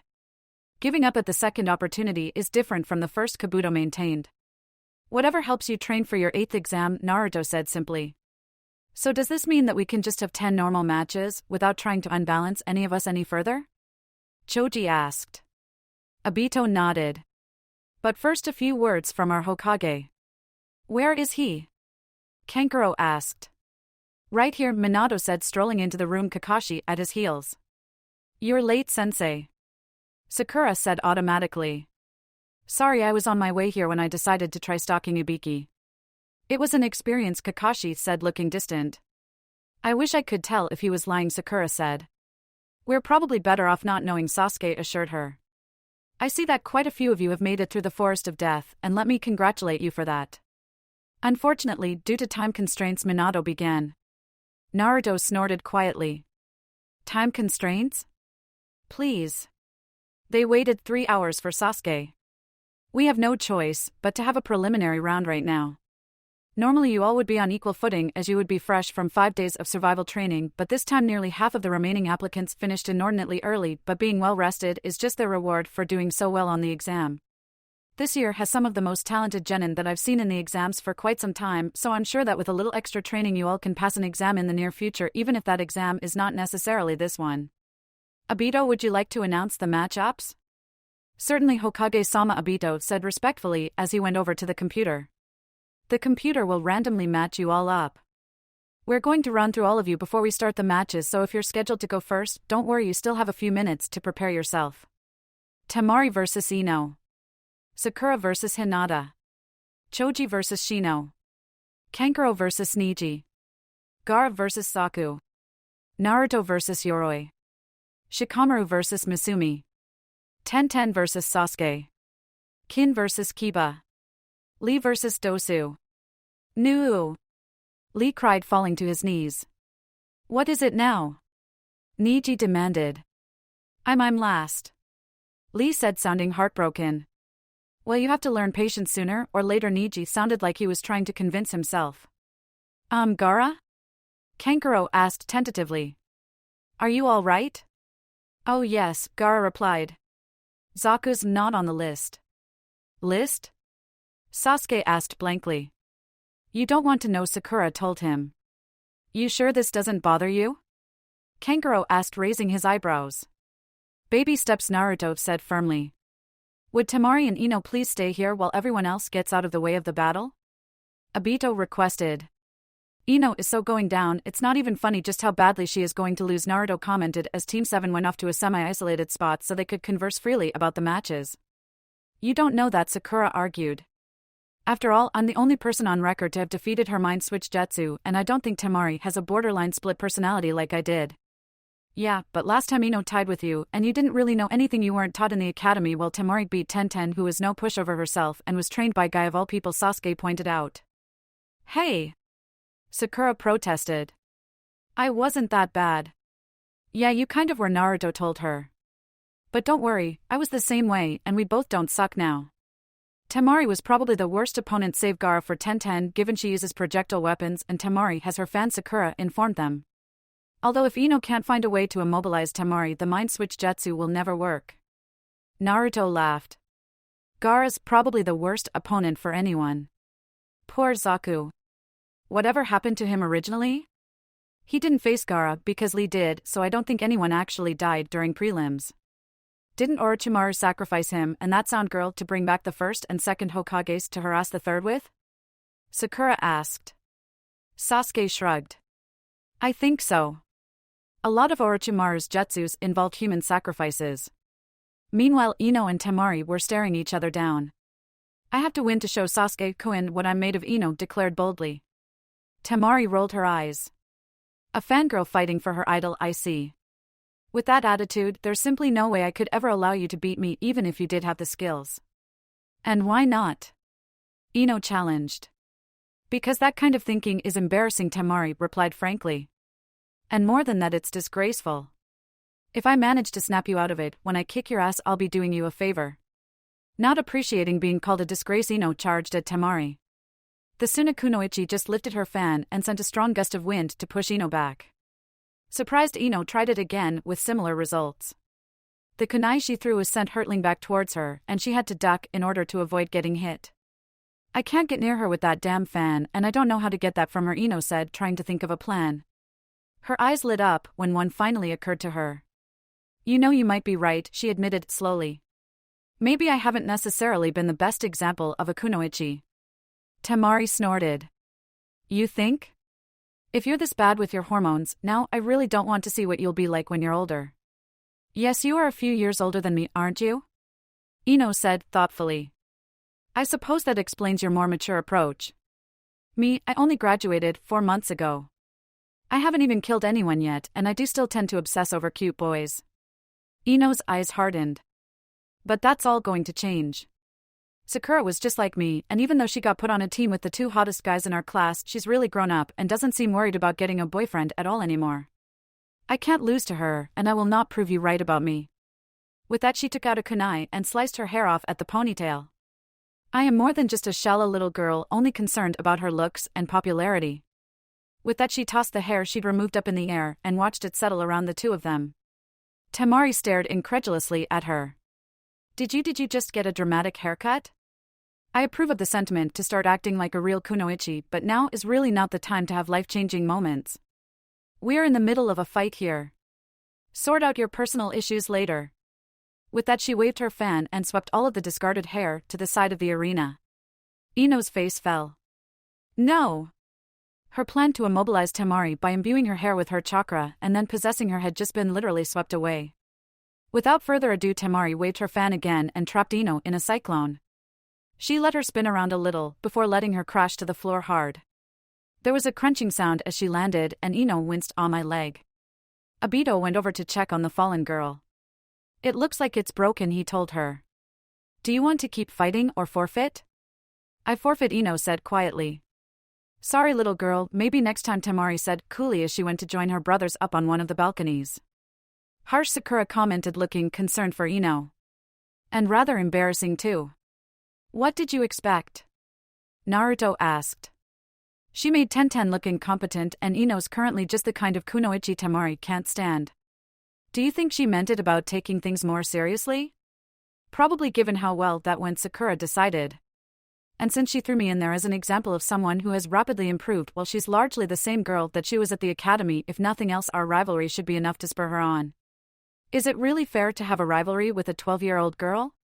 Sasuke asked innocently. Look, it's not my fault my rival didn't come back in time with me, Sakura huffed. And what about Kakashi? He's still maintaining his rivalry with Guy. Yeah, but he really didn't get a choice in the matter, Naruto pointed out. Besides, he's Guy, he continued as if that explained everything. And it did, really. Age doesn't matter when one is so youthful. Seriously, don't say that word, Sasuke ordered. And what was up with that settle your personal issues after the fight? Fights are the perfect time to settle your issues. Naruto declared. That only happens to you and anyone who spends far too much time with you, Sakura explained. Next up is Sakura and Hinata, Abito announced after Ino had been taken to a medic nin to fix her leg. Given Tsunade had been running the hospital personally for the last 4 years, it wouldn't take long. Would both of you come down here? Hey Sakura? Naruto said as Sakura made a move to head down to the arena. You know you're one of my best friends, right? Right, Sakura said, not sure where this was going. Well, Hinata's very important to me as well. I know that you're probably going to beat her, but if you make it anywhere near as humiliating as Niji did, I will not forgive you, Naruto said sternly. I won't, Sakura promised. I like Hinata. Good, Naruto smiled. And for the record, I'm rooting for Hinata. What? How come? Sakura demanded. Because she could use the confidence boost, Naruto replied easily. Besides, Sasuke can root for you. They both turned to look at Sasuke, who returned their stares impassively. He'll be rooting on the inside, Naruto claimed. Sakura just sighed and went down for her match. Yo, Kakashi said from behind them. How did it go? Sasuke asked immediately. What, no, hi Kakashi, good to see you, Kakashi. If it weren't for you, I'd still be brooding, because everyone was still pissed at me for abandoning them to run off with a pedophile, and then after killing him ran off with another one, Kakashi? Kakashi asked, feigning hurt. Sasuke rolled his eyes. Just tell us if Orochimaru knew anything. He was pretty flippant in his answers, Kakashi confided. It was clear that he wasn't taking his status as prisoner seriously and was more annoyed about his capture and whatever delay it made in his plans than anything else. He did make sure to say he felt that your brother was responsible for the massacre, but that was probably more due to the fact that Itachi was there, and even though everyone thinks otherwise, Orochimaru was not that night. So it's a good thing Itachi and Obito weren't allowed to be there, Naruto said. How did Ibiki take that theory? As far as Ibiki is concerned, when Minato said that nothing about the massacre was to be included in the report, Orochimaru said nothing about the massacre, Kakashi explained. He's a professional like that. Kick her ass, Hinata. Naruto called down encouragingly. Hinata blushed a little and smiled back at him. Okay, don't end it too quickly, but don't let her land a hit on me, Sakura murmured. Thanks, Naruto. Begin, Obito said. Since one of Sakura's areas of expertise aside from medical jutsu and her natural talent with genjutsu that she never really used beyond dispelling was taijutsu in Gentle Fist was the Hyuga clan signature style, the battle naturally began with a taijutsu spar. If either one of them lands a good hit, it's over, Kakashi noted. But Sakura should have been able to get one through by now. Why is she holding back? Naruto didn't want Hinata to get crushed, Sasuke explained. She's a really nice girl, and it's not her fault that Sakura has years more experience. Naruto defended. All I know is that if Sakura loses because of that, she's going to kill you, and if we have to deal with Guy every morning, then I will, Sasuke warned him. She'll be fine, Naruto insisted. Sure enough, after nearly 10 minutes of non-stop attacking, both girls were quickly tiring and Sakura aimed a high kick at Hinata's head. When she brought her hands up to defend herself, Sakura channeled chakra into her fist and punched Hinata's chest. The Hyuga girl flew backwards and into the wall. After waiting for a minute to see if she would get up, Obito went over to check on her. She's out, he confirmed. Congratulations, Sakura. Lee called down to her. Thanks, she replied, waving to him. For the record, Sakura said once she had made her way back to where the rest of the team was standing, I hate you, Naruto. Why? You did fine, Naruto assured her. I know, but that was far harder than it should have been. Hinata may still have insecurity issues, but she's not a pushover, and I don't know if you've ever noticed how Hinata fights after you've just cheered her on, but it is not fun to be her opponent. Well, at least you weren't up against Niji, Naruto said, trying to be positive. True, Sakura agreed. But I should warn you now that should you have just jinxed it and I have to go up against him in the finals, I'm going to kill you. What? How could that possibly be my fault? Naruto demanded. Because you would have jinxed it. Weren't you listening? Sakura demanded. Next up, Shino and Choji, Obito announced. Do I have to fight? Choji whined. You don't want to? Shino asked, possibly surprised.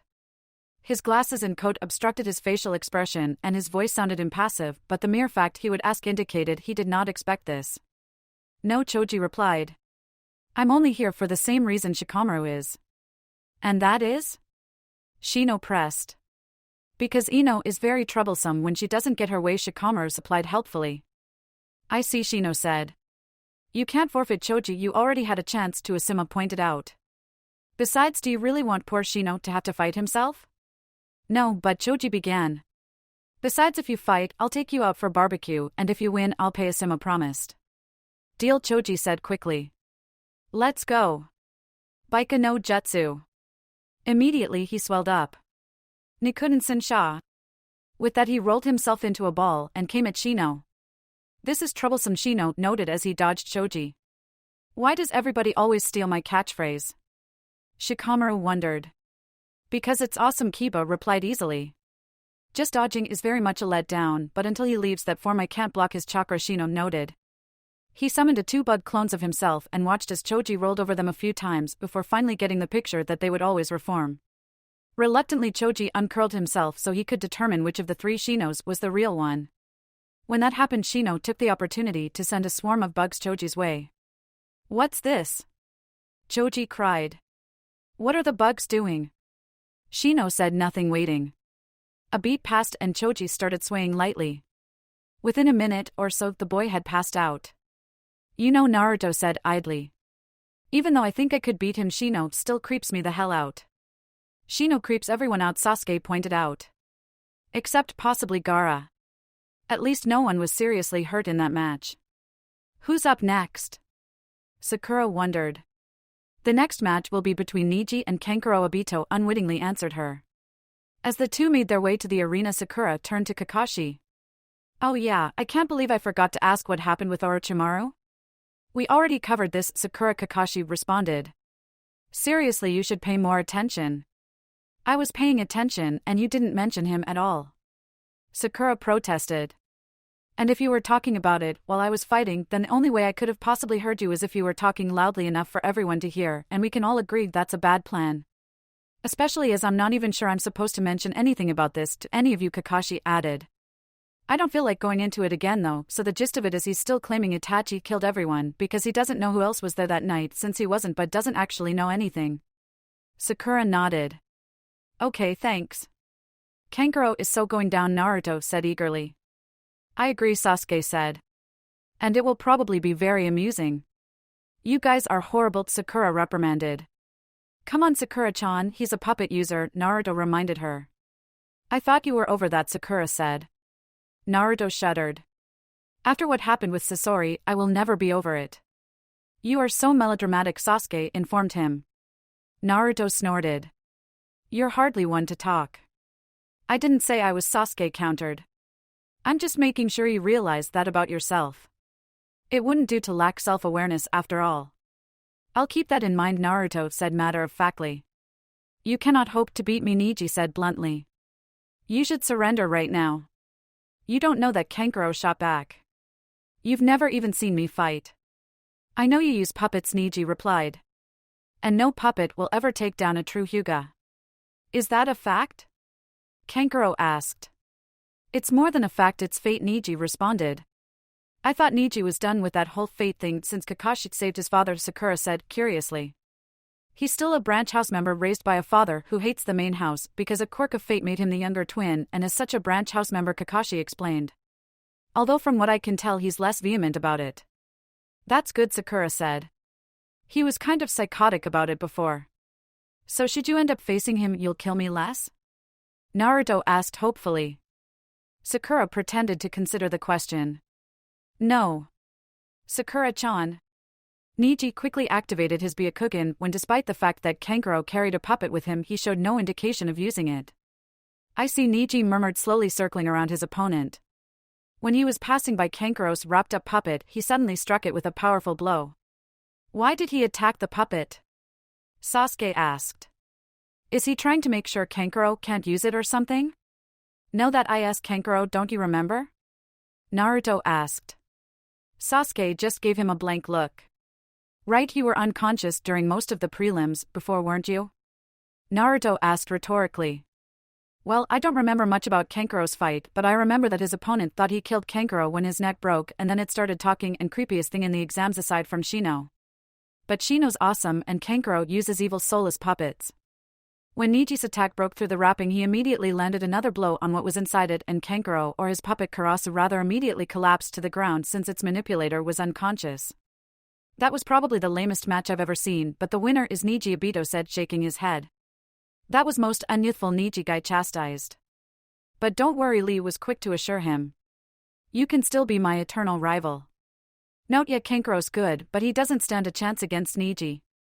Naturally, he needed to face him because if he's not going to be bothered to actually fight his third exam battle, then he doesn't deserve to be in that part of the exam. Kankuro, are you sure we're related? Temari demanded when Kankuro had regained consciousness. That was even more embarrassing than what I did to that fangirl. You called her a disgrace and broke her leg. Kankuro objected. But the fight lasted longer than half a minute, Temari pointed out. She has a point, Gaara spoke up. Kankuro turned to him. But your fights rarely last longer than half a minute. He pointed out a little uncertainly.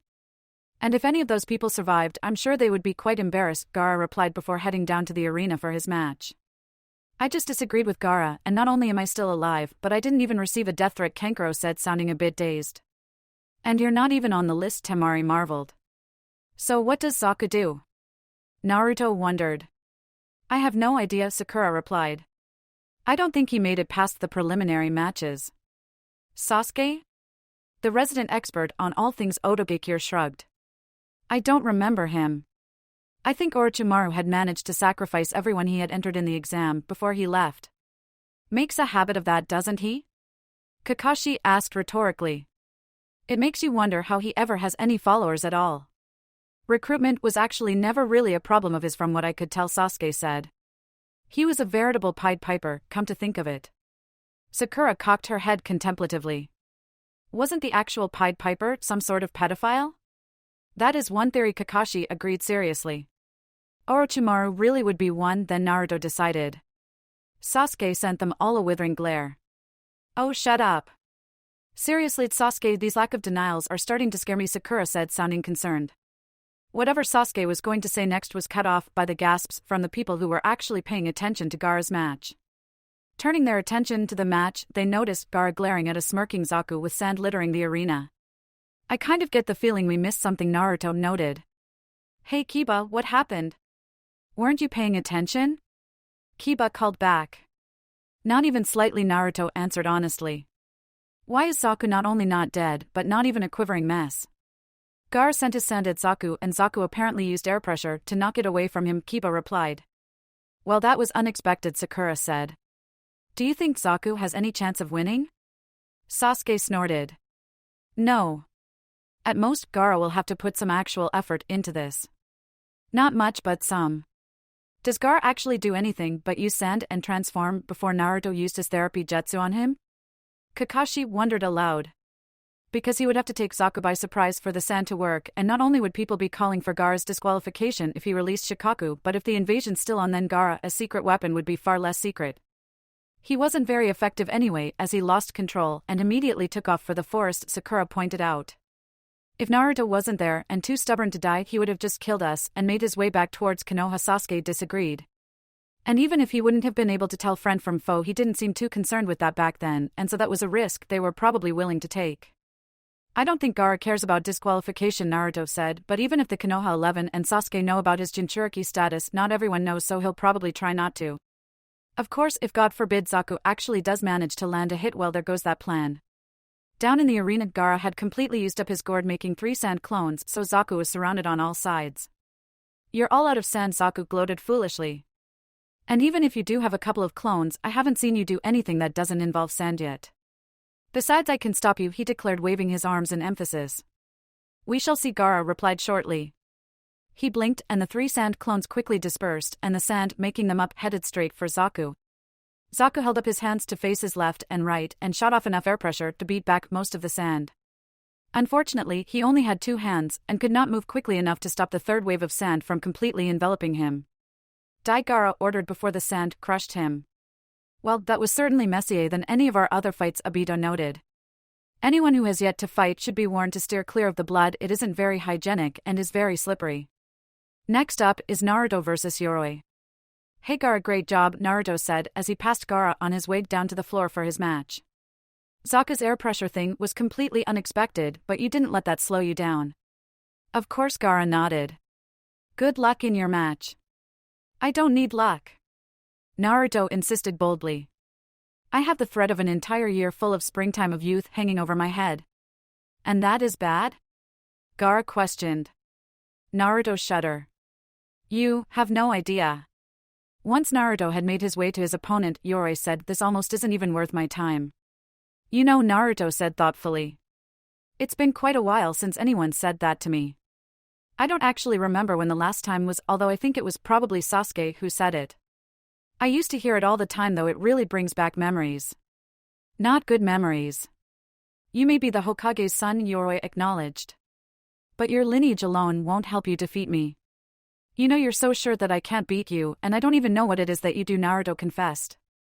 You don't? Yoroi looked slightly annoyed. I can absorb chakra.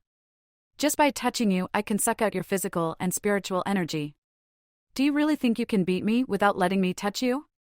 To his surprise, Naruto burst out laughing. That's your special ability? Really? Now Yoroi was really annoyed. Yes, really. Why? Oh, nothing, wow, I have a great matchup. If this were the finals, I might be more concerned, but since I just need to beat you and don't have to worry about showing off, I might as well see if I can beat Kankuro for the title of lamest match ever, Naruto replied. Hey! Kankuro protested. The minute he drops the puppet thing, he finds something else to start on me about. It's your own fault for not taking the match seriously, Temari chided. It was just the preliminaries, Kankuro told her. And now you're not in the finals, Temari responded. I had expected more from you, Naruto, but if you just want to stand there and let me absorb your chakra until you pass out, then I'm certainly not going to stop you, Yoroi declared, rolling up his sleeves. You can try, Naruto said, holding his arm out. Yoroi grabbed Naruto's arm and started absorbing his chakra. After 5 minutes or so had passed, Sasuke called down, You're not seriously just planning on letting him absorb your chakra until he passes out, are you? He's going to be the one passing out, not me, Yoroi corrected, but everyone ignored him. I kind of have to, Naruto informed him. It's the only way to make this match lamer than Kankuro's. Why are you trying to do that again? Sakura asked. Because he's an idiot, Sasuke said automatically. Because I can, Naruto said with a shrug. So basically what Sasuke said, then Kakashi concluded. You guys are the worst team ever. Naruto complained. We already established that a while ago, Kakashi pointed out. But surely we've gotten better? A little, Naruto grudgingly admitted. But that's really not saying much, all things considered. With a cough, Yoroi suddenly collapsed. So Yoroi passed out from what appears to be chakra overload, Obito announced. So it looks like the winner is Hokage-sama, do I really have to let him pass? He literally did nothing but stand there for 10 minutes. He's still standing while his opponent is unconscious, Minato pointed out. No one said the preliminary matches had to be epic. In fact, getting matches like these out of the way is the whole reason we have preliminaries. Fine, Obito sighed. The winner is Naruto. Did I at least manage to have a lamer match than Kankuro did? Naruto asked hopefully. Obito shook his head. Sadly, no. Why not? Poor Naruto sounded so disappointed. Because your match lasted 2,000 times longer than Kankuro's, Obito replied. The next match is Shikamaru versus Misumi. This is so troublesome, Shikamaru complained. Can't I just forfeit? Choji already asked me that question, Asuma pointed out. And if I didn't let him quit, then I can't let you quit. It wouldn't do to show such blatant favoritism, now would it? I think he's still unconscious, Shikamaru replied. Come on, he'll never know.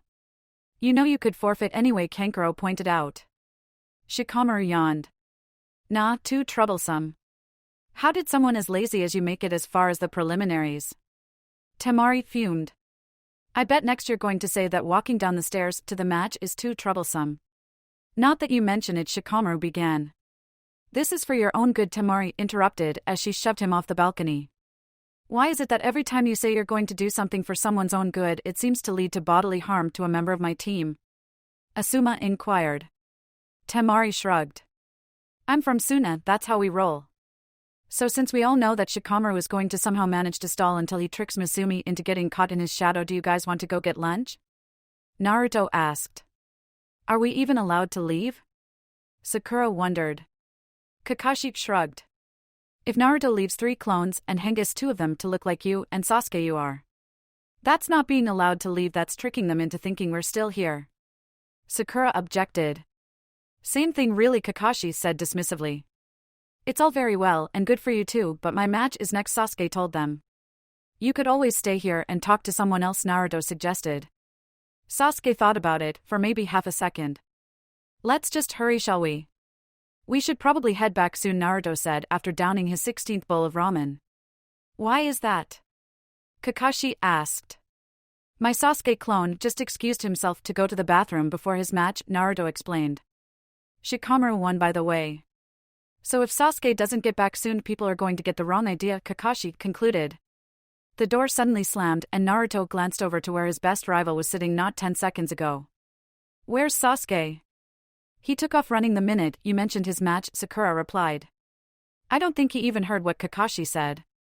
I suppose this means we should get back as well, Naruto said, clearly reluctant. As he laid his money on the table he called, Hey I am, if anyone asks we were never here, all right? Whatever you say, Naruto, I am said absently.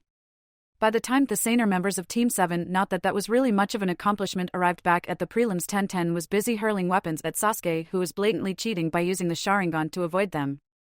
Of course, when Naruto mentioned this aloud, Kakashi predictably responded with having a Kekkei Genkai is not cheating, Naruto, and even if it were, we're ninja. That's kind of the point. I'm just saying that being able to see someone's attack before they even use it and thus dodge it is so unfair. Not to mention that 3 days of whatever sick and twisted thing they can come up with, the very hard to stop fire or getting possessed by that god, Naruto insisted. And using the Kyuubi isn't? Sakura asked. I don't use it every 5 seconds, Naruto shot back. In fact, I never use it if I can avoid it. So if Sasuke refrained from using the Sharingan unless he needed to, you'd be more okay with it? Kakashi asked. Naruto nodded vehemently. Exactly. Although one could always argue that your stamina regeneration and huge amount of chakra are thanks to the Kyuubi, Sakura said. Naruto pointedly ignored that. Katango Kakyu no Jutsu. Sasuke said the minute there was a pause in the weapon throwing before blowing a huge fireball Tenten's way. When she jumped out of the way, Sasuke appeared behind her and kicked her into the wall. Wow, that attack was actually good for something for once, Obito marveled. I mean, it still didn't hit anything, but anyway, winner Sasuke.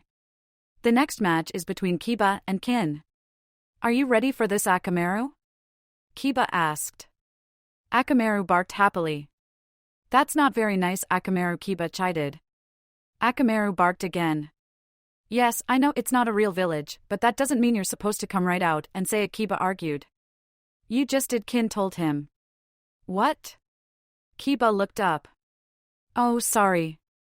Akamaru can be a little tactless sometimes. Whatever, Kin sighed. Here goes, she announced, throwing a senbon at him. When she did, a bell started to ring. Kiba froze. Oh god, no. Kin paused. Had he figured out what she was planning? Impossible, it had barely even started. I hate bells, Kiba grumbled. Are you going to do that the whole match? Kin nodded. Yes. Is she allowed to do that?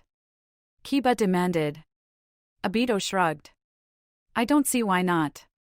It's either part of her attack or else she just really likes bells, and there are no rules against bringing your own music. Well, there should be, Kiba muttered. I've got to end this quickly before I get a migraine. Akamaru transformed into a Kiba clone and the two of them promptly began to pummel Kin. She did a decent job blocking the attacks, but there were two of them and one of her, and she wasn't a taijutsu specialist like they were. Can you even move? Obito inquired after she lay on the ground for a solid minute. No, Kin admitted. Do you want to give up? Obito continued. No. Kin said, sounding horrified. Well, too bad. If you can't move, you can't fight, so the match goes to Kiba, Obito announced. Good, Kiba said.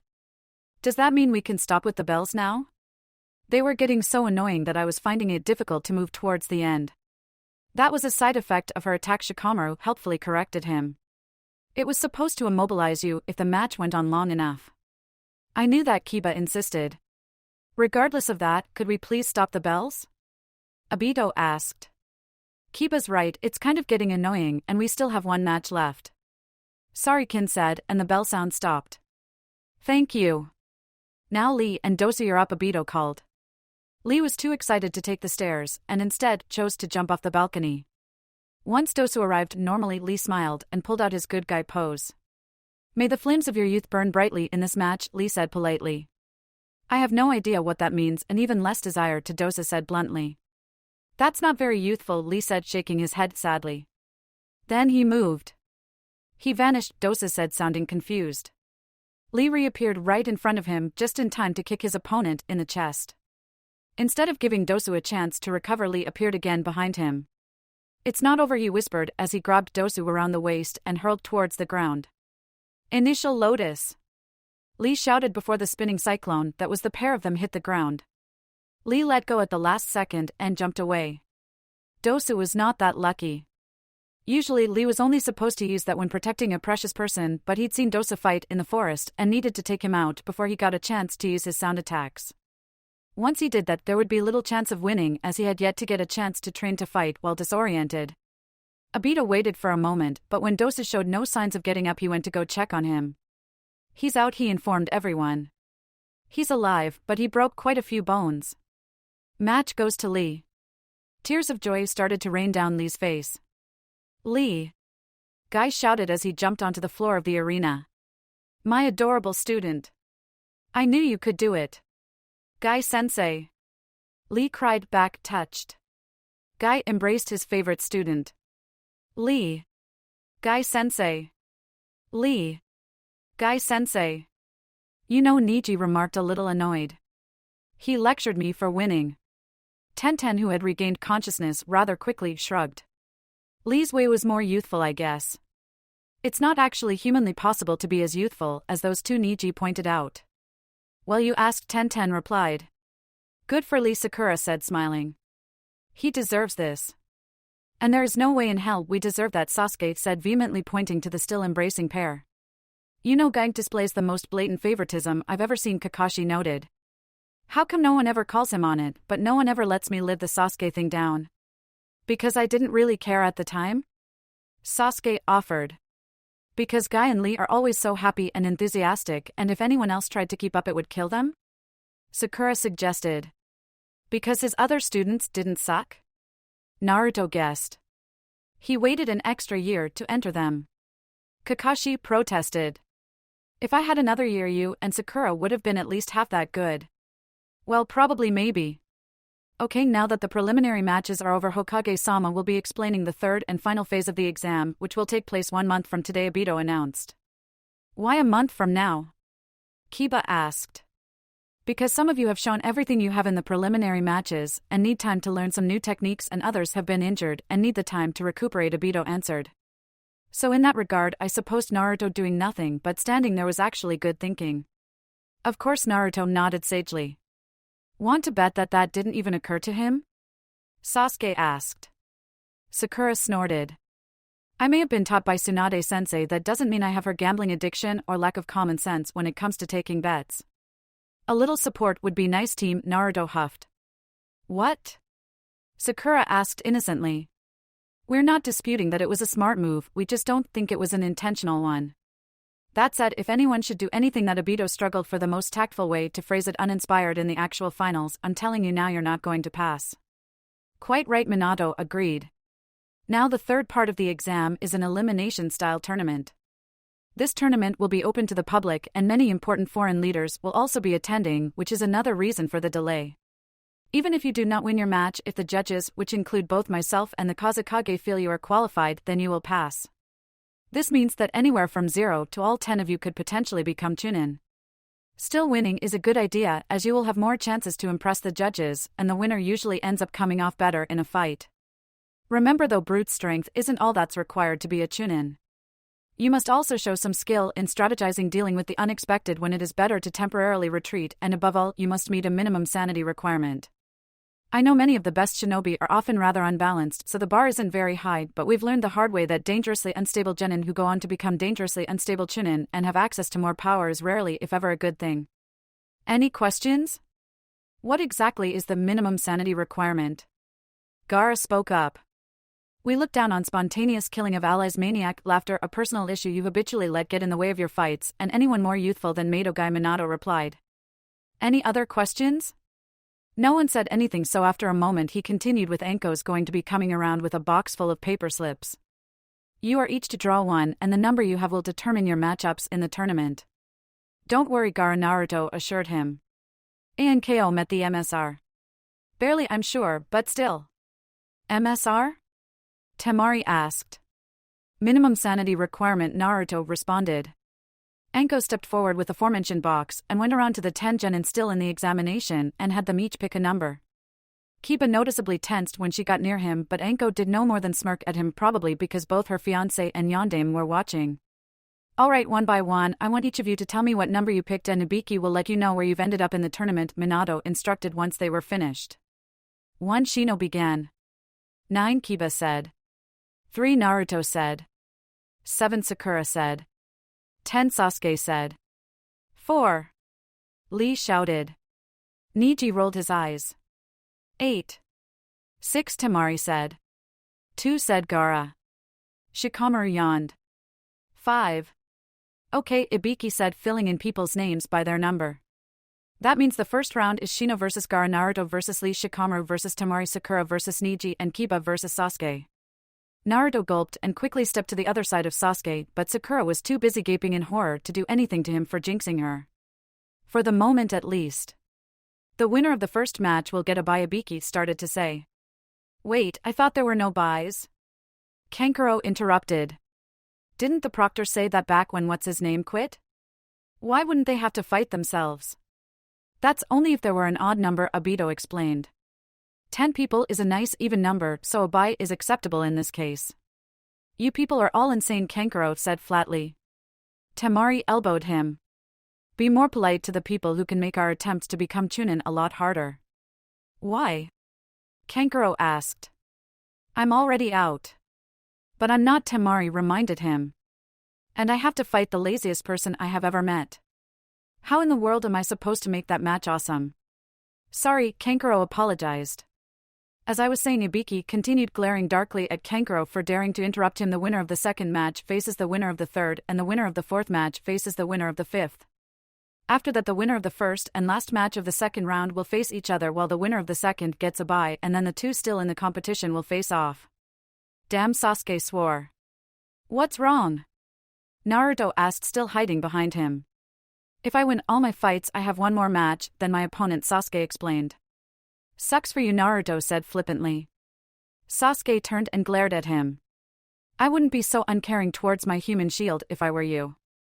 Naruto risked a glance at Sakura and saw that she had sufficiently recovered from her shock and was advancing menacingly on him. I'm sorry. Please don't let her kill me.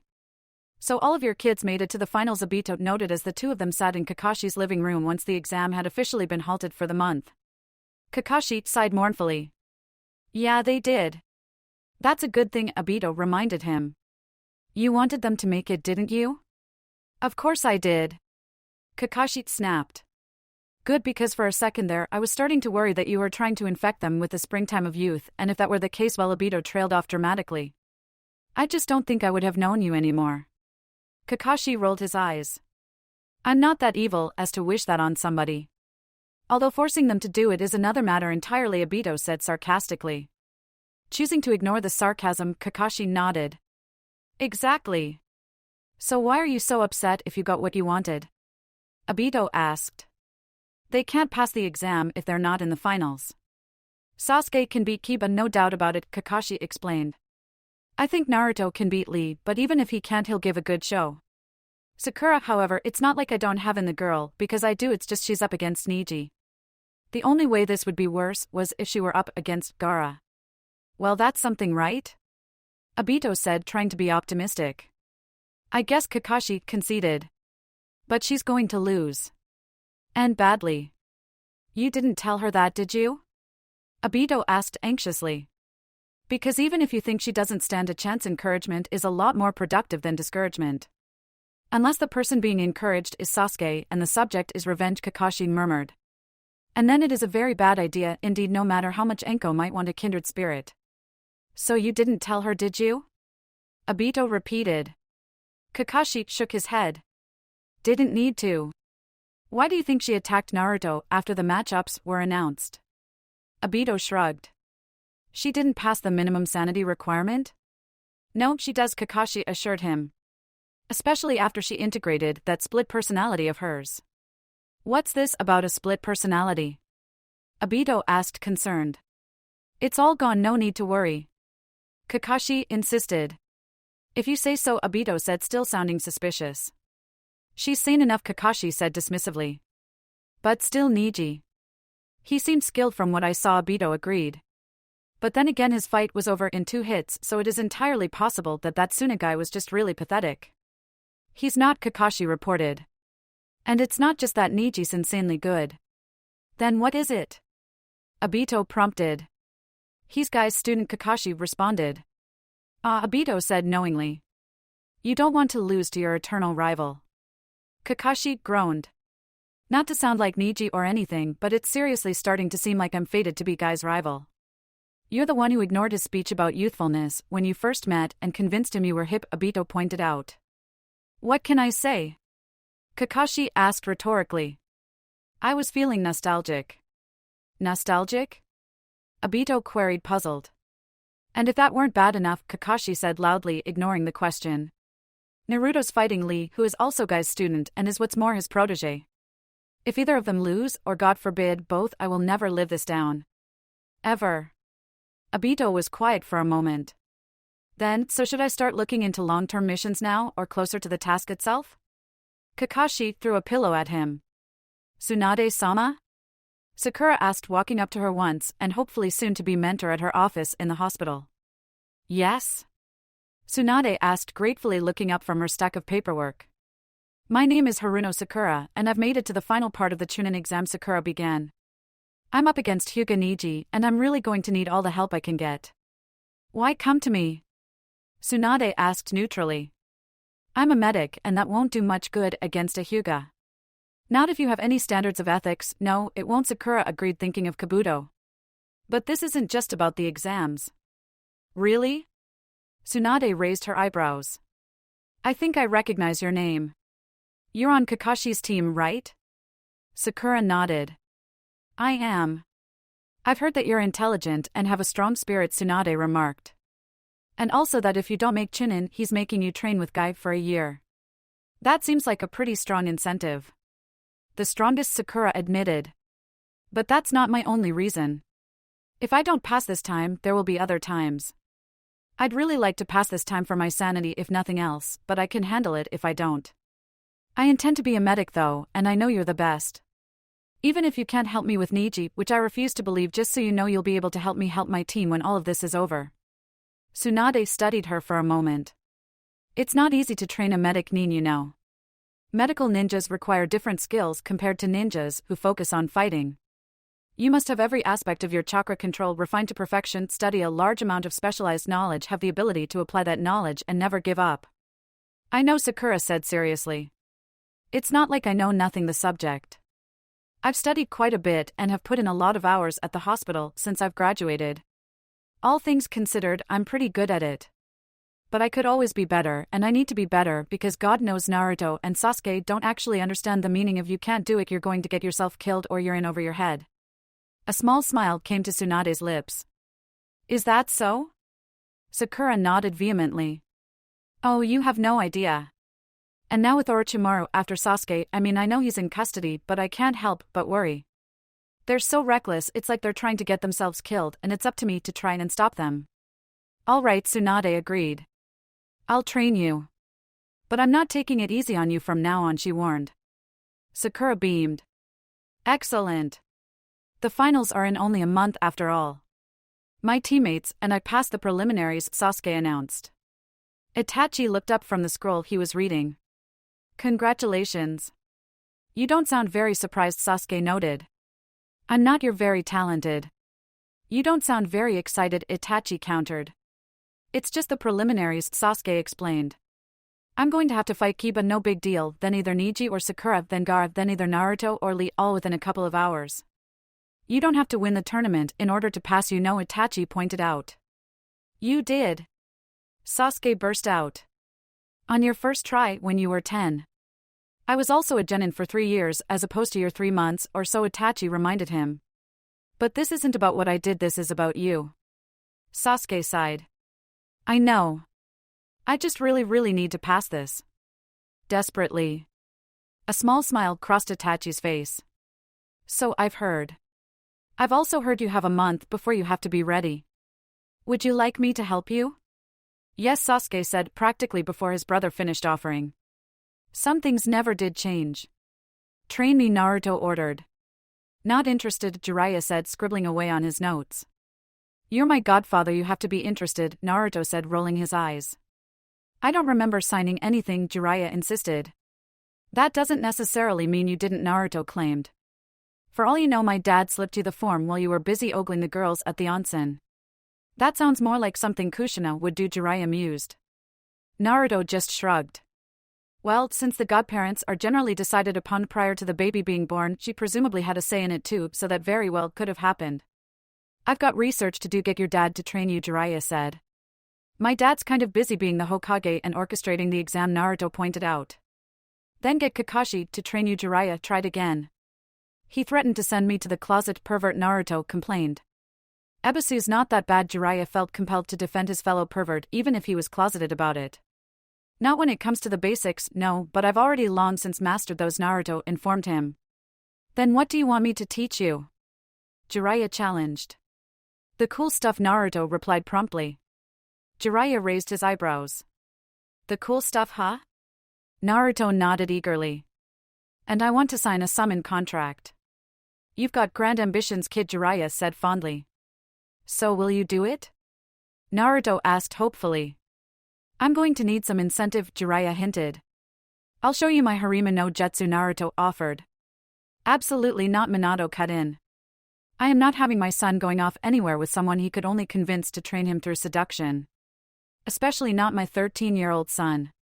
You're no fun, Naruto huffed. Minato rolled his eyes. Excuse me for being a responsible adult. Yeah, that's really annoying, Naruto complained. Just train him, okay? Minato asked.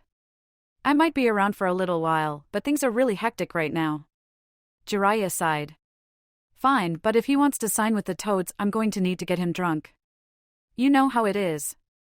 I'm going to need to be there to supervise that, Minato warned. What? You don't trust me? Jiraiya asked, looking wounded. You know I do, sensei. On the other hand, you're really not the best with kids. Minato-sensei. Kakashi called, running up to them, Ibiki in tow. Kakashi? Minato looked a little confused. What's wrong? Orochimaru, Kakashi said shortly. Minato and Jiraiya both became much more focused, while Naruto stayed quiet and hoped they wouldn't remember they weren't supposed to talk about things like that in front of him. Did something happen with the interrogation? Minato demanded. Did you learn anything? That's just it, we never finished it, Ibiki said. Why not? Minato pressed. I left the room for something I don't even remember what, and when I got back all of the ANBU guards were dead and Orochimaru was gone, Ibiki recounted. Orochimaru managed to escape? Jiraiya asked, alarmed. Ibiki shook his head. Not alone, he said grimly. What do you mean? Minato asked. I found this note on the interrogation table, Ibiki said, handing said note to Minato. Dear Shinobi-san, Minato read aloud, Tobi is needing Erohibi-senpai, so Tobi went and got him. Sorry if you need him too, but this does not mean Tobi is not a good boy. Tobi. The hell? Jiraiya said eloquently. If Orochimaru has an accomplice powerful enough to break him out of the tea, and then it's probably the Akatsuki, Kakashi theorized. They would be a lot more powerful than his little collection of lost boys. But what's he planning? Jiraiya wondered. He suddenly seemed to remember Naruto was there. Hey kid, I'll train you, but now's really not the best time.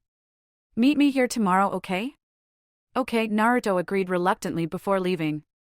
Madara was back. Crap. Naruto wasn't sure why exactly, but he knew it couldn't be good.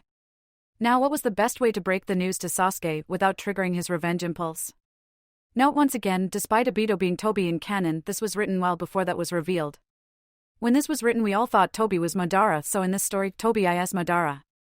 That is why Obito is not Tobi, but there is still a Tobi. So did you find out if you got promoted yet? Keisuke asked his daughter. Sakura shook her head. The exam's not over yet. Then shouldn't you be doing some exam type thing? Momoko asked. We're having a month-long break before the final stage, which is an elimination-style tournament, Sakura explained. It's open to the public, so if you guys want to come, feel free. Her parents exchanged a look. I'm not sure, Sakura, Momoko said slowly. You might get hurt. Sakura couldn't help rolling her eyes. That's kind of comes with the territory, Mom. I know that. Momoko exclaimed. But knowing and seeing are two different things, and it would just make me worry more. On the other hand, this seems to be a pretty big deal, and I've heard all sorts of foreign dignitaries are going to be arriving, Keisuke noted. How do you think you're doing so far? My team and I have been doing pretty well, Sakura said modestly. But the next part is testing us individually, and I'm up against Niji. And that's bad? Momoko asked cautiously. He's insanely talented, Sakura replied. But I'm going to give it my all anyway, and hope that even should I lose, I'll put on a good enough show to pass anyway. You should be more confident, Keisuke told her. I'm sure you'll do fine. Yes, you've worked very hard these past few months, and you should be proud of yourself, Momoko agreed. I'd better do more than fine, Tsuruka said. Otherwise, that much springtime of youth will haunt me forever. What on earth is the springtime of youth? Keisuke wondered. Sakura shuddered. Trust me, you don't want to know. I will never understand ninja, Momoko declared, shaking her head. That's probably for the best, Sakura told her. Now I have to go as Naruto called a team meeting before I have to meet with Tsunade-sama. She probably should have left already, but Naruto had given her a heads up about the subject matter, and she was just as uncertain about how to break the news to Sasuke. The medic? Keisuke asked. She's training you? Sakura smiled triumphantly. Yeah, she is. What in the world was so important that it couldn't wait until after training? Sasuke asked. Kakashi wasn't there yet, but he didn't have all day, so he figured they could just start without him, seeing as how Naruto was the one to call the meeting. Well, Naruto trailed off. Yeah, it's really big, Sakura told him. And we're actually not quite sure how to let you know this. You could try just spitting it out, Sasuke suggested. We could, Naruto agreed. But with such a delicate topic as this, that might not be the most tactful way of handling the situation. Sasuke snorted. What do you know about tactful? Not much, Naruto admitted, which is why if even I don't think that's the best way to handle it, it really isn't the best way. Not to mention that we're not sure how you'll react, Sakura added. She paused. No, scratch that. We're almost positive we know exactly how you're going to react, and that's why we don't want to tell you. Then don't tell me, Sasuke said. Or at least work out how you're going to do it. In the meantime, I really do need to get started on my training. No! Naruto and Sakura shouted at the same time. Sasuke raised his eyebrows. What's this? One would almost think you don't want me to get stronger. You aren't afraid I'm going to try and leave to seek vengeance on anyone, do you? Perpetually, Sakura replied. But that's not it. It's just something big has happened and you're going to find out sooner or later, and we'd rather you hear it from us. Then tell me, Sasuke ordered, beginning to sound impatient. Well, you see, Naruto began sounding rather nervous. Hey look, it's Gaara. Hi Gaara. Gaara, who had been passing by the bridge they were standing on, stopped and turned to face him. Yes? So how have you been? Naruto asked. Gaara blinked. Since yesterday? Naruto looked a little sheepish. Yes? I know I can win my matches, Gaara said simply. But to not pass the minimum sanity requirement would make this entire trip a waste of my time. Not a complete waste, hopefully, since you met us and were awesome, Naruto objected. I still want to be a Chunin, Gaara told him. Naruto shrugged. Fair enough. What were the things Dad mentioned? No being more youthful than Guy, I think you're safe with that. There was also no maniac laughter, Sakura added. Do you do that? Very rarely, Gaara replied. And not since I've been here. There was also no killing allies. How many people have you killed since you got here? Naruto asked. Gaara thought about it for a minute. The man I fought in the preliminaries, and the 3 from the Forest of Death, he said finally. Well, Zaku wasn't from Suna, and if they didn't expect deaths in the forest, they wouldn't have made us sign the waiver, Naruto decided. But wait, didn't Kiba say his team got a scroll from those corpses? If he only killed one team, then how did they get a scroll? Sakura asked. Maybe the team had already gotten 2 scrolls, and Temari only took the one they needed, Sasuke suggested. That makes sense, Sakura decided. And the last thing would be, don't let personal issues habitually get in the way of your fights. What does that entail? Gaara wanted to know. While Naruto trailed off. I guess it means that if you had a crappy childhood, don't keep bringing it up when you're fighting people, or if you were dealt a rotten hand, don't stop in the middle of a fight and lecture people about how they should stop trying to fight fate because they are destined to be losers. In your case, I suppose that would mean not mentioning any resentment you might feel about being a Jinchuriki. Gaara nodded. I can do that. It's only a month after all. That's the spirit. Naruto cheered. Goodbye, Gaara said before continuing on his way. Think he can do it? Sakura asked as she watched him leave. Naruto shrugged. No idea. But it should be good practice for actually becoming sane and with luck Kazekage in the future. If you're quite done with that, I would like to remind you that I have a rather one-track mind and still want to know what was so goddamn important. Sasuke brought them back on topic. We know, Sakura muttered. Kakashi waved as he appeared in a whirl of leaves. So how did he take it? Do we need to put anyone in protective custody? How did I take what? Sasuke demanded. We didn't actually get around to telling him yet, Naruto admitted. I can see that, Kakashi said, looking horrified. Well, in that case, good luck, and I'll be back in 20 minutes. Like hell you will. Sakura said, grabbing his arm. You know more about it than either of us anyway.